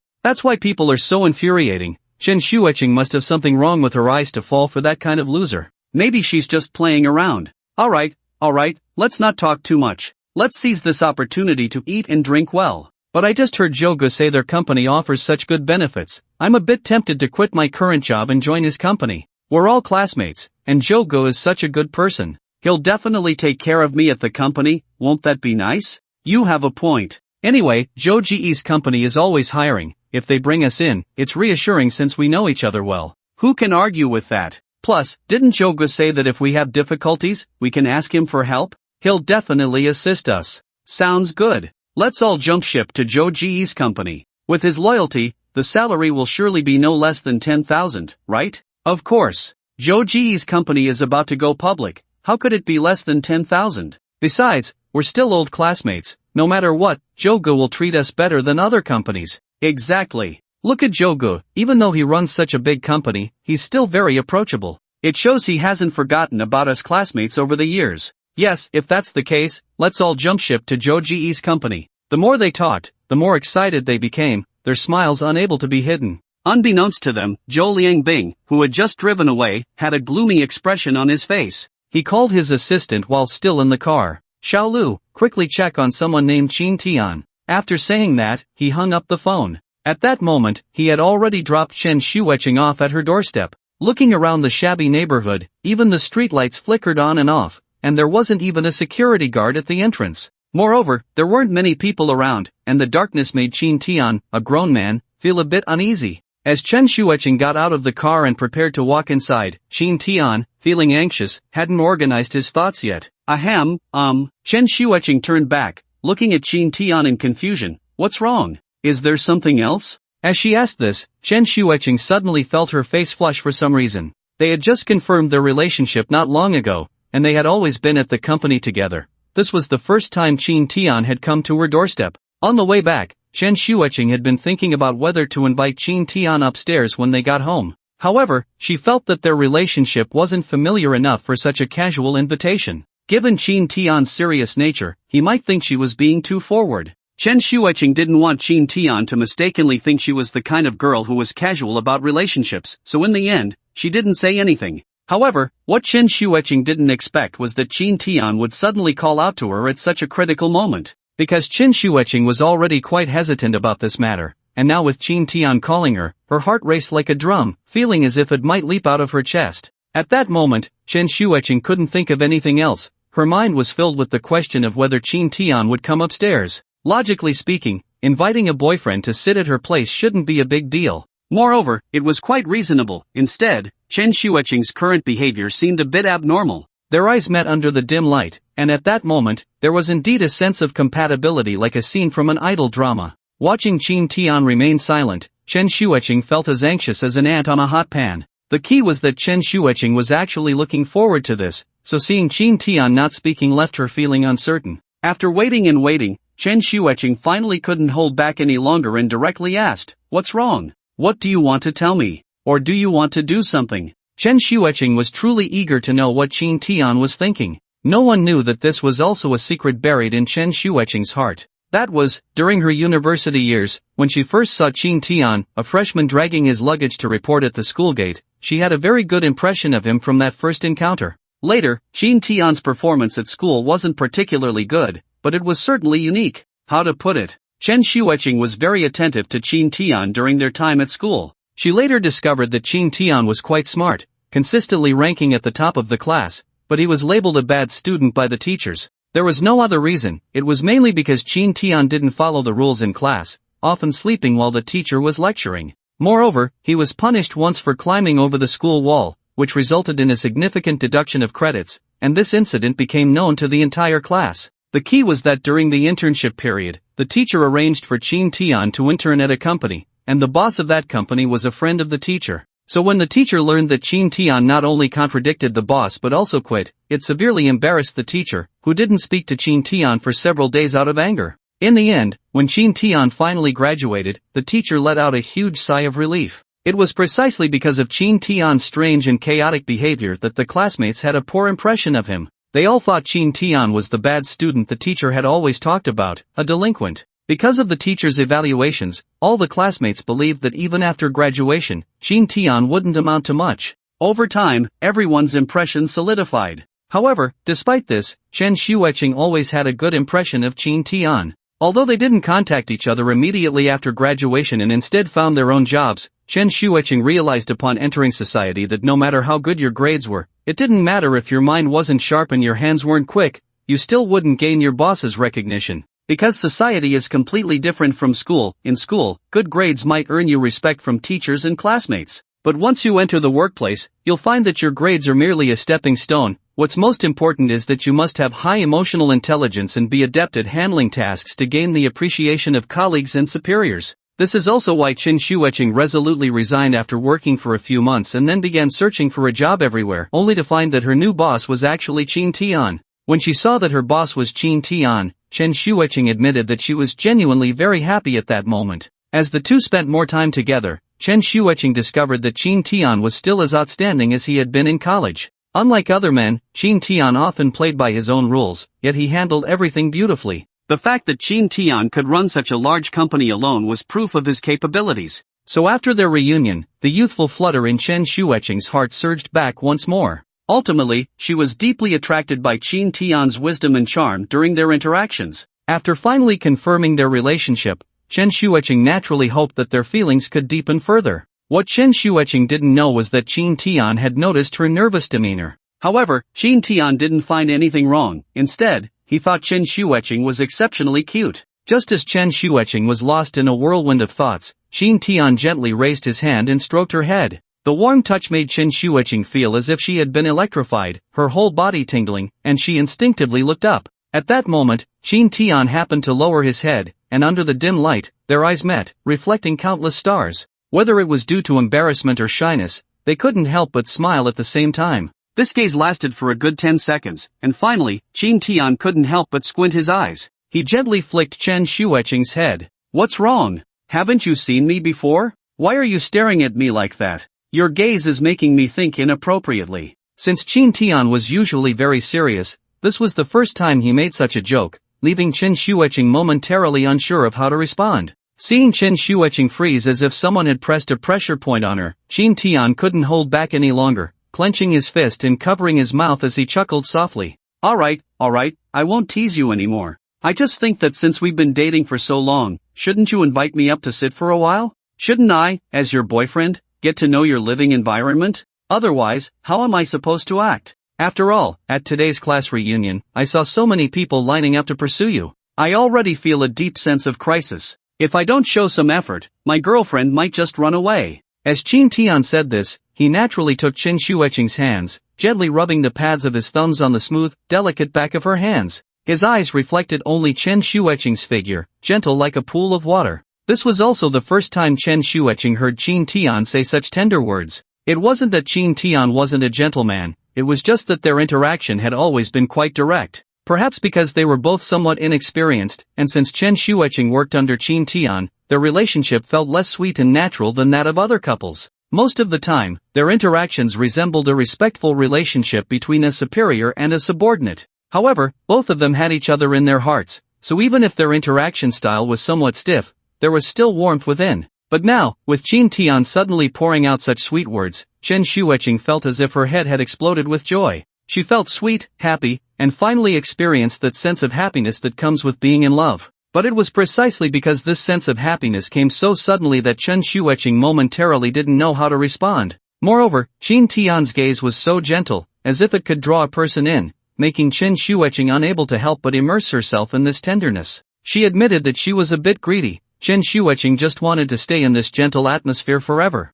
However, she gradually felt her face starting to heat up, especially when looking at Qin Tian's handsome features, which left her at a loss for how to react, her hands awkwardly hanging by her thighs. After an unknown amount of time, she heard Qin Tian emit a simple monosyllable from his nasal cavity. Even a simple monosyllable carried an indescribable dominance. Chen Shuiqing's face instantly turned as red as a cooked crab, and she couldn't help but swallow. After a long pause, she finally heard her own stammering voice. "You're thinking too much. How can those people compare to you? Besides, what do you think I am? Since we are already boyfriend and girlfriend, why would I agree to anyone else's pursuit?" In fact, it was just 2 sentences, but Chen Shuiqing spoke each word very seriously, enunciating particularly clearly, as if it had consumed a huge amount of her energy. The main issue was that Chen Shuiqing could no longer tell whether Qin Tian was joking or not. Yet, she felt that regardless of whether Qin Tian was joking, she should express her feelings. But as soon as the words left her mouth, Chen Shuiqing felt she had been too blunt. Coupled with her upbringing and educational background, Chen Shuiqing was actually a very reserved and shy girl. After saying such straightforward words, she suddenly covered her face with her hands. This cute side of her was something Qin Tian had never seen before. Because at work, Chen Shuiqing was a very capable and excellent employee. Her attitude towards work was also very decisive and straightforward, and she completed tasks with great efficiency, embodying the image of a strong woman. This was in stark contrast to her current shy and adorable demeanor. A lovely wife, what man wouldn't want to have a cute and beautiful little wife? Thus, Qin Tian's smile grew wider. Finally, he simply held Chen Shuiqing in his arms, his warm palm resting on her waist, as if he wanted to melt her into his very being. Chen Shuiqing leaned against Qin Tian's chest, listening to the strong beat of his heart, her own heartbeat resonating in sync. "Qin Tian, I actually wanted to apologize to you all the way here. Today, I dragged you to the class reunion, and I didn't expect those people to be so excessive. I just thought it had been a long time since we met as classmates, so I wanted us to see each other. I didn't expect those people to be so condescending and ridicule you, but I wanted to explain for you, why did you stop me? Seeing those people belittle you and mock you, I felt so uncomfortable inside, and it hurt me." Chen Shuiqing rested her forehead on Qin Tian's shoulder, her small face nestled against his chest, speaking in a muffled voice. At that moment, Qin Tian only heard Chen Shuiqing buzzing softly, mumbling, and he wasn't quite clear on what she was saying. However, he felt that since they had agreed to be together, he should seriously understand everything about Chen Shuiqing. So, he calmed his mind and listened earnestly to her words. He initially thought Chen Shuiqing was going to say something important, but unexpectedly, she was just worried about him feeling wronged. This was the first time Qin Tian felt someone else's concern for him. There is an indescribable feeling, but it is undeniable that this feeling is quite nice. Qin Tian gently pressed Chen Shuiqing's shoulder and leaned closer to her head, saying, "What does it matter? As the saying goes, those who achieve great things do not fuss over trivialities. Besides, it's just a few words, nothing serious. Since I graduated from university, I've realized that people's hearts are hard to gauge. And I clearly understand one thing, there's no need to care about what unimportant people say. If you get upset because of those unimportant people, aren't you just making things difficult for yourself? It's completely unnecessary, that would be unfair to yourself." As soon as Qin Tian began to speak, Chen Shuiqing couldn't help but lift her head from his embrace. Looking into Qin Tian's eyes, which were filled with affection, she felt the weight of his heartfelt words. Tears began to flow down her cheeks uncontrollably. Qin Tian only thought he was expressing what was in his heart and never expected that Chen Shuiqing would cry again, leaving him at a loss for what to do. Qin Tian took a deep breath and looked at the tear-streaked face of Chen Shuiqing, feeling somewhat bewildered. He raised his hand gently to cup her face, using his thumb to wipe away her tears. His hands, which had signed countless contracts worth millions, had never felt nervous before, but at this moment, they trembled slightly. "Why are you crying all of a sudden?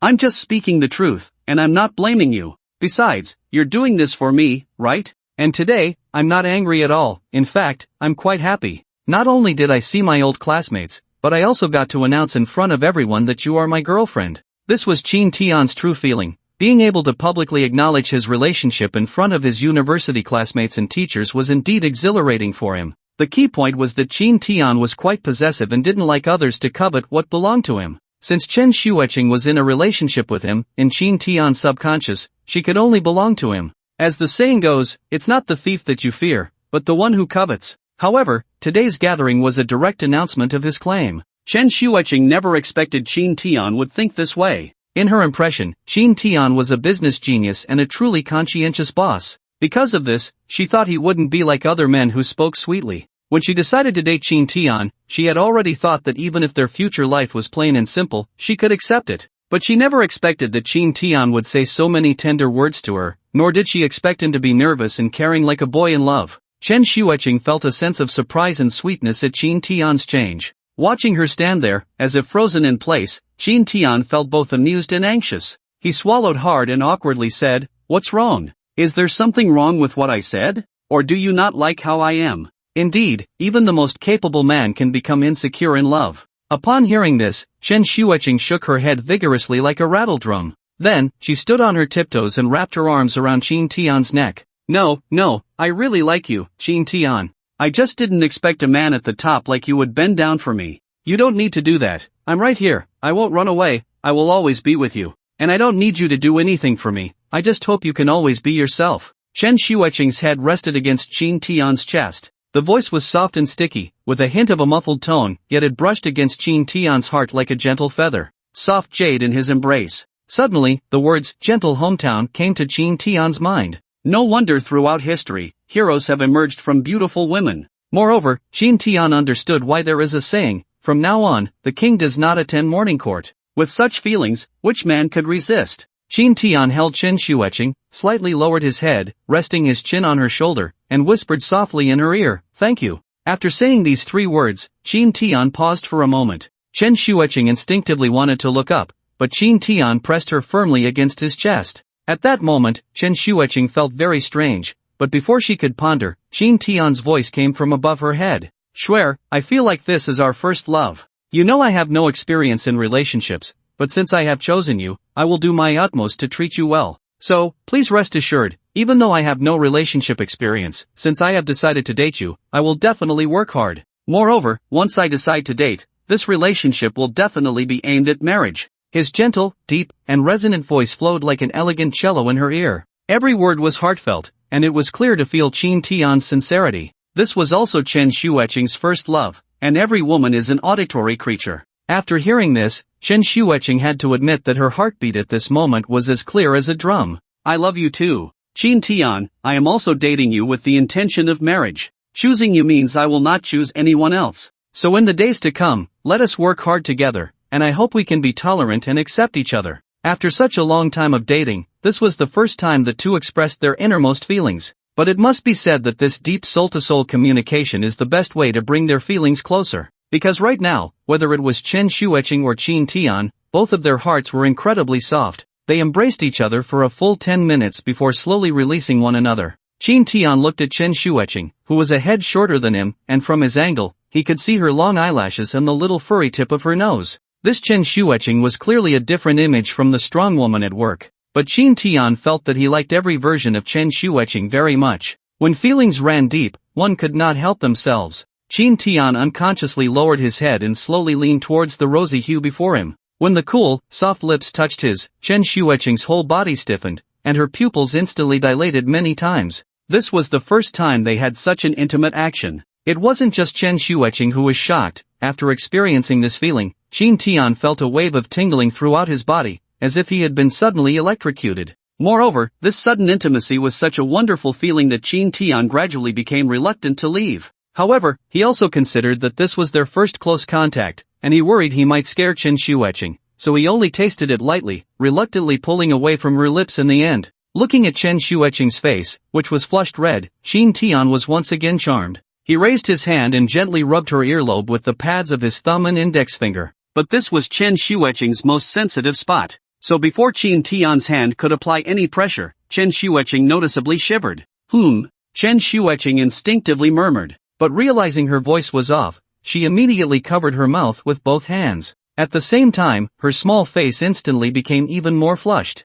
Qin Tian also keenly noticed this issue. Although it was Qin Tian's first time being in a relationship, men have an innate understanding of such matters and are quite talented at it. After discovering that the earlobe might be Chen Shuiqing's sensitive spot, he felt a surge of delight in his heart. This kind of thing is something only boys can understand. However, Qin Tian did not expose Chen Shuiqing. Instead, he slowly moved his fingers back, holding her head gently. With a playful smile, he looked at Chen Shuiqing and said, "What's wrong? Is this your first time being intimate with someone? Can't even remember to breathe? Do you want to suffocate yourself?" It was clear that Qin Tian was deliberately holding back laughter as he said this. After hearing his words, Chen Shuiqing finally realized her mistake and began to take deep breaths. Watching her adorable reaction, Qin Tian couldn't help but laugh even louder. "Seriously, how can you be so silly? It seems like you really lack experience. You need to practice more. From now on, I'll take you to practice more, and you won't be like this anymore." When Qin Tian said this, he truly showed no signs of embarrassment or nervousness.